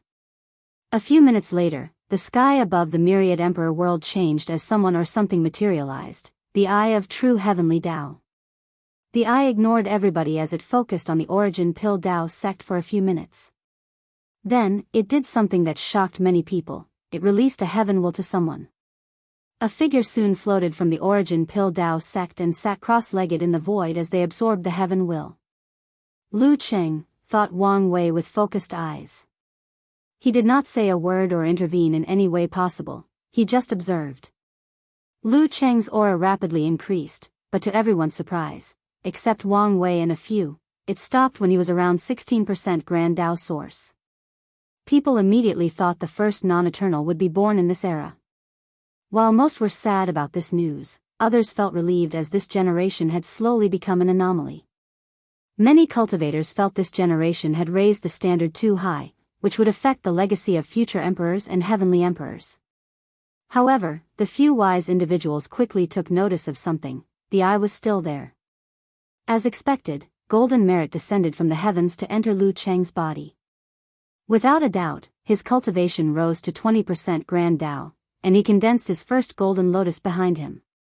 Then, while his body was still enveloped by the golden hue from the merit, he soon condensed the second flower, signaling he had cast his Tao will. All eyes were on him to watch for the third and final flower. The people saw a phantom of it rapidly condensing, and people believed it was already guaranteed that a new eternal would be born. Swish! The golden aura on Lu Cheng's dispersed before the third flower condensed, so it dispersed. A powerful aura emanated from his body with some flavor of an eternal, but the people knew it was not. They'd seen too many and would not fail to recognize it. The world gave birth to a pseudo-eternal. Although not as good as just a first class, people were still satisfied that this generation would not continue to show its upward trend indefinitely. Meanwhile, the origin Pildao sect people were somewhat dissatisfied but would never express it outward. Regardless of the circumstances, they had cultivated a new great emperor. "I am the meticulous Pill Emperor," Lu Cheng declared in a calm tone, his voice echoing worldwide. A terrifying vision swept the entire world community to celebrate his birth, and after bowing to the sky, true heavenly Tao dissipated. Lu Cheng looked in the direction of the court before disappearing. "The path of skill," Wang Wei muttered. Primordial chaos, the Flame Emperor suddenly opened his eyes, which were full of intelligence and wisdom. "So, it actually works in one of the primary source chaos worlds? In that case, I can trust the data. As long as I can refine a pill with unparalleled skills that transcend my cultivation realm, I will activate a mechanism of Grand Tao that will reward me with a path to the realm of half-step transcendence." The surroundings immediately became hotter, which scared the beings of this world. Luckily, the Flame Emperor swiftly controlled himself. "Now, I have the idea. The issue is how to execute it." A display of skills transcending his realm was not as easy as stated. Lu Cheng had the pill formula, which guided him in displaying skills transcending his realm and capabilities, which would then activate the mechanism and allow him to become immortal. However, the Flame Emperor had no such blueprint. At this stage in his cultivation journey, he could say without a doubt that he had reached the pinnacle of pill refining when it came to skill. The people on par with him in the entire Chaos universe are few and between, and they share the same problem: they can no longer improve. We can start from the basics, the Flame Emperor thought. On a fundamental level, refining a pill can be divided into 3 skills: preparing the material, flame control, and combination. Material preparation involves understanding spiritual herbs, their properties, and how to use them. Flame control is how to prepare these materials and ensure all the materials' medicinal potentials are used to the limit. Combination is self-explanatory, but divine runes might or might not be involved depending on the system used. So, after knowing this, how can I improve my skills when I've perfected them already? The Flame Emperor's brow furrowed. Perfected? Someone once told me that only Grand Tao can claim to be perfect. In other words, my skills are far from being perfect. His eyes lit up as a sudden light flashed in his mind. If I could find a way to detect all the flaws and imperfections of my skills and make up for them, eventually, I would transcend my current limitations. The Flame Emperor stood up from his throne. I would need a pair of powerful eyes that can see all my flaws or an item with the same ability. As soon as he thought of this, the Flame Emperor thought of one person he could see and another world he could visit to find what he was looking for. If that does not work, I have no choice but to ask the all-seeing temple to divine the information for me. The Flame Emperor did not want to use this method as one of those seers could detect his true goal. Furthermore, he disdained how the temple only divined things based on someone's overall wealth, not the price of whatever they asked. These greedy seers always know how much wealth someone has or can produce, so no matter who asks for their services, they will pay a steep price. I'm more inclined to summon a pill meeting instead, grunted the Flame Emperor.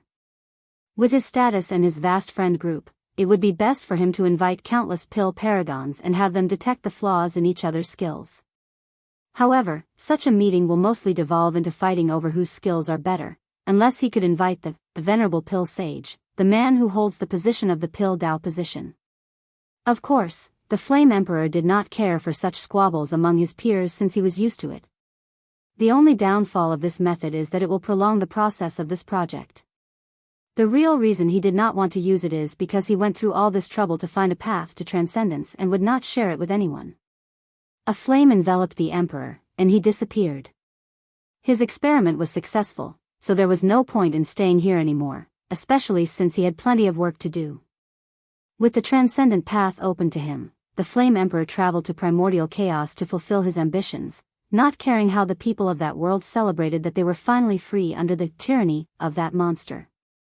Myriad Emperor World, Wang Wei was deep in thought after watching Lu Qing proving the Tao. He sensed something and woke up, gazing at Yan Liling's projection. What just happened? She watched everything but was still confused about how Lu Qing proved the Tao. She was not the only one, as Wang Wei was probably the only one who saw the deeper secrets. Tao proving pill, he said. A pill that can make you an emperor? No, it did not look like he swallowed any pill. He basically displayed enough skills to trigger a hidden mechanism of heaven and earth, which then rewarded him with a heaven will. Is that possible? Asked Yan Liling. In hindsight, it makes sense given how the heaven will is decided in the myriad pill world. Only alchemists prove the Tao in that world, their battle is just a display of their skills for heavenly Tao to judge. You should think of the larger implications of this method, reminded Wang Wei. Omicron M. Larger implications? Yan Liling frowned. You mean a path to transcendence? Exactly. Lu Qing is nothing but the Flame Emperor's pawn to test his experiment on his transcendent path. Luckily for you, it's a path that might suit you. Yan Liling suddenly felt a little restless due to excitement. Did you, by any chance, get your hands on the formula for the Tao proving pill? No, that's the Flame Emperor's property, and I don't dare touch it. That's a shame. Not really, Wang Wei said calmly as he looked in the distance. An opportunity might be coming soon. Yan Liling's eyes lit up. Don't forget to send it to me after you get it. She dispersed her projection, and less than 30 seconds later, Wang Wei received notification that someone wished to meet him. If you find any errors, ads pop up, ads redirect, broken links, non-standard content, etc., please let us know to report so we can fix it as soon as possible. Chapter 1133 True Love. Wang Wei's brow furrowed as he looked at his guest. He waved his hand to prevent the latter from bowing. Do you want me to call you master or sect master? I wouldn't dare, Yi Lao quickly said. No matter the circumstances, you were once my master and treated me well. So, if you want, I can give you the honor, status, and wealth worthy of that title. Yi Lao paused briefly. I appreciate your kindness and broad-mindedness, but I will decline. Can I ask why? I don't think I can bear the karma of being your master, Yi Lao replied seriously.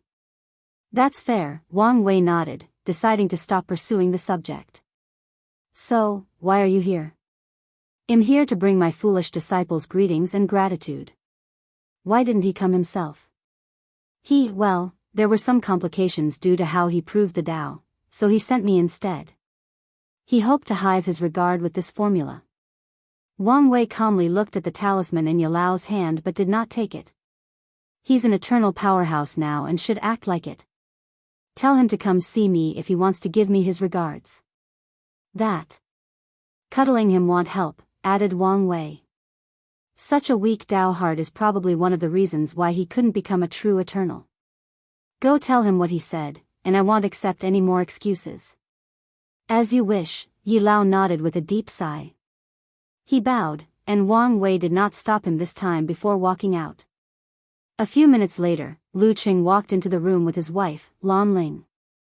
They immediately bowed while saying, "Salutation to His Majesty, the Heavenly Emperor."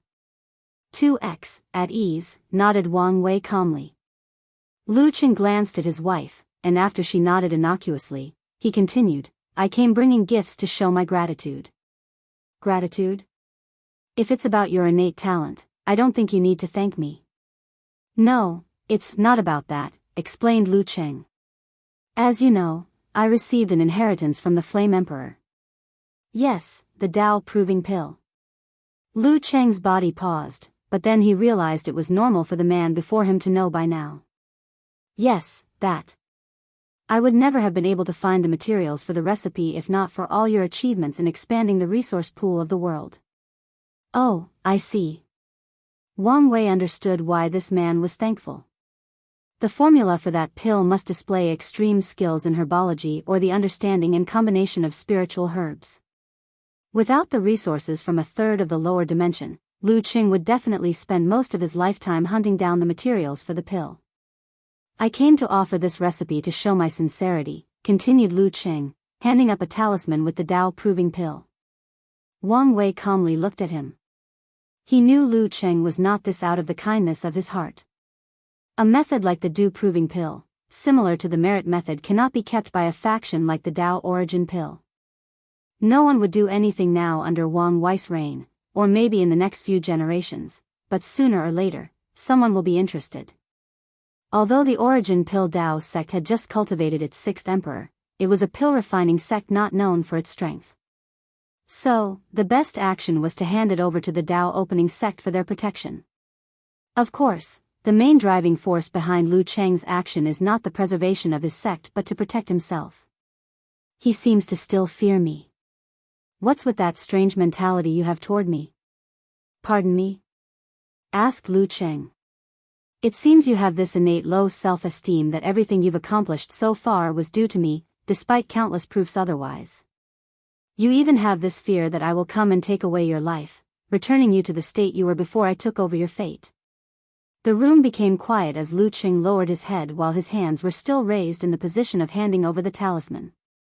Well, say something. R.A. Rationally, I know you have nothing to do with my success. However, internally, I cannot help it. The Flame Emperor gave you his inheritance, not me. Shouldn't that tell you something?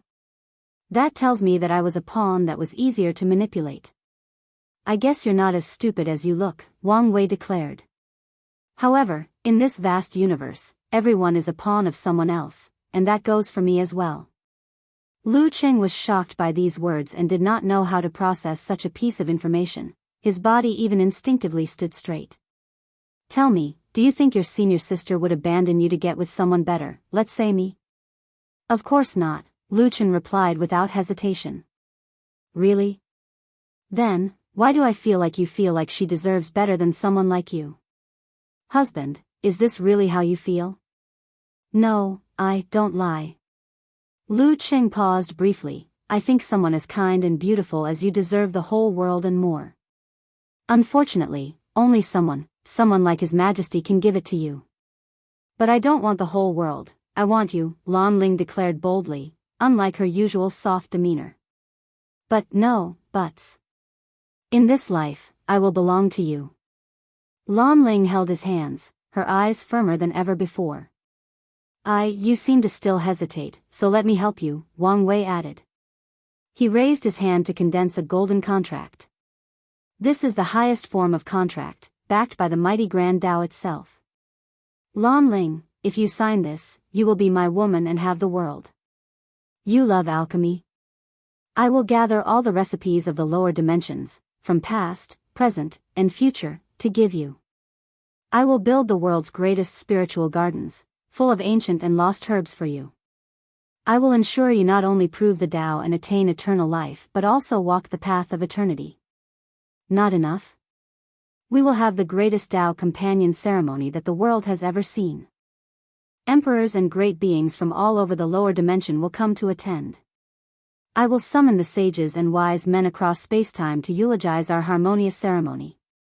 We will ride real phoenixes and dragons to arrive at our ceremony. I will have the sun and the moon sing praises of our union for 33 years straight, and their voices will echo throughout the void. Better yet, I will have sounds of the Grand Tao receiving us and all the attending guests.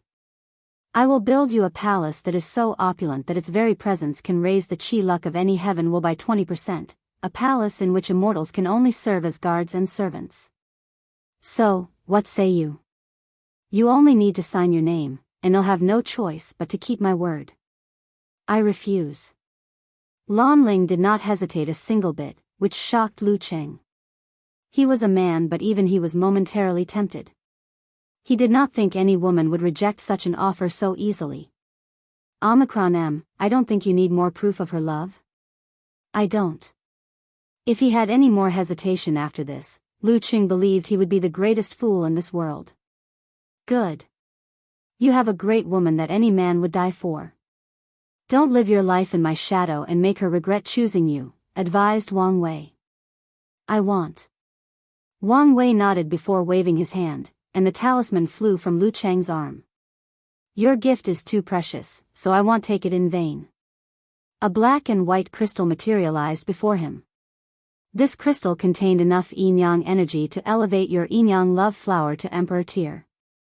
More importantly, it's tailored specifically to increase Lan Ling's probability of reaching the same level of strength as you. An Emperor tier yin-yang love flower would allow Lan Ling to prove the Tao, but it did not guarantee she would reach the same level as Lu Cheng. And according to its restrictions, she could not become more powerful than him. Thank you, said Lu Cheng, and he immediately absorbed it, without a hint of hesitation. Their love was genuine, so they condensed the yin-yang love flower, but it would be another battle to cultivate it for Emperor tier. This could take too long, and he was worried about his senior sister's longevity and safety. I will also give you some merit points to use, added Wang Wei. Isn't that a little too much? Lu Cheng asked. No, it's fair, given the value of the formula, Wang Wei explained. On top of everything else, the Tao opening sect will guarantee your sect's safety and right to continue using this method. Thank you, Your Majesty. No problem. Do you have any plans for the future? Lu Cheng hesitated briefly. I will ascend as soon as I've dealt with a few things here. So soon? You're not running away from me, aren't you? Maybe at first, but not now, he replied, slightly embarrassed. So why? I have a feeling that a new destiny awaits me in the upper dimension. If you find any errors, ads pop up, ads redirect, broken links, non-standard content, etc. Please let us know to report so we can fix it as soon as possible.